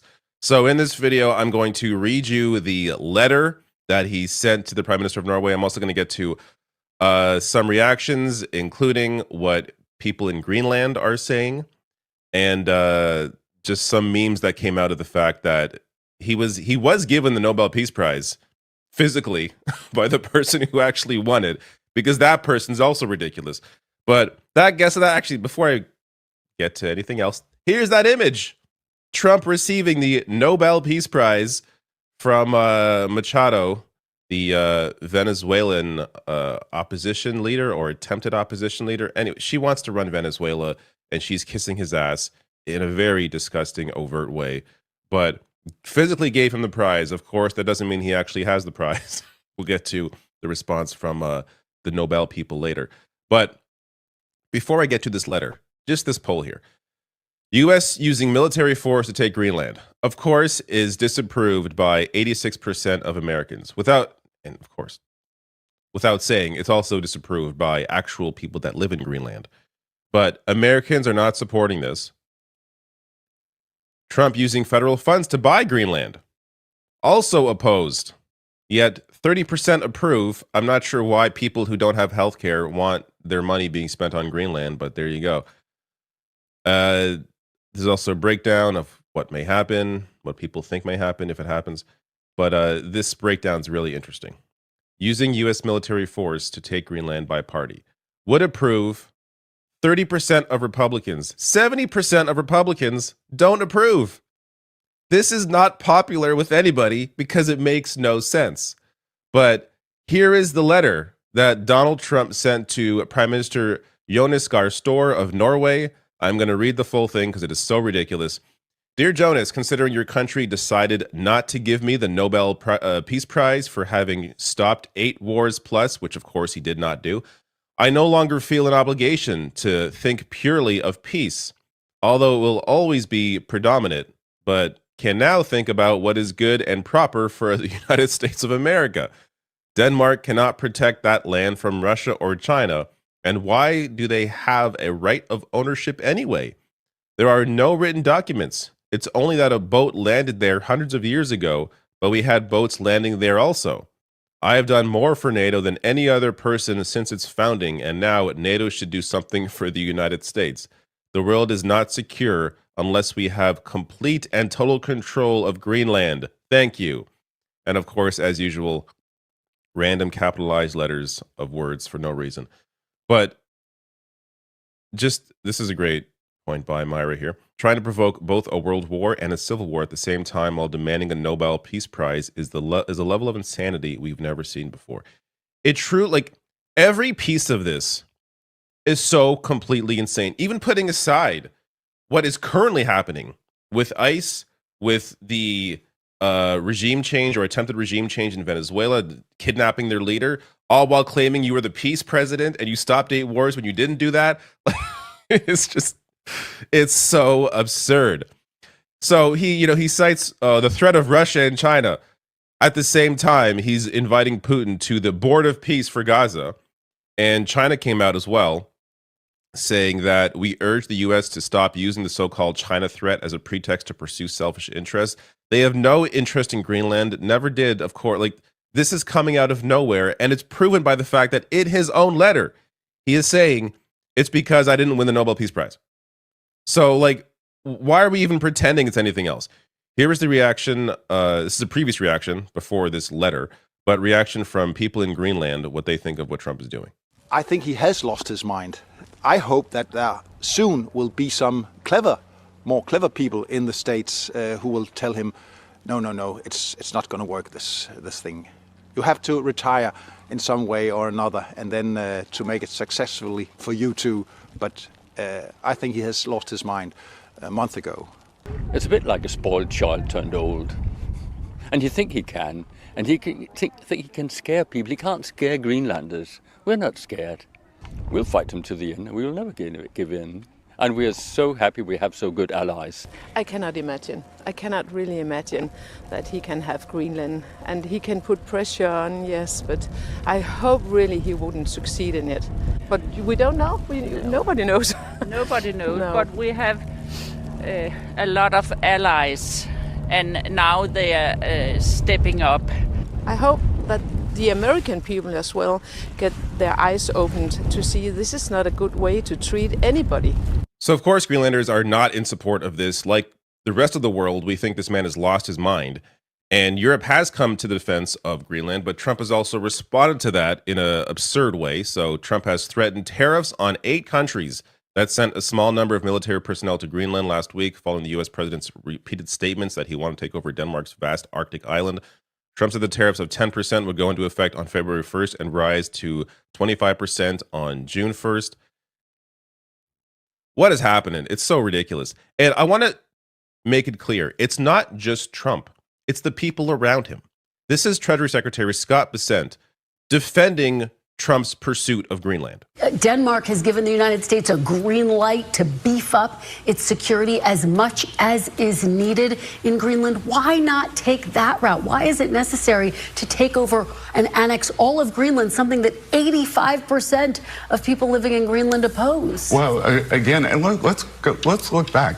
Denmark has a terrible history with Greenlanders. There was forced sterilizations up until the 80s or the 90s. So all of a sudden, now that the U.S. has expressed an interest, there is this new interest. And again, the United States needs to be in control to prevent a war, and that we do not want to get dragged into someone else's war. So you want to start a war in order to prevent a war over a piece of land that nobody says they want. Russia has no interest. China has no interest. You're putting Putin on your peace board. How does this make any sense? The attempt at justifying the absolute insane ramblings of a madman is crazy. These people need to be in jail along with Trump. It's important that any of these enablers, once this era is over at some point, and it will end at some point, it's important that the world does not forget who was there around him to help push this garbage forward. So, and by the way, the attempt at fear-mongering around Denmark and the sterilizations that happened back between 1966 and 1970, not into the 1980s and 90s. This guy doesn't even know. Like, he's trying to make this whole case against Denmark and Greenland, doesn't even actually have the facts. But this, like, we're talking about, yes, a human rights violation. This was horrible. Again, back in the late 60s and 70s, the forced sterilization of women as young as 12 with an IUD being implanted. So, yeah, horrible. Do you want to compare human rights violations between Denmark and the U.S.? Because you're not going to win that battle. The attempts at having to go back to the 1960s to find a reason to be angry at Denmark as a justification to steal Greenland is so completely off the wall insane. So, also worth noting this, I broke this all down. I was going to just discuss how clearly Trump did not stop any wars, but it's so obvious, I don't even need to discuss it. You can go read this article yourself. This is in the AP. Trump says he's ended 8 wars. His numbers are off. He's ended 0. That's the bottom line. 0, while claiming to have ended 8. Okay, this gets to some of the funny stuff that came out of this image. So Venezuela's Machado gave Trump her Nobel Prize. In return, she received a swag bag, but no promise of support. So this image here, so insane. Trump's so happy to have received the Nobel Prize, even though he didn't. It's physically handed to him, but he did not win it.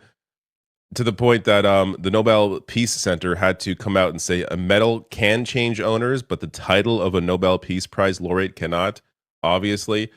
So some funny stuff came out of this. Like Jabba the Hutt. Amazing stuff. Harry Potter meme here. Trump getting his little award. Karate Kid. There you go. Best in Show. This one is more believable, actually. And Oliver writing here. At this point, just give him a super Nobel Peace Prize for the most peace, a coloring book of Greenland, so we can all move on with our lives. If we all just Just pretended. Oh yes, Trump, you got the Nobel Prize. You are a wonderful man. Here's a coloring book to distract you. Let's pretend you have Greenland. Like, I'm spitballing here. What is the way out of this, other than this man has to be in prison? So, which would require people around him to push him into a prison cell, because at this point, it appears you're going to have to wait 3 years for a vote, and at that point, I'm sure it's going to be a fair. I'm sure he's not going to try to steal the election. I'm sure once he definitely loses, because everyone hates him, that he's not going to claim that he actually won. Like, I don't want to cross that bridge yet because we're not there, but this cannot continue. This absolute insanity has to be recognized, and it has to be. We have to ensure that the people around him also understand that you are not getting away with this. If you enjoyed this video, please hit like and subscribe, and check out some of the other videos I have on this channel.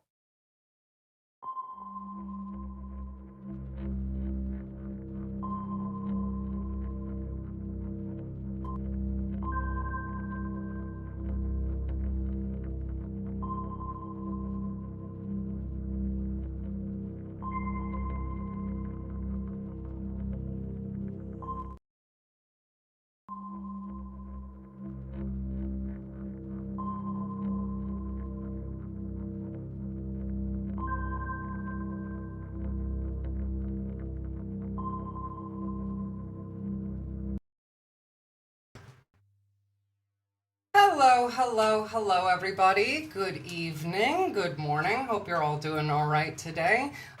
For those of you that are in the Midwest and the East Coast, I hope you're staying warm. I hope you're prepared. I hope you've got some food, some firewood, and, you know, it's going to be a rough couple of days for you guys, it seems.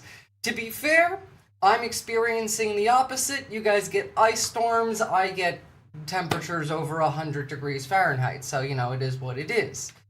We're back to that. Thankfully today it's only 100. It's not like 110 like it was last week. That's tomorrow. So we got a lot of news today to cover. As usual, I'm probably going to try and stick to these two main topics. I might jump around just a little bit. They're both pretty bad. Obviously, we always have American news to cover, but this one is very specifically coming out of Australia, and this is, I mean, I can't understate how bad this is. It's really bad. So let's take a look, piece by piece. So the Australian government, within 48 hours, published a 144-page bill that is now passed, and it is now law, and makes it kind of illegal to say pretty much anything, depending on the circumstances. Let's take a look. 144-page bill. And they gave the public 48 hours to submit a public comment. 48 hours for consultation for a 144-page bill. And within 7 days, including the weekend, those 7 days include the weekend, they have already passed it. So the bill has gone to Parliament and the Senate and has been passed and been made into laws that everyone now has to abide by, because they... So essentially they jammed the bill through. They didn't want to give like the public enough time to read it. There was a lot in these 144 pages. In fact, the effects of this have already started being felt. Now, at first glance, you might think, good, it's a bill that makes hate speech illegal, right? And one of the results of this was that the NSN disbanded.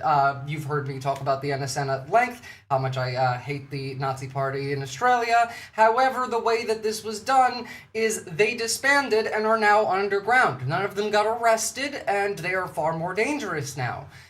This is also leading to an increase in support for One Nation. It is primarily a bill that claims to be banning hate speech and hate groups, but functionally works against, well, the left more than anyone else. As you would imagine, audio levels need tweaking. I'm quiet and the video is loud. Cool, I can do that. I can put my audio up just a bit, and I can put the video down.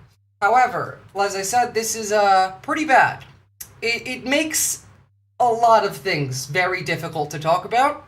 In fact, it makes some things just outright illegal to talk about, depending on whether you're part of the government or not, because how this law applies changes depending on whether you're a civilian, in the media, in the government, and we'll see. They sat in Parliament until 11 o'clock at night to make sure that it would go through.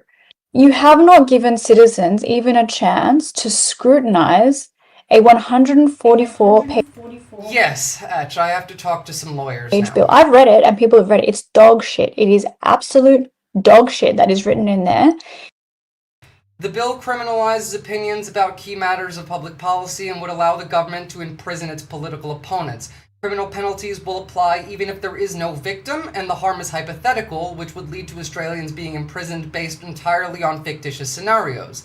The bill violates basic rules of law and principle and will open the door to a police state. The bill confers on a government minister and an anti-democratic power to prohibit groups, which will allow the government to disband its political opponents. Once we get through some of these videos, I have actual points on this that I'm going to read to you. I'm going to give you some examples of how this can be applied. It's not great at all.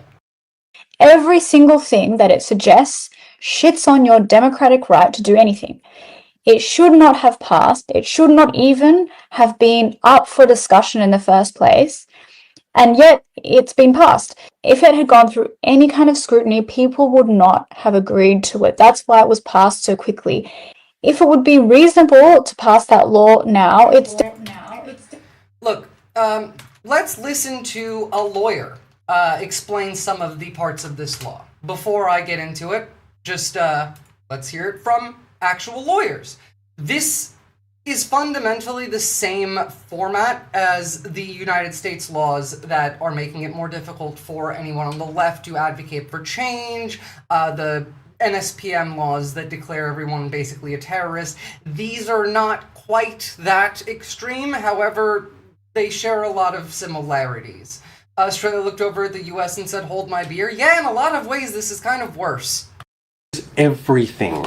The government just rushed a new bill through Parliament. They call it hate speech law, but after reading it, I can tell you what's inside it is not what's being reported on. They've hidden a framework for control borrowed from a place that you would never expect. What if the government could dismantle groups of people overnight without the usual checks and balances? And what if simply being associated with that group could cost you your freedom? And what if it goes further? This was passed in a special 2-day sitting, which meant there was never any real debate. It is a massive expansion of the government's powers, and it happened in our name. And this is just the preview. I'm breaking this legislation down piece by piece so you know what it means for all of us. To make sure you don't miss it, subscribe and turn on notifications, because it's pretty bad. This is a hate speech law, and it isn't. Parliament's created a brand new category of people called prohibited hate groups. That's the key move, because once a group is labelled that way, it doesn't just regulate what you say, it regulates what you're allowed to do, who you can support. So the way that they're going about it, again, similarly to what the US did in NSPM 7, instead of calling you particularly an extremist, it is going after a group. It designates hate groups. And by the way, what counts as a hate group is entirely up to this unelected body to designate that, or possibly like the government beyond that. But once you are designated as part of that hate group, you basically lose all of your rights. Now, for example, they applied this to the NSN. I'm actually not even sure if the NSN got this directly applied to them or disbanded prior to it being used against them. But again, they've just now gone underground. The way this works is once you are designated as part of a hate group, every action that you do that otherwise would be legal is now going to be seen through the lens of this hate group law. Again, taking a page out of the US, it's got a little Patriot Act flavor thrown in there. Yeah, basically. Or who you can associate with and who you can fund. It's the same framework Australia uses for terrorist organisations. This is where the power shift becomes really obvious. The law explicitly states that if these exact same... I don't know why it's freezing so much on my end. Sorry guys, TikTok does that for some reason. Actions are committed by the Commonwealth government or as part of a government agreement, then they're not offences at all. In other words, what's illegal depends on who's doing it, and it doesn't stop. Yes, so you could have, let's say, a politician from the political party One Nation, the far-right nationalist party, the one with a lot of people who I would consider racists, you know, allegedly. And you can have one of those senators tweet something that is hateful, that is racist, and they will not get in trouble for it. However, then you can retweet that, and then you are going to get put in prison for that. Now, take that on the flip side and say somebody in a political party who is left-leaning. Let's say somebody in a political party says something negative about the United States, for example. Let's say anti-imperialist messaging in relation to Venezuela. Well, that can be called hate for nationality. That could be you're being hateful for like a religious group because, I don't know, they can just or make the argument that hating the United States is hating Christianity. They can just make shit up. And then you now have to prove your innocence, not they have to prove your guilt. This flips the entire onus of innocent until proven guilty until now you have to prove your innocence every single time. Laws for thee, but not for me. Stop at Australia's borders. So that means supporting a group that's overseas can still be caught, and being on an Australian aircraft or vessel can still be caught. Subscribe, because I'm going. Oh, yes, that's the other thing. It can be an overseas group, so you can say, well, I mean, like, again, a lot of this is being done through the pro-Israel lobby, so, like, they don't want anyone to be able to give support to, obviously, groups like Hamas or Hezbollah or Iran. But let's say you are supporting Antifa, like the U.S. Antifa, which, again, the U.S. has designated as a terrorist organization. I really would not go around saying that publicly. You will get in trouble for that. But let's say you did, hypothetically. Well, then now you are in trouble here for talking about American politics, and you're not even saying anything hateful. You're just saying, oh, well, you know, like, I support Antifa over ICE. That is now a crime if they decide it is a crime and if they decide to prosecute it as a crime. Hard to prove a negative, harder since I do actually loathe evangelical Christianity. I mean, yeah, exactly. You have to prove that negative, and you have to prove that negative retroactively, because this law also does include things that you may have done back before things were illegal, and or said things back before they were illegal. To be breaking down these laws until everyone understands them. Most Australians think that this is a hate speech law, and it isn't. Parliament's created. Here's some further examples on this. The penalty applying to the offense of using a postal or similar service to menace, harass, or cause offense contrary to section 471.12 of the Criminal Code is being up to 5 years from its current 2 years in prison time. This law impacts this. As in, you make a tweet, you can get 5 years in prison. Imagine passing an anti-hate speech law that criminalizes being against fascism. Yeah, essentially, depraved ambiance. This new bill, it doesn't just ban radical Islam like many people were pushing for. Under this bill, reposting extremist or hate-inciting content can carry up to 5 years. So here's the twist. If you repost Senator Hansen's memes, Chocky's videos, or the Two Worlds Collide podcast, you're in the firing range too. Like, friendly fire is real. You asked for this. People wanted a royal commission. The Prime Minister refuses to call a royal commission into Bondi Massacre because he knows it will uncover blah, blah, blah. These were things that the right-wingers were saying. This happened within 2 days. Ever since Bondi, Australia has been attacking civil rights and liberties daily. It's gotten so bad here so quickly. I mean, within a day of Bondi, I was already reporting that 8 dudes who were just going to the beach in Sydney were pulled over by counterterrorism police and, like, dragged out of their cars and arrested because they were driving to the beach while brown. The news was reporting how they had, like, guns on them. There was no guns found. None of those people were charged. There was already reports of, like, everything was lying. Immediately following, I'm sure some of you remember that viral video of all those teenagers trashing, like, a supermarket. It was a Woolworths, and the news was reporting it as like teenagers without access to social media trash Woolworths. No, that's not what happened. Those teenagers went to the beach on Bondi Beach, started a fight with pro-Palestinian protesters, assaulted several of them, a couple of which were Jewish individuals, and then went and trashed that Woolworths, but none of that got reported. Within, like, hours of Bondi happening, instantly, we became so much more like America. Aren't the people who were there since like 50,000 years ago brown? Yeah, Shade Dragon. 60, actually. The longest continuous culture in human history. You know what? I think it would be... You know what? I can't even make that joke now. I'm thinking. Because, like, okay, here's an example. Here's an example of how this law works. If I wanted to make a joke saying, I think it would be funny if Aboriginal Australians, you know, the people whose land this is, the people who were here before any of the white Australians were, before the British came, if they started to go to, like, the March for Australia rallies. If you're aware, those were giant far-right rallies that were planned by the NSN for the most part, that were anti-immigration rallies.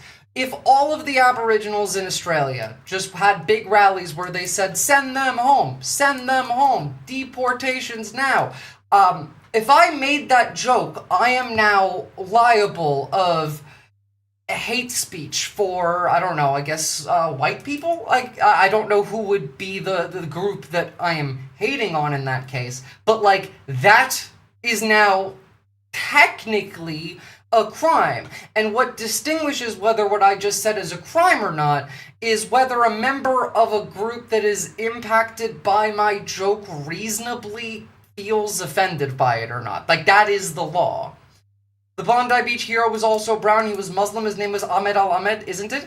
There was two depraved ambiance. Both were Muslim. One was Ahmed Al-Ahmed. The second one, we still don't know the name of it. He was deported. He was also Muslim. He was an asylum seeker. He took down the second shooter. The police shot him, and then he was beat by the crowd, and then he got deported. So, you know.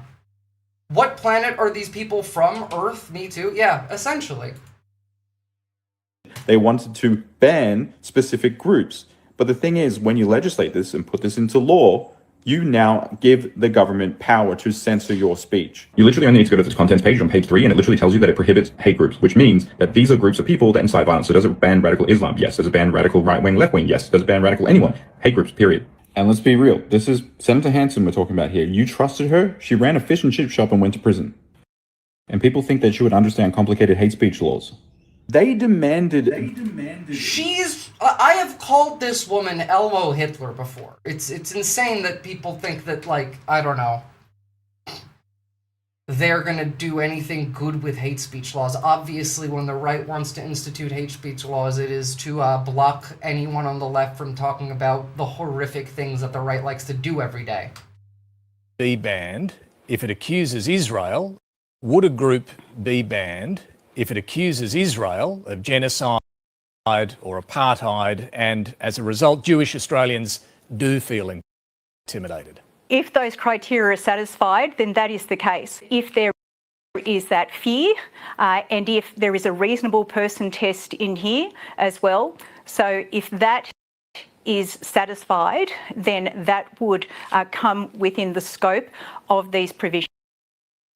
Just as a reminder that the Australian Supreme Court has said that criticizing Israel is not anti-Semitism, so this is also just insane. So does putting a rainbow flag in your business window constitute hate speech? Well, Shade Dragon, if you put a rainbow flag in your business window and then somebody makes a complaint saying that they feel like you are discriminating against them and it is causing them fear, and they can explain it in a way that sounds somewhat reasonable, then yes, not only is it hate speech, but your business is now a hate group.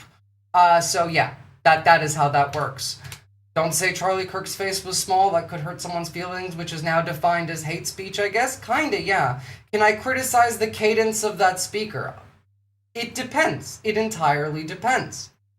By the way, like, obviously a large amount of the funding and push for this is coming from two countries, really one, because I consider the motivations of the United States and the motivations of the country of Israel to be aligned. So, like, it's really just one push for this. But here is an example of some individuals in the Israel lobby inside of Australia talking about this law and what their aims for it are. Can this law be appealed to the Supreme Court? I sure hope it can. It should be appealed to the Supreme Court. Again, in a lot of the cases, this is fundamentally like going against Australian rights and liberties. So it's the conservative definition of hate speech. It's just speech someone hates instead of speech inciting harm against a specific person or group. Kind of, yeah. Again, it is based on whether or not an individual of the affected group reasonably feels offended or feared. No more protests. No more protests. Now, these things are very clear. Upgrades to security. Jewish community shouldn't have to be paying for it. The 25 million they gave to us, you can't use that for armed guards. Only physical structures, they said. We have to pay for our own armed guards? Are you serious? They should be appropriating and saying for the next 5 to 10 years, all your synagogues, all your shuls, all paid for, everything. I would like to remind everyone here that almost every attack on a synagogue in Australia has been done by right-wingers and has been increasing in severity the more the Israel lobby pushes for new legislation in Australia. Is AJAC like APAC? Kind of, yes. Again, there has already been a large amount of laws that are passed that protect the Jewish community in Australia, that prohibit anti-Semitic behavior like Nazi salutes. That has been made illegal in Western Australia. There was significant push at one point against movements like the NSN, who are openly Nazi groups, who are now disbanded under this law and have gone underground. I have already talked about how their funding comes from the same sources as the funding of sovereign citizens, the same funding of lots of right-wing political organizations, Gina Reinhardt being one of the main funders, the CPAC Australia being a large funding source, the Atlas Network being a large funding source. These are American financial groups and lobby groups that are funding this kind of stuff in Australia. But beyond that, we have also had the Australian Supreme Court declare that criticism of Israel is not anti-Semitic. We've also had hundreds of thousands of people showing up for pro-Palestine protests, and now all of these people are being declared as if they are terrorists when there is zero relation between any of the pro-Palestine protesters and any of the violence that takes place against the Jewish community. In fact, in every single case, those protesters are against that violence because the pro-Palestine protesters understand the distinction between criticism of Israel and any kind of criticism of Judaism, because these are not the same thing. You can't, they're not comparable. And it's, by the way, it could be considered a crime for me to explain the distinction between Zionism and Judaism, which literal rabbis will argue are not compatible, because it's not compatible. Everything that you need is paid for. Right. If you guys want armed police cars, if you want police cars out there just for visuals, I had to send my daughter to a Jewish kinder yesterday, and there were no police cars out there. And think about it. They want a police state because of danger that they feel, which is valid, but they're causing the danger. They are creating more anti-Semitism than they are complaining against. I am against anti-Semitism. What they are doing is creating more of it. In fact, this entire hate group law has increased the popularity of right-wing groups that do engage in hateful rhetoric, that engage in hate speech. I mean, here, we've had we've had another coalition split on the right. And as you can see, second coalition split can benefit One Nation polling, analyst says. One Nation being the furthest right-wing party at the moment in Australia that has any chance of winning in a national election. Last year, in the wake of the May 2025 federal election, then we saw the Nationals go sleep on the couch for a few nights and then get back together with the Liberal Party in coalition. This time, they've packed their bags, they've moved out, telling Susan Lee that the decision to quit the shadow cabinet is their final decision, and that they won't sit in a cabinet, in a shadow cabinet under her. And so this does seem like a far deeper split, and the sort of context of this split is very different to what we saw, 8 months or so ago.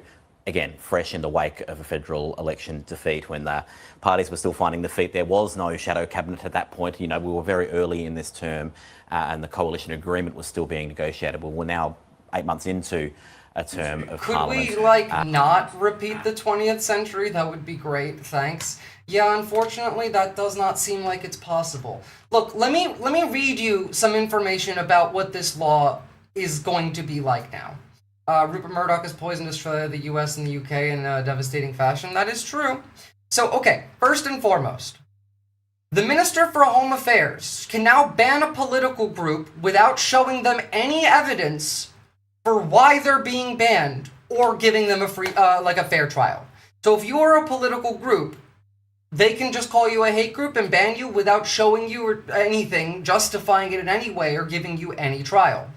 A religious leader can now preach hate if they're quoting a holy book, but you would go to jail for saying the exact same thing online. Guilty until proven innocent. If a journalist like me was to show a hate symbol in a news report, let's say to expose Nazis, there is a Nazi rally, they are carrying a swastika.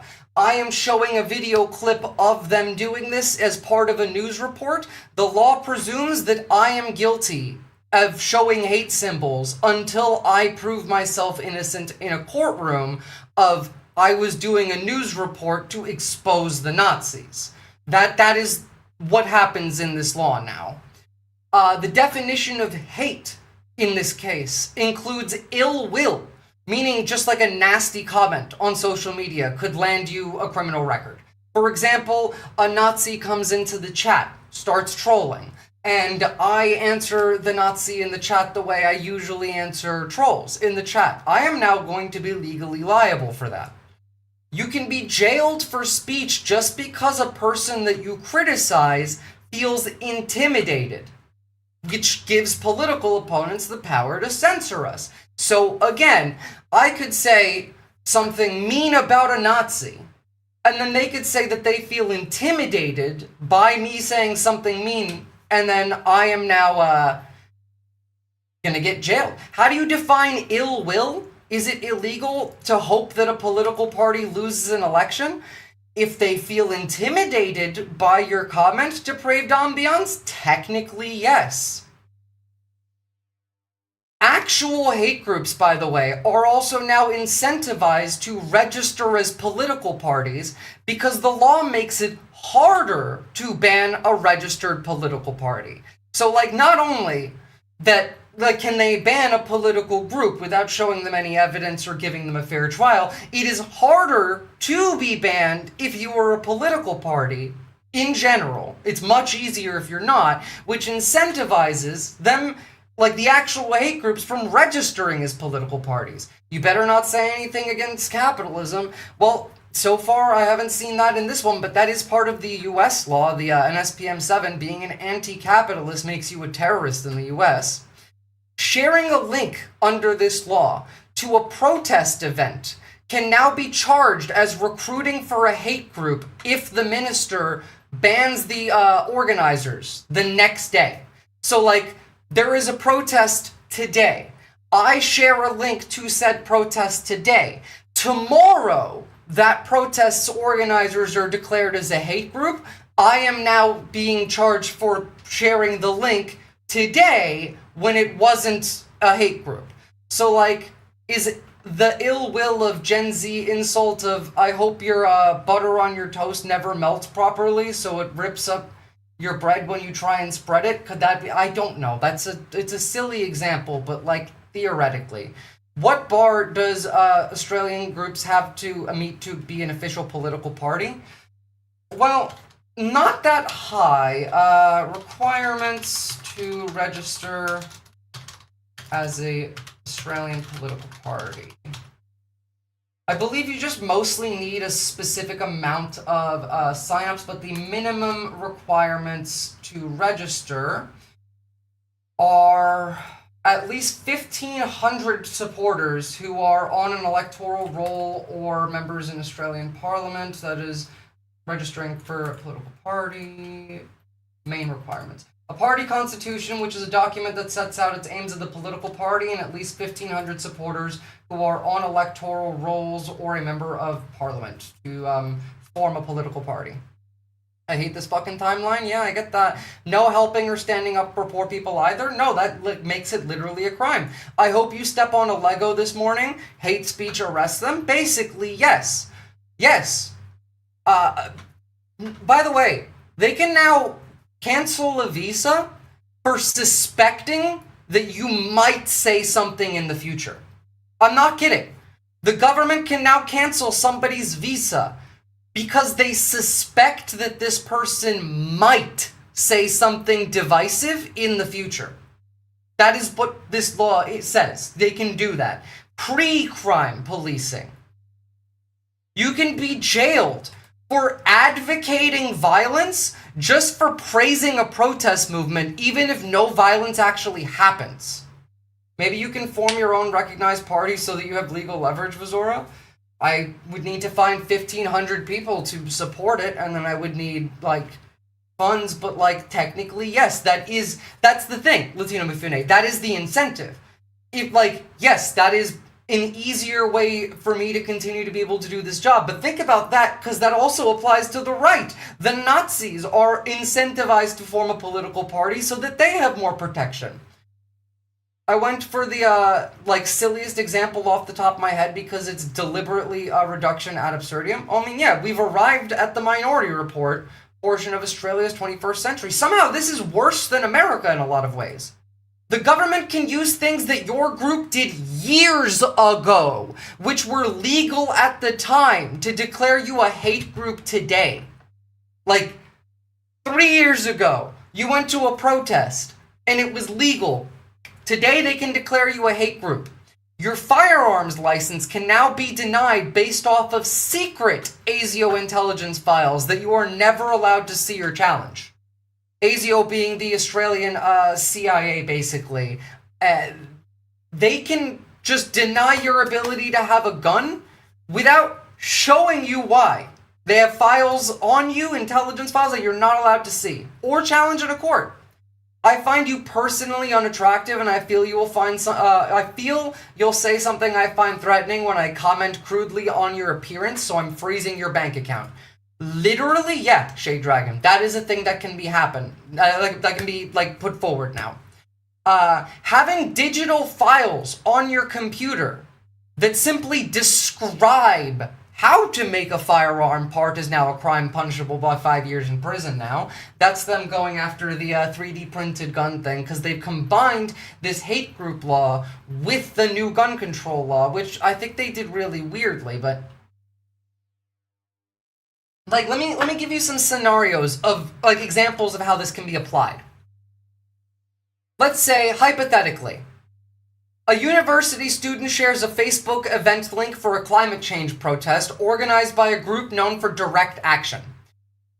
Without the student knowing, the Minister for Home Affairs designated that group as a prohibited hate group just hours before they post this link. Using their new powers to bypass procedural fairness and act without warning, by sharing the link, the student is now charged with, quote, recruiting for a hate group, defined broadly to include merely encouraging participation, and faces a mandatory prison sentence. The court rules that even though the student didn't know that the group was banned, they were reckless in not checking the government before posting this, and are now going to prison. That is a real possible scenario under this law, which has passed, by the way. It is implemented. It is current. Everything that I'm saying right now is putting me at legal risk because of just explaining how this law works. Somebody could say that they're offended by it. Let's say, for a journalist, an investigative journalist produces a documentary exposing the rise of neo-Nazis, in a cell in Melbourne, where, a lot of the NSN were. And this journalist aired unaired footage of their uniforms and flags to show the public the reality of the threat, which I have done, by the way. Instead of the neo-Nazis being arrested, the journalist is now charged with publicly displaying prohibited symbols under the new reverse onus laws, and the journalist is presumed guilty and forced to spend thousands of dollars in legal fees to prove to a judge that their work was in the public interest, causing their media network to ban all future coverage of extremist rallies to avoid legal liability, meaning none of the mainstream media will then cover these rallies because then they are held liable if they show any symbol, which means nobody gets to see them.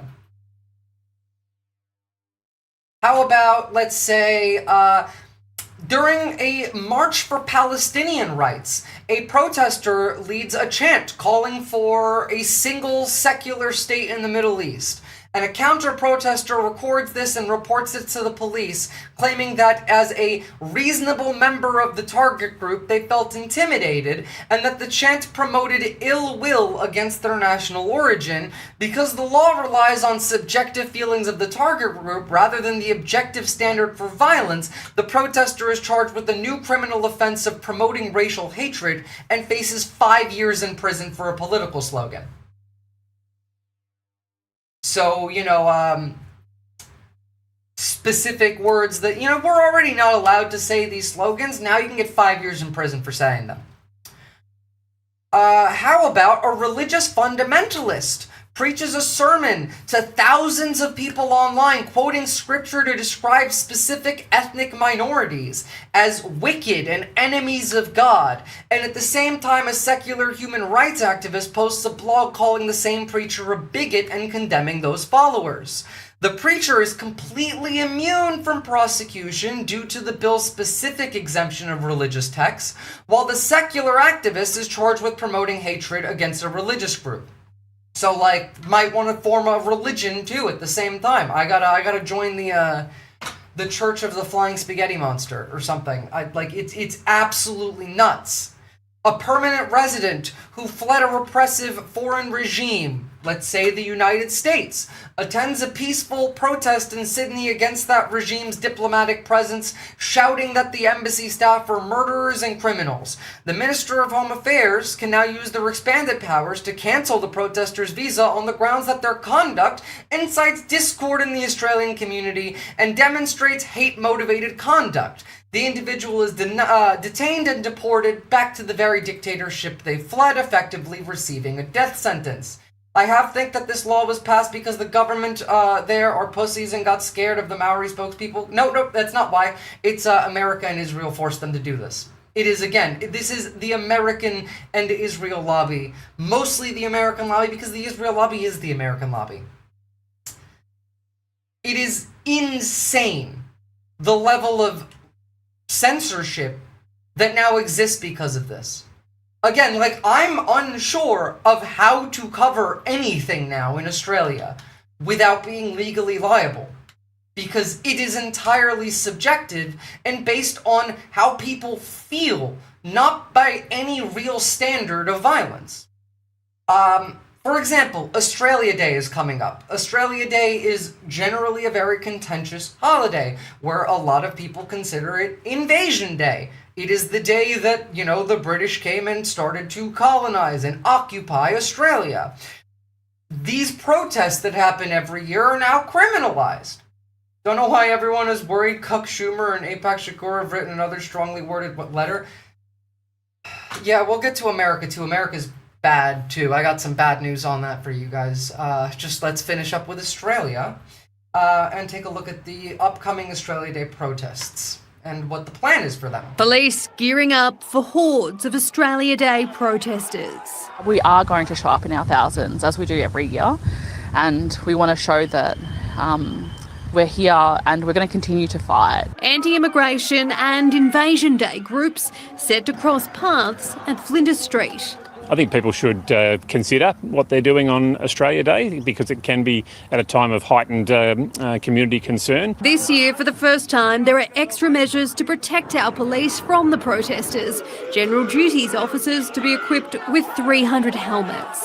It's a really sad state of affairs that our police are being issued helmets and that they It's a really sad state of affair that you guys have to criminalize protest, and like the fact that any violence occurs at Australian protests goes back every single time. You can go look at any of the protests that happened over the last year. The violence is instigated by right-wing agitators or the police.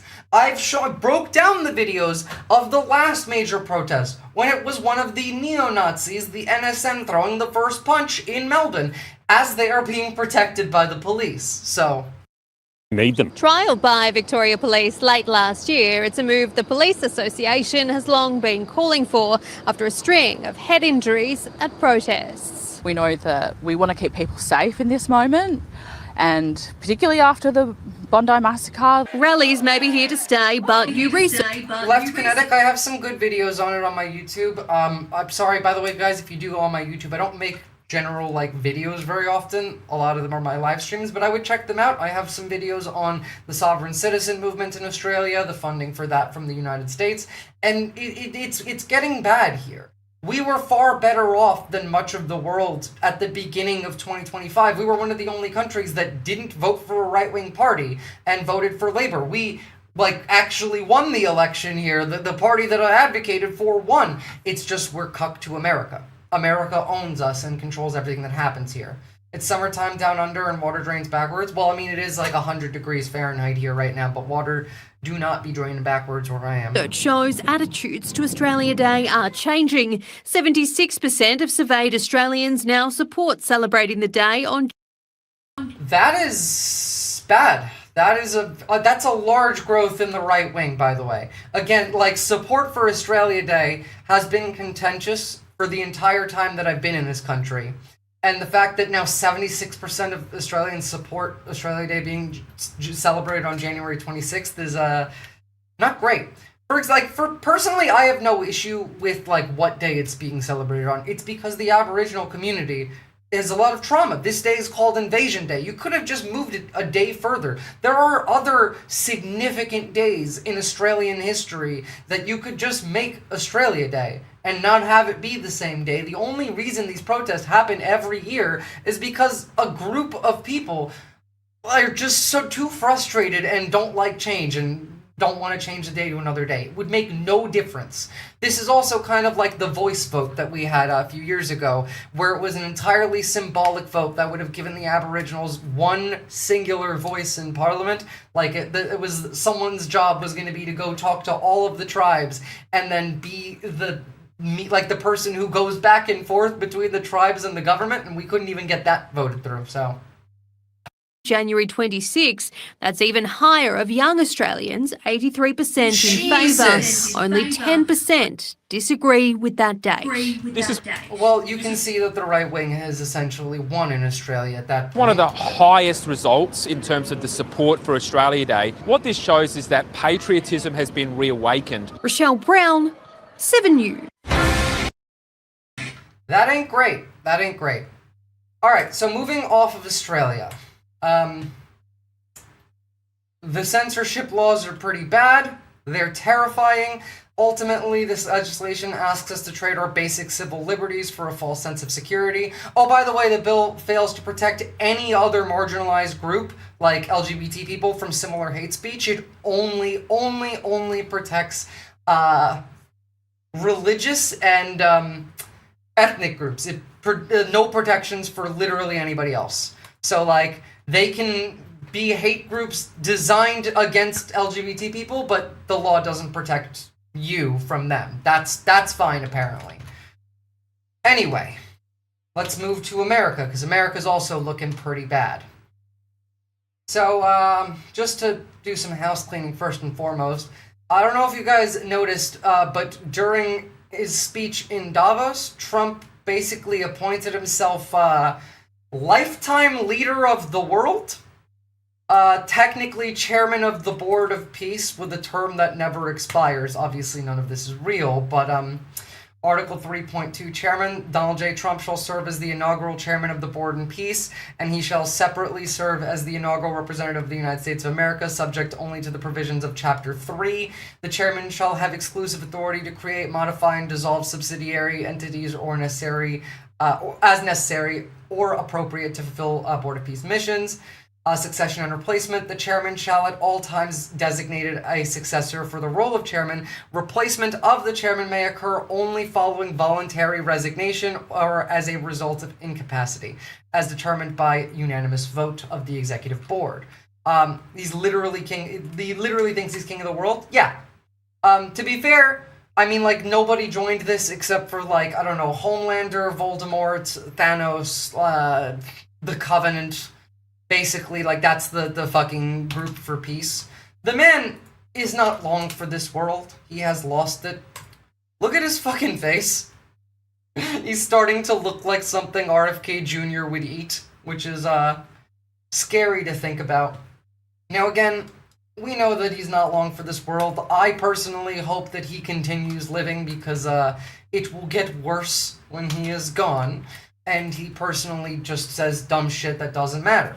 The entire thing at Davos pissed me off, because obviously, yes, we backed down after Europe threatened to fuck our economy up.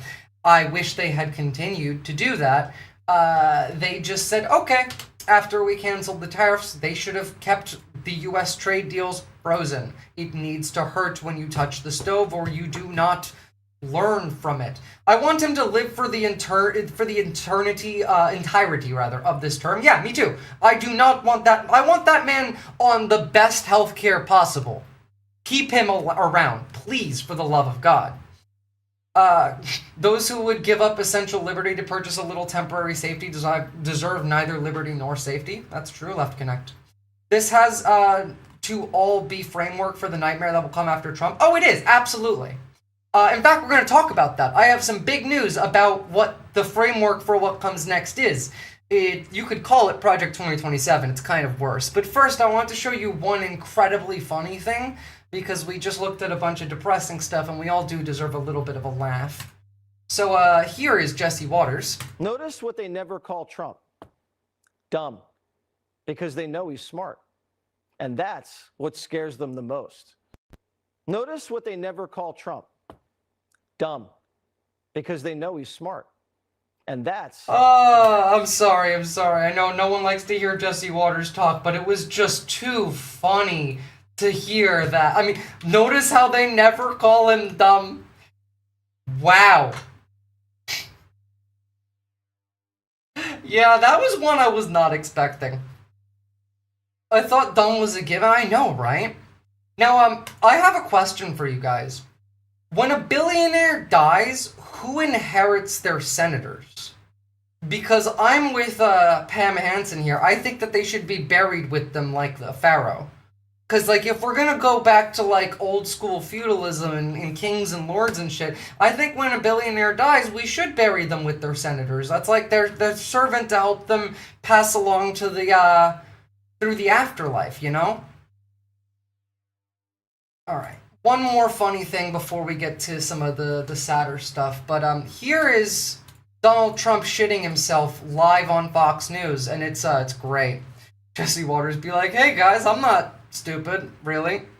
He said Trump wasn't stupid, Latino Afuna. Happy Wednesday. I'm going to show you a video from Fox News of Trump shitting and pissing himself on the couch. Why does and TikTok if you look closely do enough, this? you can see it, as well as the reactions on all the faces of all the hosts when they, one, see it and realize, and two, when they smell it and realize. But before I roll the clip... You can't really see the reactions on their faces much, but, like, you can see him shitting himself in I'm real just time. gonna say, try to compose yourself and not crack up laughing. All right, roll it. Pay attention. He's not qualified. And to his Not face. qualified to be doing as he is. I mean, you have to look at the vice president very seriously, and you compare him and J.D. Vance. J.D. Vance, #1 at Yale. You know, the whole. You can hear the fart, and then you see the little, like, drip coming out of it. I wish I could enlarge this to show you guys, but, I mean, if you want to see it, there you go. Everyone knows man shits himself regularly, but who cares? Alright, let's get to some of the bad. So, first and foremost, guess who made an appearance in, Philadelphia today? The Klan will just be walking around the Philly courthouses.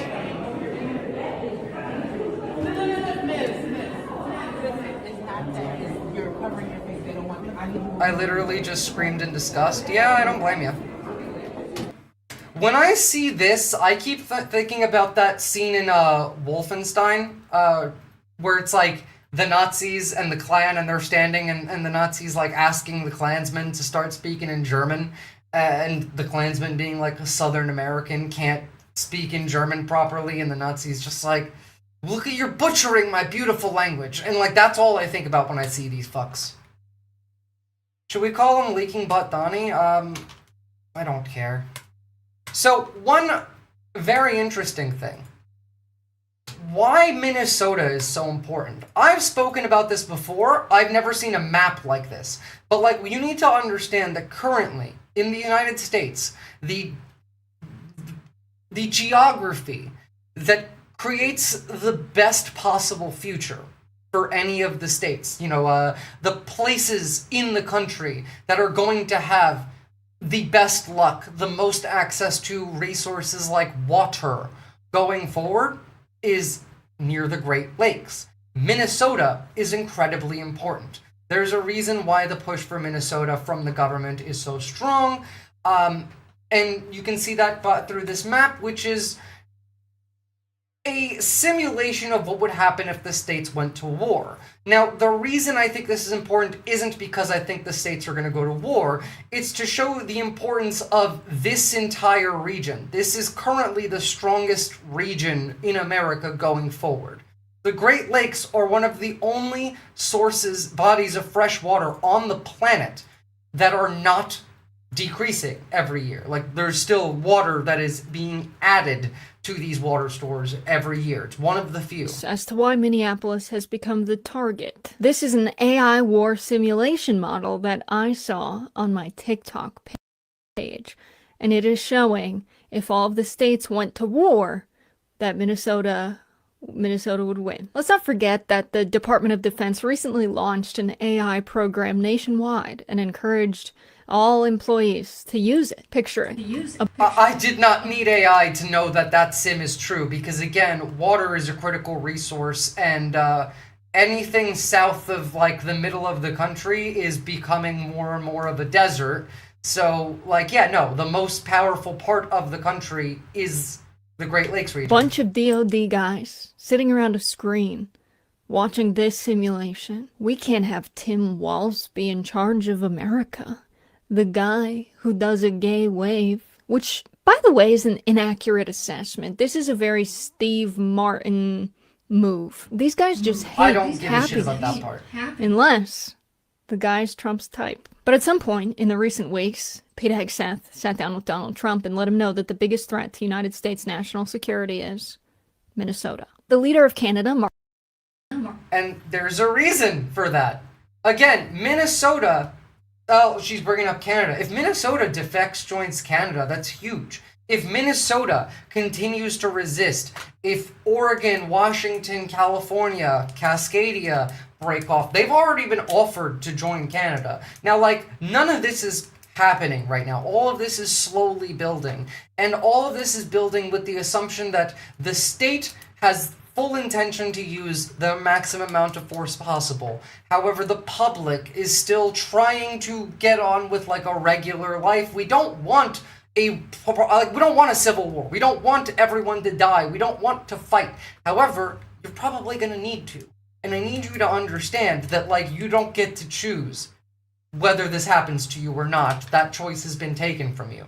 That choice happened in 2024. That was your chance to choose. Mark Carney, is proposing partnering with China to protect Greenland. So if Canada takes Minnesota, we all get to become China. That would be cool. Canada's not going to take Minnesota, but Minnesota could form trade deals with, let's say, Canada, which then bring in Chinese EVs. Chinese EVs being on the roads can then be used to map out the roads, because all electric vehicles have cameras in them. That's why I hate all fucking EVs. Like, there's a lot going on here. There's a lot of geopolitics that can lead further into it. Minnesota is important for the government, and that's why we have this lesbian leading ICE in Minnesota. By the way, like, seriously, why does he look like a lesbian? I have $20 that this lady drives a Subaru Outback. Yeah, no. This, like, as a lesbian, Bovino looks like he drives a Subaru Outback. 100%. Literally, like, might as well just be, that. Same person. I can't tell any difference. I really can't tell a difference. Alright. I suppose that's enough laughing. Let's talk about how things are going to be very, very bad going soon. No, that's Trump, Latina Mafune. So, by the way, Atlanta, ICE is coming to you. If you are in Atlanta, be aware. Now, I've told everyone this before, and I'm going to say it again. If you are a political, like, activist, if you watch live streams, if you message, if ICE is in your town, leave your house for the day. Pack your bag, go spend some time in the woods. They don't care. They're coming for everybody. They are using, like, they're using this system called Elite, which tracks your phone and your socials and the people around you. Leave your electronics at home, put them in a Faraday bag, fuck off into the woods. If you live in Atlanta, if you live in any of the cities that ICE is in, they are coming for you specifically. If you are at risk, hide your valuables, whether you like put them in a storage locker, rip up a floorboard and keep them under there. They have been known to steal the valuables of individuals that they detain, whether they be jewelry, wedding rings, phones, cars, whatever the hell it is. So be aware of that and hide your shit and hide. You are in the bad timeline. You are now Anne Frank. That's Craig Bovino, 100% driving a Subaru Outback and wearing Doc Martens. I know, right? They took Hitler's name off of everything he named after himself before his body was cold. Trump can name whatever he wants, but it'll be changed before he's gone. I don't think so, because when Trump is gone, that's the beginning. It's not the end. This is what comes next. It's really, really bad. So this is what I would consider Project 2027. So remember how I've talked about how on the White House website, if you go on whitehouse.gov, hold on, let me open it for you so I can show it to you as we go. You go onto the White House website, and you go to menu, and you go to, fuck off. Where is, oh, they changed this shit around again. America 250. There is a countdown. There has been a countdown for America 250 for a while. This is counting down to the 4th of July this year. What is being launched on the 4th of July this year? This. From the Heritage Foundation. This was published on January 8th. Now, it's an over an hour read. I'm not going to read the whole thing for you guys, but we will break this down. I'm going to link it in the chat so you guys can have a look. We'll be revolting before too long. Well, I'm not going to comment on that. I've talked about that at length. I've talked about how you can go about doing that, and we'll chat about it a little bit afterwards as well. But first, I need you to understand what this is. So from the Heritage Foundation, Saving America by Saving the Family, a foundation for the next 250 years. This is taking the rights of all women away, essentially. Pretty bad. If you hit the full report bit, you can read all of this. Instead of reading all of this, I have some notes that we can check in. I have some talking points on it and some scenarios. You should have a read on it on your own, but first I want to have a couple of these videos on January 8th, 2026. Do a decent job explaining it, and then we're going to take a look at my analysis, and I'm going to read you some bits that are extremely worrying. 13 days ago, the Heritage Foundation, which is responsible for Project 2025, and, by the way, hand-selecting J.D. Vance as the candidate for vice president, aligning him to be the next president. Remember, he's only a heartbeat away from that office. They published this. It is, quote-unquote, a special report, and it is called Saving America by Saving the Family, a foundation for the next 250 years. You're going to listen to this video, and then you are going to go and find this document at the bottom there where it says download report. It is over 160 pages. I'm going to give you a few of the highlights, but it would be in your best Guys, nobody read Project 2025 last time. People didn't believe us when we told you that was the playbook, step by step by step. This is where it continues. This is book 2. This is the sequel. Please, for the love of God, read it and take it seriously. It is 100% going to impact each and every one of you. Whether you are a man, whether you are a woman, whether you are neither, whether you are both, whether you are gay, straight, trans, bi, doesn't matter. This affects you. Best interest to spend some time with that document. I'm going to make a separate video on the idea of July 4th, 2026, because a lot of the Heritage Foundation documents reference it, as well as a lot of the Almost every EO that was put forward at the very beginning of the admin references July 4th, 2026. America 250 is this whole plan. That's what the countdown on the White House page is for. And it's supposed to set off this entire string of celebrations and festivities and legal changes in the law, all of which, by the way, are leading up to the midterms, where a lot of women are not going to be able to vote, because part of this makes it so to vote, your passport and your birth certificate have to have the same names. So if you're married and you have your maiden name, you will not be able to vote, for example. This also is going to get rid of no-fault divorce. It's a lot. I'll start reading some points of it after we get a rundown from Total Hypocrisy. Executive order. Oh, don't forget the Hunger Games. Yeah, the Patriot Games too. That starts this year. Funny enough, if you've seen the Hunger Games, like the movie, the 74th Hunger Games, where Katniss Everdeen is in the book and the movie, if you go back in time from where that is, the first Hunger Games would be 2026. From Donald Trump. And so I feel bad about that date. Something is uncomfortable about that date. But what they are saying is, on July 4th of this year, we will remember our founding fathers, and as a result, we must remember that they were, in fact, real fathers. We introduced the idea that the universal experience proves that children are best raised in homes with married mothers and fathers. Then they define the family as a foundation of civilization and marriage. The committed union of one man and one woman is its cornerstone. It is the seedbed. Well, Shade Dragon, that's the point. The point of this is to make an unmarried woman have no rights and to be able to access specific, let's say, rights, institutions, abilities, things to live your life. You now will have to be married. This is theocracy. Oh, this is literally the Handmaid's Tale manifesto. Oh, gay marriage would be illegal under this. Literally, it says that marriage should only be between a man and a woman. They will repeal gay marriage for this. It then goes on to talk about how even communist dictators, except for Peter Thiel, such as Stalin and Mao, could not get rid of this idea of a need for family. So they're like justifying it by saying that like it's okay because dictators thought it was cool too. Under his eye.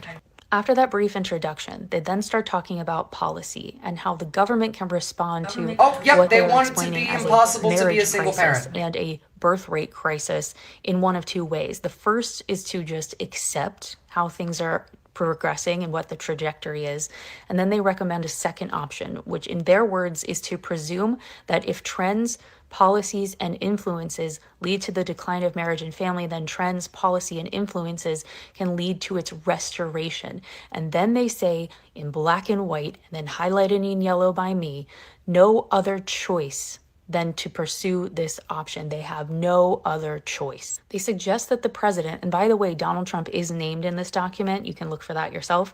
It says the president, as in Donald Trump, should issue a series of executive orders requiring every grant, contract, policy, regulation, research project, and enforcement action involving the federal government to do the following: explicitly measure how it helps or harms marriage and family, block actions that discriminate against family formation, and give preference to actions that support American families. And then all right, let me read to you some of the actual things that this does and lay out some possible scenarios that would exist because of this. So first of all, they create the Department of Life spy network.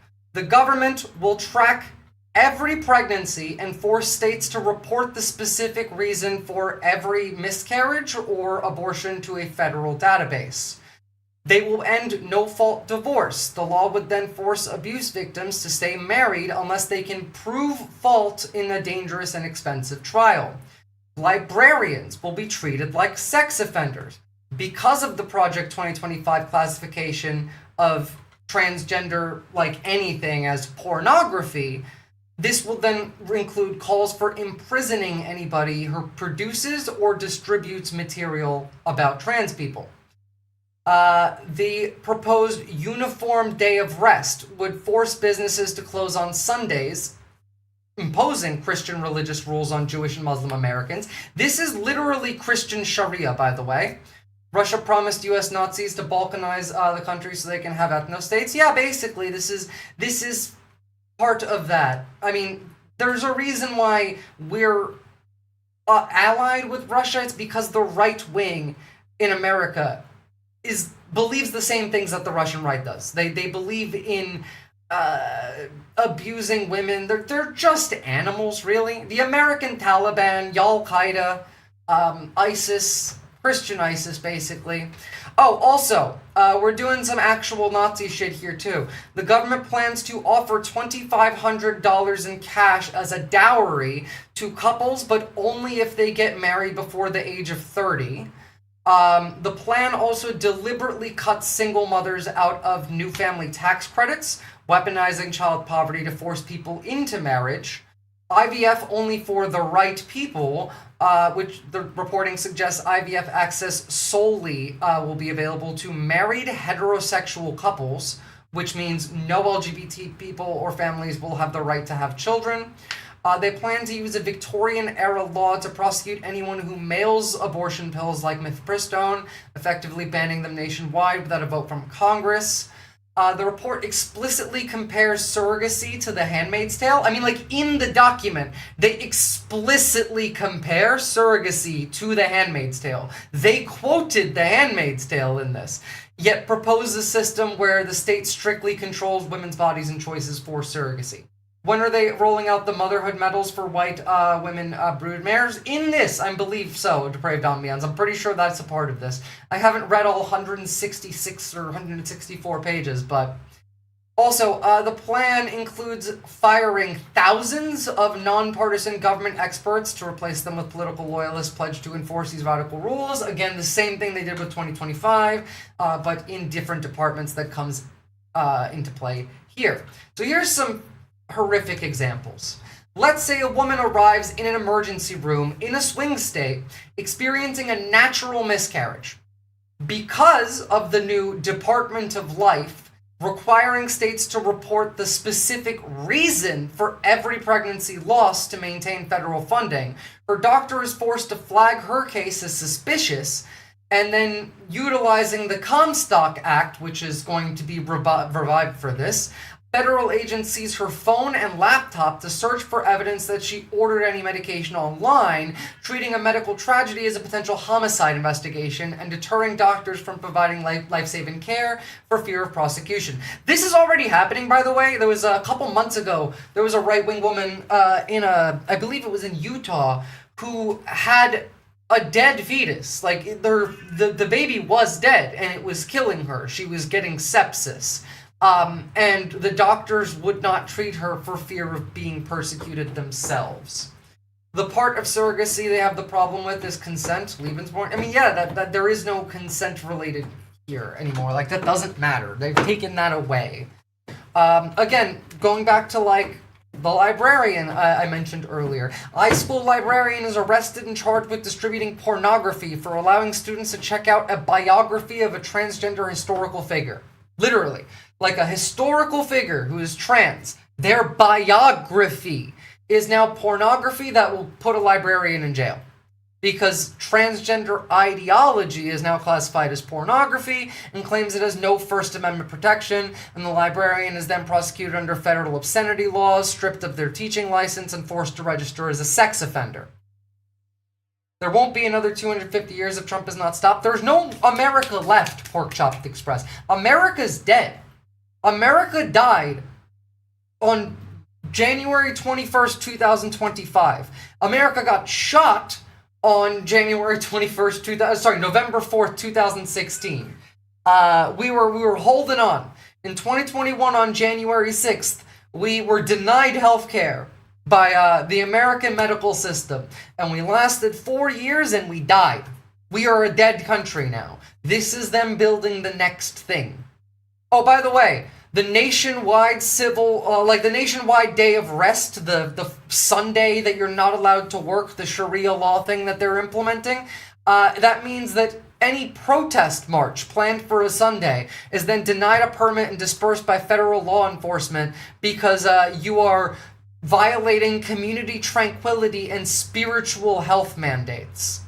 Effectively using religious observance as a pretext to criminalize dissent on the only day that most Americans are free to protest. The U.S. became a former republic as soon as the Supreme Court ruled the president have immunity on all official acts. Exactly. The United States is run by a terrorist organization, y'all. It's Al-Qaeda. America is currently run by a terrorist organization funded by oligarchs. We are functionally Russia. Oh, by the way, for domestic abuse, for example, in this case, a victim of domestic abuse attempts to file for divorce to protect herself and her children, but her husband refuses to grant mutual consent, which is required under the new family preservation laws, and because she cannot afford the legal fees to prove fault in a lengthy trial, the court orders her to attend 18 months of Health and Human Services funded marriage restoration boot camps alongside her abuser, legally trapping her in a violent home in the name of institutional stability. So, like, you are being domestically abused, you try and file for divorce, the court says you have to spend 18 months in a boot camp where they're gonna rape you until you stop complaining, and then, like, that's what you get for that. Congress and especially the Supreme Court have failed us as an American citizen. Congress and the Supreme Court don't work for you. They just don't. The Supreme Court is wizards in robes who have no fucking accountability, who get to decide whatever the hell happens in America. Half of them are being paid by billionaires. They all need to be put in prison. There needs to be like, the entire system needs to be destroyed and built from the ground up. You can't reform this system. This is why I've said on many occasions, I would literally prefer this administration to continue than us elect a Democrat in 2028. Because then all of this is normalized and then we continue onwards. Everyone who's fighting goes home. Because most people hate Trump. They don't understand that Trump is nobody. He is the puppet. All of this is far above him. They're not smart enough to know that, though. We've been screaming it for over a year, Shade Dragon. It's just nobody listens and no one gets to see us. How, like, the reach of people like me are cut off entirely. And nobody sees it. And nobody wants to see it anyway, because that's the other issue. Because you watch my show, Shade Dragon. How many times am I talking about something? And then people argue with me because they personally feel uncomfortable and they don't believe that something's going to happen. And they have no justification for believing that other than they just don't feel like it's going to happen. When I've laid out like 15 points showing exactly why it's going to happen, when it's going to happen, who's doing it, that happens regularly even when they do listen. It is an inability to feel discomfort and then hold on to that and then still, like, I don't know, do any amount of critical thinking. And all of that comes from the duality in your brain that's built through this. We're incapable of holding two things in our mind at once. This is the end, by the way. Like, this fucking document is insane.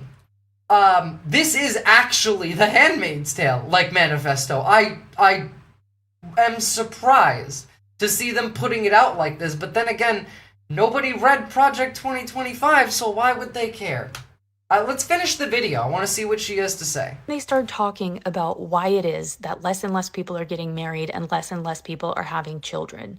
They claim that by having a man and a woman married together, it is their best route to financial success and a happy life. They also go so far as to blame welfare programs, saying that, again, it enforces the idea of single parenthood and allows single parenthood. You want to know something insane? Because Zohran Mamdani, in 7 days, gave free childcare to New York, and he's talking about how people are showing up to his, like, events talking about, oh, I think I'm gonna have a new baby. Like, if you want to increase the birth rate, hell, we've talked about this. There's a chatter who makes a very funny point of how to say this. The political ideology of maximizing cum. Create more babies, have more people fuck. There is specific things that you can do that will encourage people to fuck, to maximize the amount of cum in the system. None of this shit does it. Mamdani did it in 7 days. I have a hard time even holding one thing in my head. Part of that is social media. I mean, you're not alone in that. Like, I'm not immune to the brain rot either. Fascism is the imbecile socialism. It's true. Parents to exist, whereas it would be more successful if they had married. So by getting rid of welfare, people will be more likely to get married, is their idea. And then they also talk about how the money for welfare programs comes from middle class families. And so they hope to get rid of welfare, encourage the poorest of the poor to marry one another for financial freedom, and then suggest that... Well, you are now, Sylvie, but that's good. Practice. Keeping two things in your head is like everything that you do is practice. And you can do that slowly. Have a book and try reading the book, and then try, I don't know, thinking about something related to the book while you're reading the book that's not in the book at the same time. Do that for like 5 minutes. Analyze something abstract while looking at something direct. This will also free up the middle class to then have the ability to save and build a future for their children. And of course, we have a large section, this is just a piece of it, where we have to... Well, I mean, Shade Dragon, a lot of this is to force women to get married and to make it almost impossible to have a life that is reasonable without being married. Like, they want it so that women can't get a job. They want to take the ability to have a bank account away again. They really want to die. They are a death cult. To be very, very clear, the right wing is a death cult. The vast majority of them are a death cult. They're different death cults. 32% of America wants to end the world like biblical apocalypse. They think they're doing a spell that's going to bring Jesus back. But then there's a lot of them that are also just a death cult, that aren't that death blame cult. Women and our sexual escapades and our multiple partners and how we're encouraged to do all of that crazy sex stuff because we've got birth control pills and other contraceptives. It's our fault. Women are the problem. Do you notice where I'm going here? They do really fucking hate women. And it's really funny to me because there are people whose job it is to tell young boys how horrible women are and why they should hate women, and then also complain about why they're alone and no woman wants to be with them. Like, they do both. And it's insane to me. Just pick one. If you hate women, you hate women. Why do you also then get mad about women not wanting to fuck you?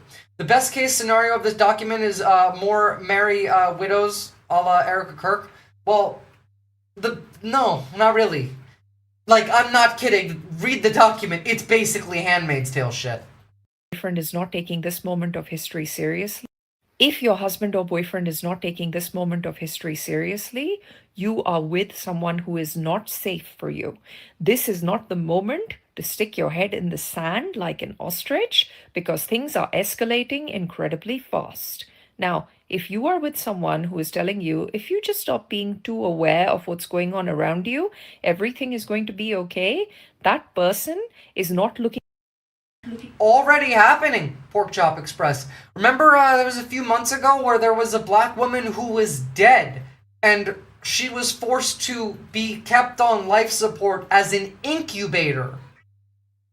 The right has nothing to offer men but insult them. The right has nothing to offer anybody. Out for you or your best interests. They are also gaslighting you. That feeling in your gut of fear, that is coming from a place within you that is trying to protect you. You need to start thinking very seriously of moves to protect yourself and your family because he is not going to do it for you. I have always said that women are the protectors that men always claim themselves to be. This is precisely what I mean. They are entirely unprepared for this moment if they're telling you that you are overreacting. You are not overreacting. You are reacting. None of you are overreacting. We are in hell. This is the end. This is the last real chance we have to fight this. Because as these laws get put in place, a lot of people lose morale. Poppy, get out of there! Sorry. Poppy, out. Please. Stop it. Mama has to work, buddy. You're gonna mess up my screen, okay? Mwah. Sorry about that. There are people that do not want to make decisions and need comfort and security, and authorities cause chaos and solve such. Well, here's the thing. People don't want to make decisions and they need comfort and security. They need to understand that you have to create that comfort and security. If you don't want to make decisions, then find somebody around you who will. But like at the same time, grow up. We are in a war. We are in a very, very dangerous situation, and you're going to have to make decisions. And they will impact your life and the life of the people around you. In precisely the right way. If you are scared of what is happening, now you need to take that fear and you need to turn it into action to protect yourself and your family, because he is not going to do it for you. You know all those scenes in horror movies where like the wife is going, there is something wrong with this house, this person, this thing, this situation, and like the husband keeps telling her that she is overreacting and keeps gaslighting her and keeps telling her that like she just needs to, she's crazy, there's something wrong with her. That is who you are with. That guy is always wrong in every situation. Please start making arrangements for yourself to keep yourself safe and to keep the ones you like, understand the situation that we are in right now. So on top of all of this, and you're right, Mixed Glitch Master, we have former Navy intelligence specialists saying that podcasters are being blackmailed through web search history to push government narratives or risk major legal repercussions. Like, we are plainly, openly in fascism. We are in a civil fucking war. By the way, this is what the radio sounds like when you're in fucking rural Trump country. Just think about, like, this is what these people are living every day. This is what they hear every day. This Christmas on Trump Country 93.7, you have a shot at $100. But depending where you're from will impact how much you win or the tariff you'll pay. Yeah, North Pole integration. State your country of origin and worst Christmas gift too. Call 239-344-5093. 344-5093. Yeah, paperwork's paperwork. Tariff Christmas only on Trump Country 93.7.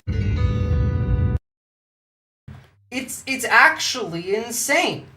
Like, these people are insane. No, it's because you're in a cult.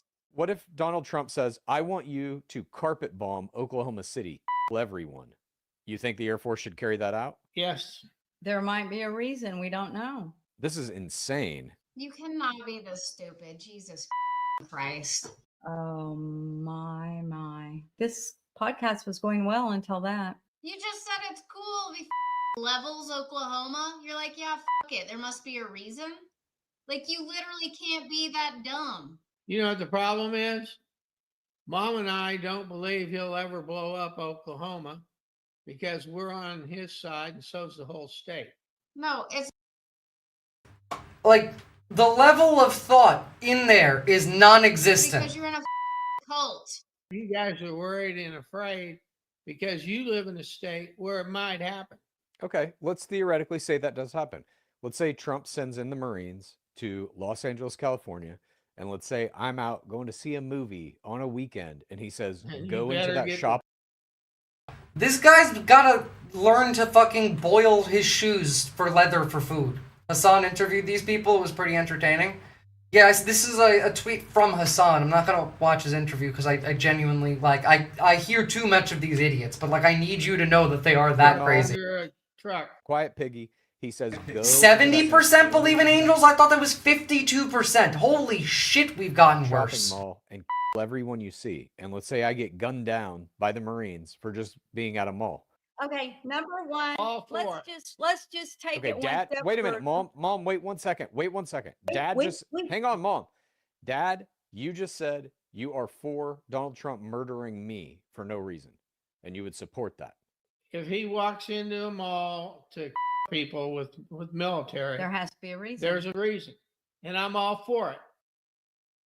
They don't care what the reason is. That's the thing. They don't care. Oh, by the way, if ICE isn't grabbing U.S. citizens, which we all know they are, why the fuck do we have separate holding cells for citizens and migrants? We got to the Whipple Federal Building. I immediately saw Hispanic and East African people lined up against a wall, about to be put into holding cells. I was escorted into the building and led to a room where they put me in ankle shackles. I was then taken to a hallway with cells designated for U.S. citizens and was held there for over 8 hours. While I was there, I was never given a phone call, despite asking at least 4 times. My friend and I in adjacent cells had to beg for water and to go to the bathroom. The bathrooms were in different holding cells, often with other people in them, with only a 3-foot panel in front of the toilet to cover people's bottom halves. While being escorted to the bathroom and to questioning, I saw holding cells with over a dozen people each and a large holding cell of between 40 to 50 people. Most of You understand that these camps are for you. Poppy! Hold on, sorry, I need to get the cat out of this room. You are very distracting today, baby. Out. I know, I'm sorry. Alright. Now, beyond just that, guess what else is happening? Minneapolis. ICE agents are now illegally detaining children at gunpoint who are U.S. citizens, taking them as they raid houses without warrants. In this video, you see a man come out of his garage with his hands up. ICE agents already surrounding the house with guns drawn. A woman inside has her hands up, terrified, begging them not to break into their home because their kids are in the house. Instead of de-escalating the situation, one terrorist with a shield and his gun pointed at the unarmed mother enters her garage and yells, "Who's in the house?" She tells him, "My 2 young kids and son." He orders her with gun pointed at her to step out and bring her kids. He then aims his gun at the back of the garage where the kids are walking, and she screams, my kids are so young." Yeah. Terrorists grab her teenage son, a U.S. citizen, unarmed in shorts and sandals, put his hands behind his back while the younger children cry. You guys, please, just don't. Please, just. My God, my kids are in the house, you guys, please. My kids, my 2 kids and my son, please. And my son, please. Step out. You guys, please, you guys are scaring my kids, my kids. Bring your kids out with you. Okay. Pull your kids now. I will, please. Let's go. Will you hear my kids? Oh God, you guys don't do this to my kids. My kids, come on. Oh my God, my kids. My kids are so young. Oh my God. You guys, my kids. Go to the left, go to your mom. Come on, come. Oh my God, you guys are. How many of these guys are also IDF? It doesn't matter because they're all trained in Tel Aviv, Shade Dragon. ICE has a field office in Tel Aviv, which is where they're trained. So does the NYPD, by the way. And most U.S. Police officers, like the higher ranks, receive training in Israel. That's a standard that's been the case for a long time. These, by the way, are the Proud Boys, the Patriot Front, Oath Keepers. Like, these are the right-wing terrorists. See, this is why I say ICE is not the Gestapo. ICE is the brown shirts. See, eventually, these terrorists are going to get thrown under the bus when the right has its own Night of the Long Knives. They've given this terrorist group funding that is equivalent to, like, one of the strongest military forces on the planet, and immunity to do whatever the hell they want. These are violent terrorists. They are going to get a bit more of an ego, and eventually they're going to want a secret police. And this is what happened with the Nazis. This was the SA at the time, and they were replaced by the SS after all of these guys were put to death by the Nazis when they used their when their use was finished. Their utility no longer mattered, like a shitty combo pack. Yeah. Oh my God! Why? My son is a citizen. We're citizens. My son is a citizen. We have paperwork. We have all the paperwork. Doesn't matter. They don't care if you're a citizen. Photographed this boy walking home alone with a snack, randomly approached by DHS after he was unable to produce documentation providing his citizenship. Terrorists informed him that he was under arrest. He said, "Can I just go home?" Answer, no. Kid just walking home.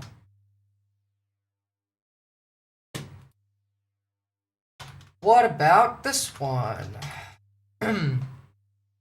Scenes from occupied Minneapolis. 3 SUV ICE terrorists driving down 21st and 42nd Streets. The ICE terrorist rolled down his window and took a photo of me and said, "I got you, motherfucker. I'm just a homeowner going outside to see what was going on." So, like, they're just taking pictures of you to put into the database to fuck with you later. I saw similar footage when the brown shirts were operating in Germany. Yeah, it's the same thing. They're the brown shirts. They're not the Gestapo. That comes next. But, like, they're like, yeah. They act like slave catchers also. By the way, ICE terrorists are hitting unaccompanied minors with their vehicles, detaining them and disappearing them even after being shown US passports. Look at that military-age male, right? Yeah, basically. So, yesterday, terrorists rear-ended a car being driven by a 16-year-old with her 15-year-old brother in the passenger seat. Instead of calling a guardian, the terrorists photographed the 15-year-old and then took him. The 16-year-old showed the terrorists her passport, but that did not matter. They still handcuffed her and threw her into the unmarked car. Both minors, both unaccompanied, detaining children, ignoring proof of citizenship, and hauling minors away after rear-ending them. By the way, this is the government that is run by the known pedophile sex trafficker. The child rapist sex trafficker, and they are just kidnapping children.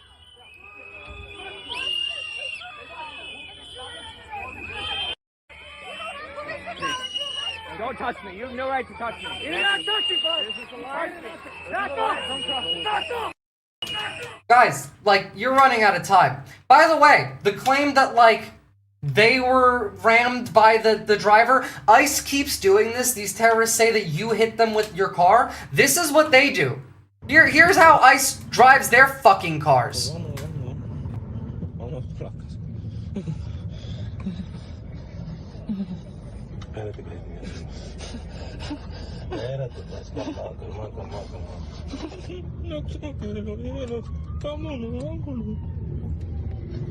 Vámonos, nos están siguiendo, pues. Nos están siguiendo, pues. ICE rams this car 4 fucking times.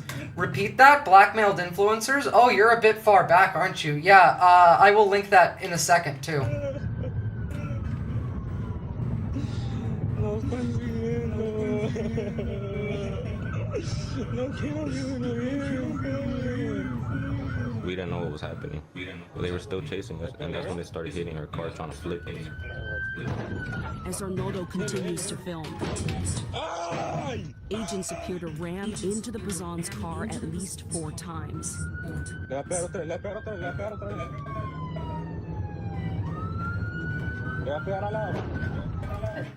So they ram your car, and then they arrest you for ramming their car. That's what they keep doing. That's what they keep doing. Hell, that's what the argument was for shooting Renee Good, was that she was trying to ram them with her car. She was not. Oh, by the way, ICE is now operating on public school property. They're on fucking public schools. I heard that they carry a thing of fake evidence to plant on sites. I would believe that entirely. In fact, Sylvie, I would need evidence of that not being true to not believe that. So they're operating on public schools. They're technically not even supposed to do this. Instead, ICE is now testing boundaries on school grounds, while the Trump administration has deliberately removed long-standing protections for schools and churches, making it easier to target children and especially unaccompanied minors. So shockingly, the pedophile sex trafficker government is making it easier for their terrorist jackboot thugs to go and kidnap unaccompanied minors and children and then traffic them. What the?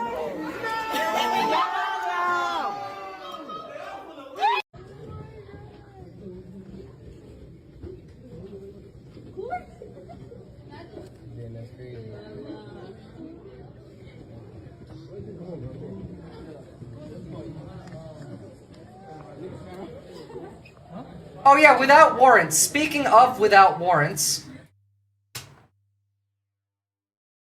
leaked memo shows ICE terrorists have been authorized by the Trump administration to illegally force entry into homes throughout America without a judicial warrant. Not only is this illegal, but it's also a violation of the Constitution. There is no law. There is no law. So, yeah, they can just break into your fucking house now. Have fun with that. There's no stopping it. Hold on. Let's see if I have my my favorite video.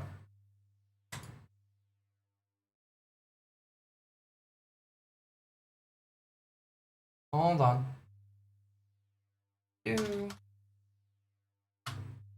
Let's see. Let's see if I can find my favorite video.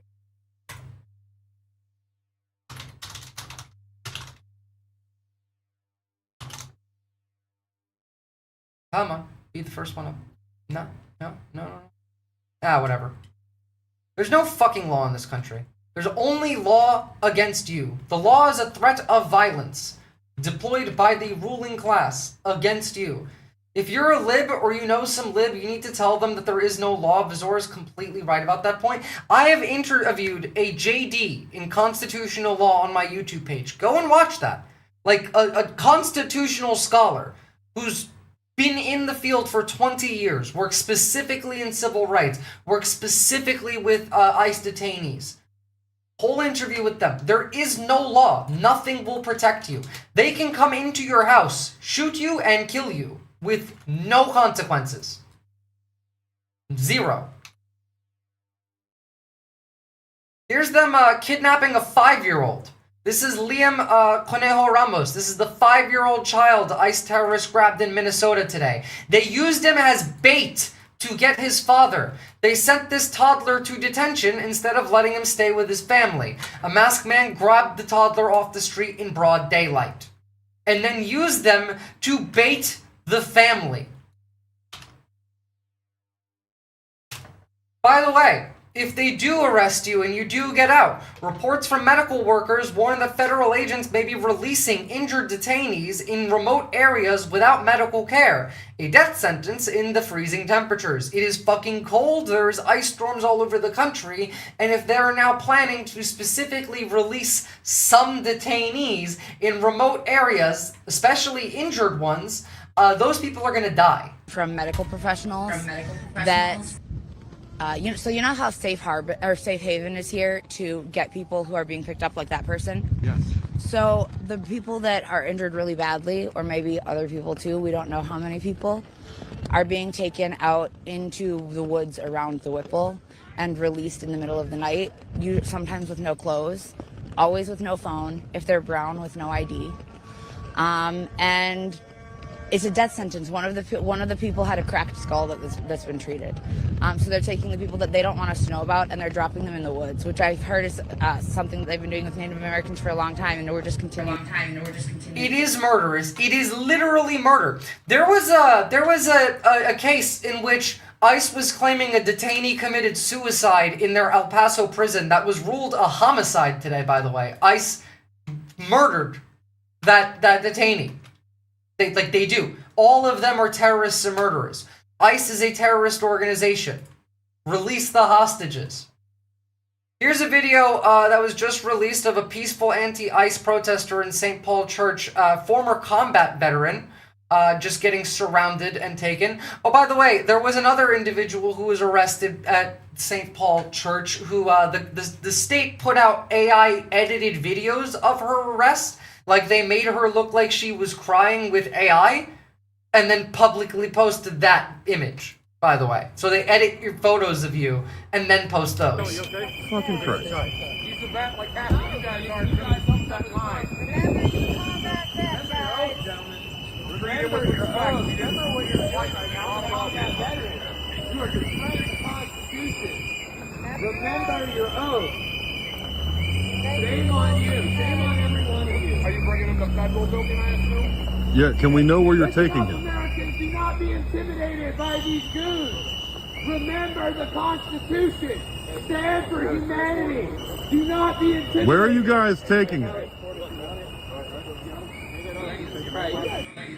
Well, so Pork Chop, yeah, the night of the long knives is coming, but like, just because the brown shirts are gone, don't mean that the next people are going to be any better, because then we get the Gestapo. Yeah, they killed him while stopping him from killing himself. They claimed that a guy who had his hands tied behind his back hung himself and committed suicide, alright? That is what they claimed. It's insane.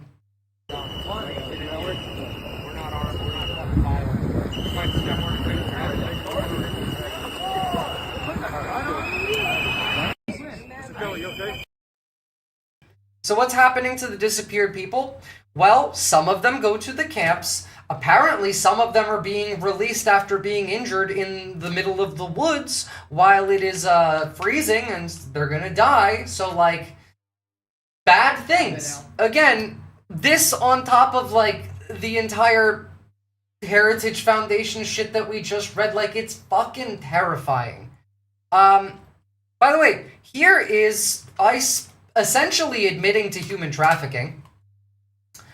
So, here's an ICE terrorist accidentally admitting on camera in a video filmed in Maine. An ICE terrorist openly admits their current direction is not arresting criminals. It's targeting people who are lawfully present with valid work permits, with pending immigration applications, who are actively following the legal process. He claims that ICE is doing this so people can get through their court cases faster. Obviously, like, makes it very difficult for their lawyers to get access. I did a whole video on why I think that they're doing illegal medical human experiments on ICE detainees in Hawaii with Neuralink, which you can check out on my YouTube as well. So after justifying detention, he asked the woman came here on a visa. She did, meaning she entered lawfully and has additional legal protections. She should not be in a detention facility in the first place. He reassures the man she'll have access to a bond, leaving out that the bond is not guaranteed, often taking weeks, and is frequently set so high that the families can't pay it. And then they get moved to a facility, and then they get moved to different facilities, and then you can't find them. Because that's what they do.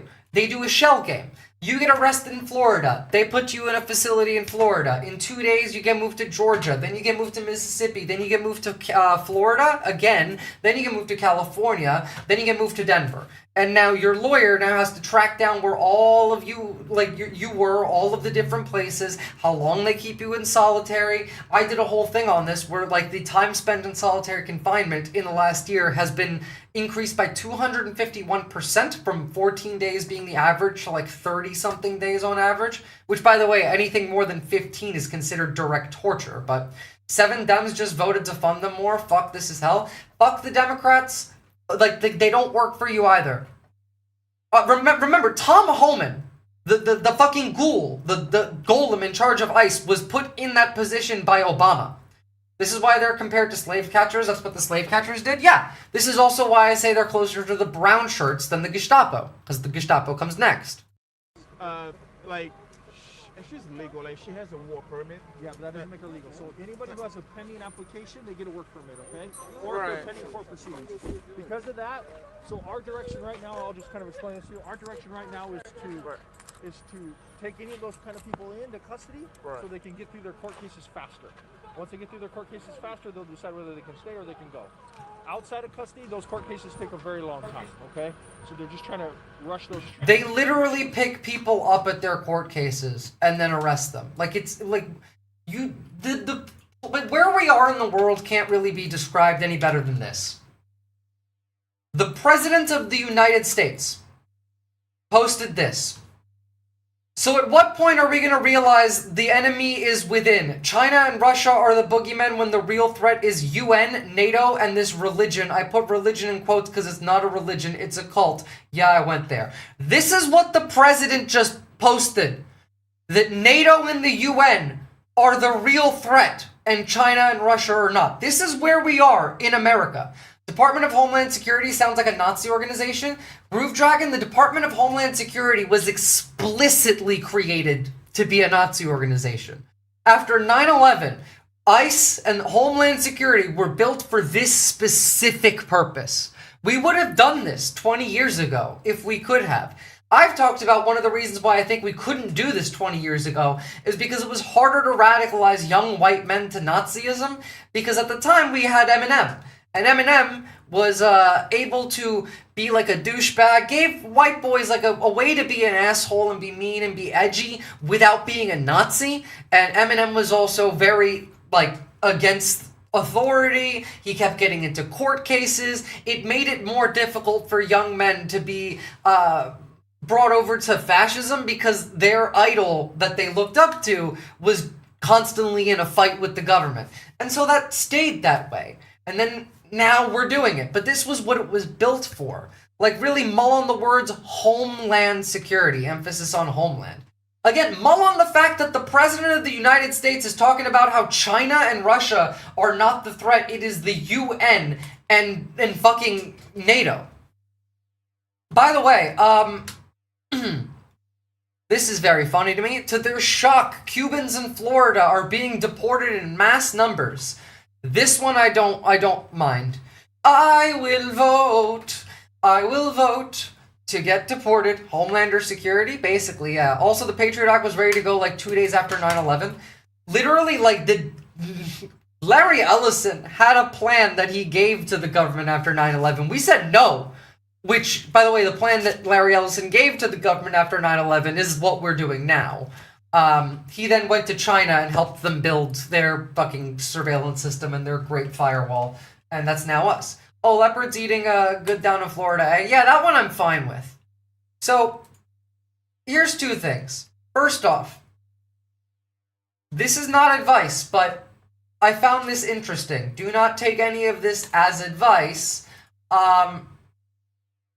I just like what this guy has to say. What are we supposed to do if our country goes into full-blown civil war tomorrow? Like if 15... Oh my goodness. I don't know what's up with my You internet. steal. Find your enemies. Find your enemies. Question Try for the that class. again. What are we supposed to do if our country goes into full-blown civil war tomorrow? Like if 15... You steal. Find your enemy supply lines and take what you need. Burn anything that's left. If you can shoot, you go. Again, not advocating for anything. I don't know why this is pausing so much.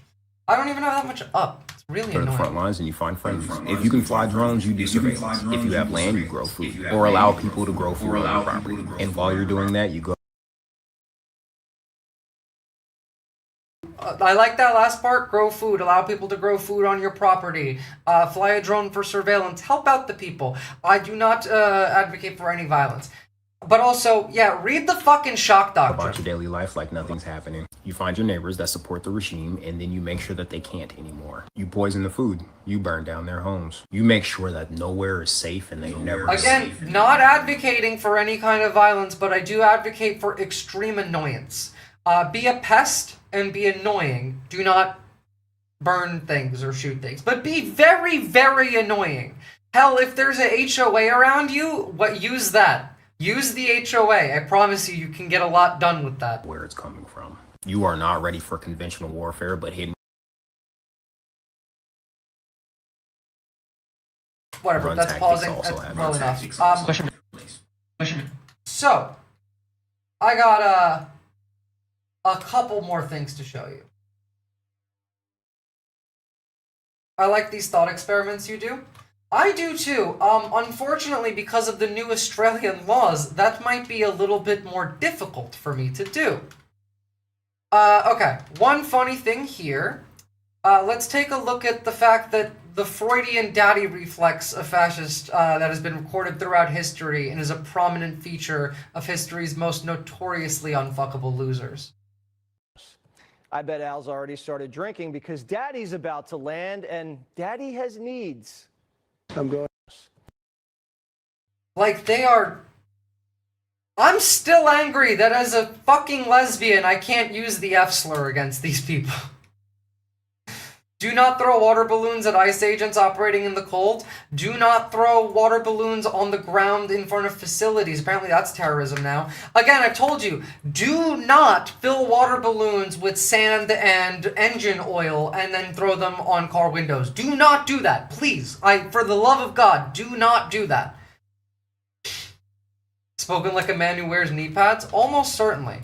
Oh, by the way, I wasn't going to talk about this. This I just found, but remember when we just talked about the Australian hate group and hate speech laws that make it very difficult for even me to say certain things? In my state, I live in South Australia, mind you. In my state, this is being reported right now. The Islamophobia Register reports that in Adelaide, 2 days ago, 2 hijabi women received death threats from a man who chased them back to their car, yelling, "You fucking Muslims, I'm going to fucking kill you." Quote, unquote.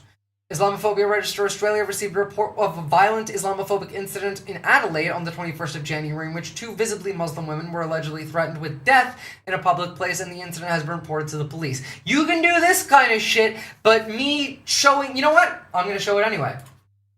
I'm going to show you a video which I'm pretty sure I can get in trouble for. But they can't get in trouble for this? Like, this is fine?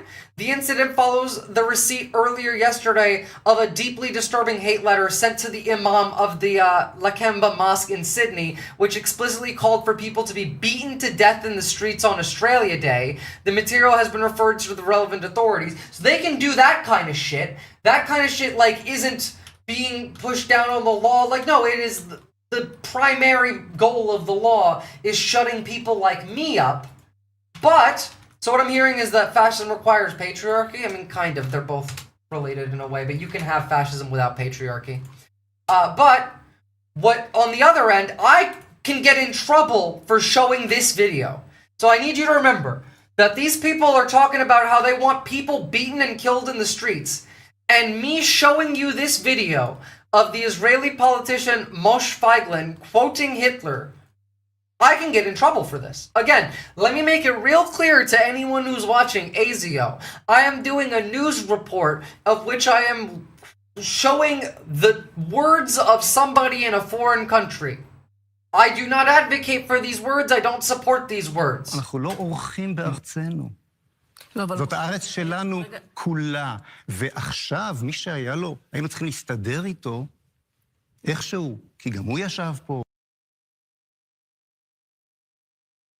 וצריך להיות הומני, והכל נכון, והכל טוב ויפה. הראה שהוא מייצג את האסלאמו-נאציזם העמוק ביותר. איך אמר היטלר? I'm gonna need to be explained to, like I'm 5, how you can have fascism without patriarchy. Well, you can have fascism with matriarchy. You can have fascism without, like, patriarchy is just men rule the world. Fascism is the state and the corporations have merged and rule everything. The state and the corporations don't necessarily need to be run by men. It could be run by women. Now, like, fascism is still bad. Oh, by the way, speaking of fascism, did you guys happen to see another thing that I could get in trouble for fucking showing you now, which is insane? Over the last couple days, there were these right-wing influencers, Andrew Tate, Nick Fuentes, Sneeko, Tristan Tate, Clavicular, Myron, and Justin Waller, went to a club that was playing Kanye West's HH song, the band song, and I just saw this and I just could not stop laughing. Mein Fuhrer, your biggest supporters are a biracial gay sex trafficker, a biracial former gay porn actor, a gay Mexican virgin, a Sudanese Muslim, probably also gay, and at least the looks maxer is straight and white, but he's also sterile. It's really fucking bad. Alright, one more thing. I have a question. We can watch this entire speech if you want to. I actually quite enjoyed it. Very rarely do I enjoy watching the speech of a politician, but Mark Carney's speech at Davos was fantastic.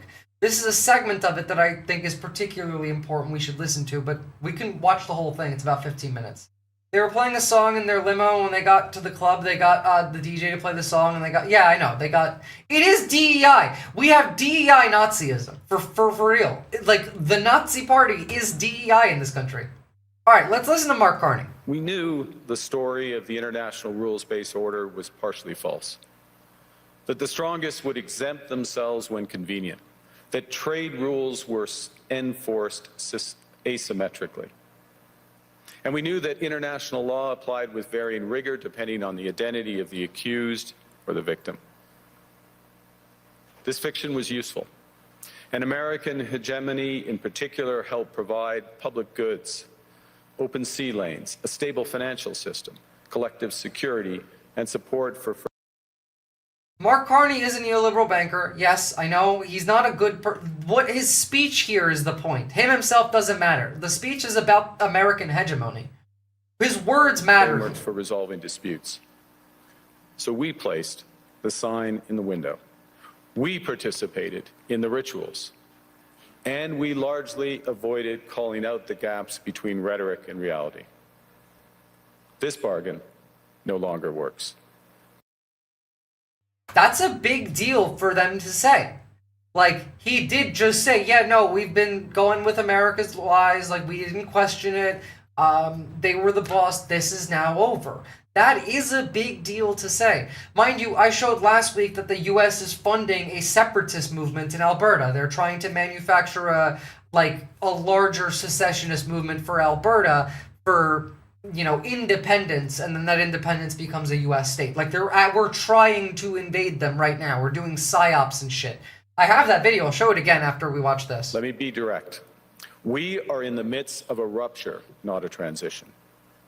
Over the past 2 decades, a series of crises in finance, health, energy, and geopolitics have laid bare the risks of extreme global integration. But more recently, great powers have begun using economic integration as weapons. Tariffs as leverage, financial infrastructure as coercion, supply chains as vulnerabilities to be exploited. You cannot live within the lie of mutual benefit through integration when integration becomes the source of your subordination.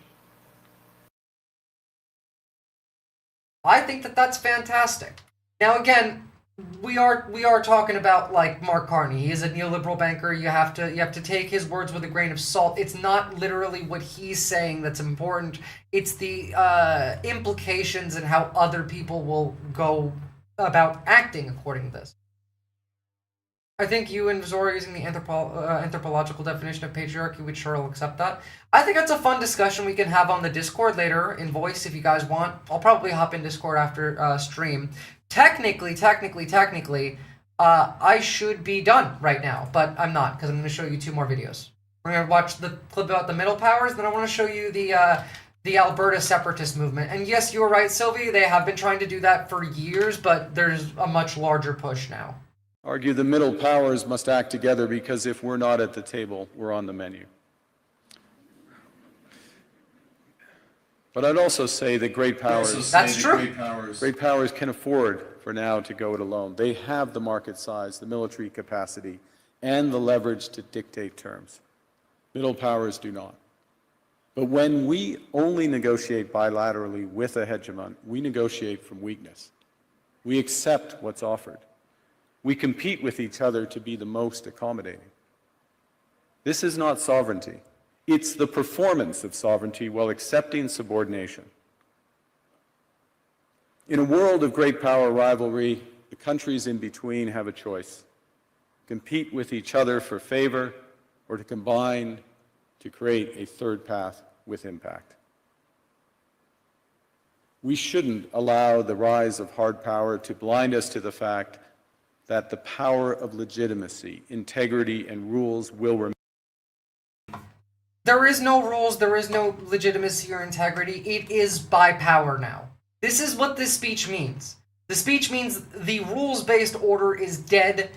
It is now whether you have the power to control your country, your borders, and your sovereignty or not. That's it. Laws? What is he, a liberal? There are no laws. That's what I'm saying.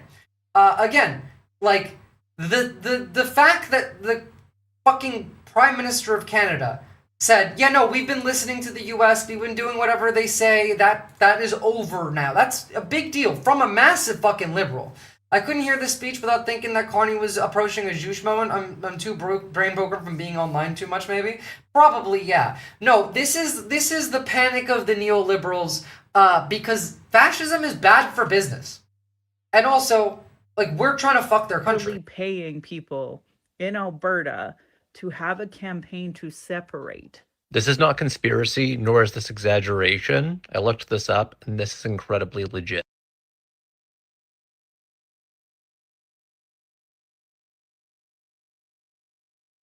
Why does this keep fucking freezing? Whatever. Okay, fuck TikTok. And way more money is involved than we can even imagine. That was my friend, the Native Calgarian podcast, Indigenous creator. Give them a follow. So we have actual proof from a separatist who met with the Americans in July. Though no money's changed hands here, there was discussions of a $500 million loan for separate I don't know why TikTok's doing this. I'm sorry, guys. Look, this is what I want you to do. This is how you protect your community. About face. Ah, fuck, I forgot. I can't play that because it's going to have copyright music. But this is how you protect your community. Form an organization. Join the SRA, y'all. Where's my fucking SRA paper?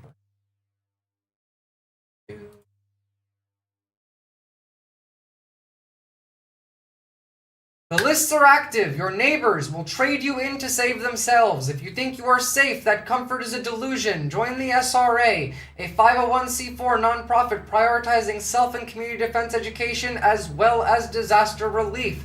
For $5 a month or $36 a year. If you have financial hardship, you can contact your chapter about waivers. Face them alone or stand together. Your loved ones need you. There is no second chances. Are you ready? I gave you the wrong link. Jesus.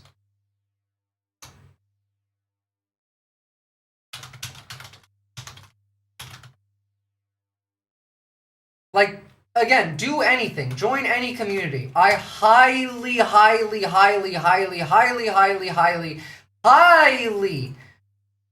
beg for you to join the SRA.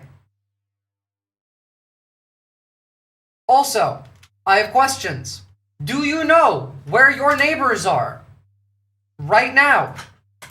Do you know what an SPM 6 is? Again, NSPM 7 says everybody who is not an outright open Nazi is a terrorist. What do you think NSPM 6 is? Do you know where your neighbors are? Because we live in a country that is basically run by this. Stephen Miller right here. Hot take. If there were no avatars, the world would be in more peace. That's what they believe. Interested in learning safe and effective use of firearms without having to be around chuds and cops? They also help you with like hand-to-hand self-defense. It is about community building. It is a non-political organization. If you join the SRA, you're not talking politics there. You are community building. You are learning how to organize. You are learning how to defend yourself hand-to-hand with a firearm. You have the legal right. Go and get one. There is no Warren Bossing say. Yeah, that's the country we live in right now. I mean, please let this one work. Goddamn TikTok video, but it's The Onion. So I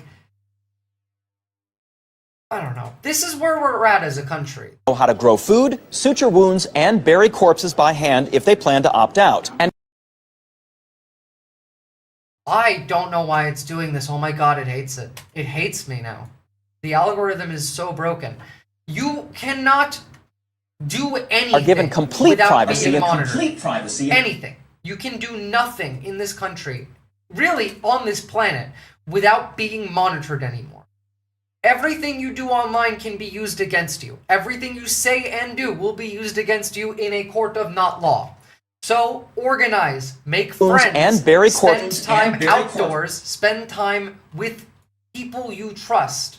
You can learn how to disarm an assailant right here on YouTube. On my YouTube channel, I have a video on how to make a first aid kit, like a very, very basic first aid kit for protests, specifically for massive blood loss in case you get shot with a real bullet, like a 5.56, 7.64. Also, mind you, it has been noted that ICE does use hollow point bullets on occasion, so be aware of that. I also have a video on how to prepare like a basic bug out bag. Again, if ICE is in your town and you are someone who is active in politics, you go to protest, you watch Twitch streamers or YouTubers, leave your fucking house that day and go spend some time in the woods. Go find a cave. They're coming for you too.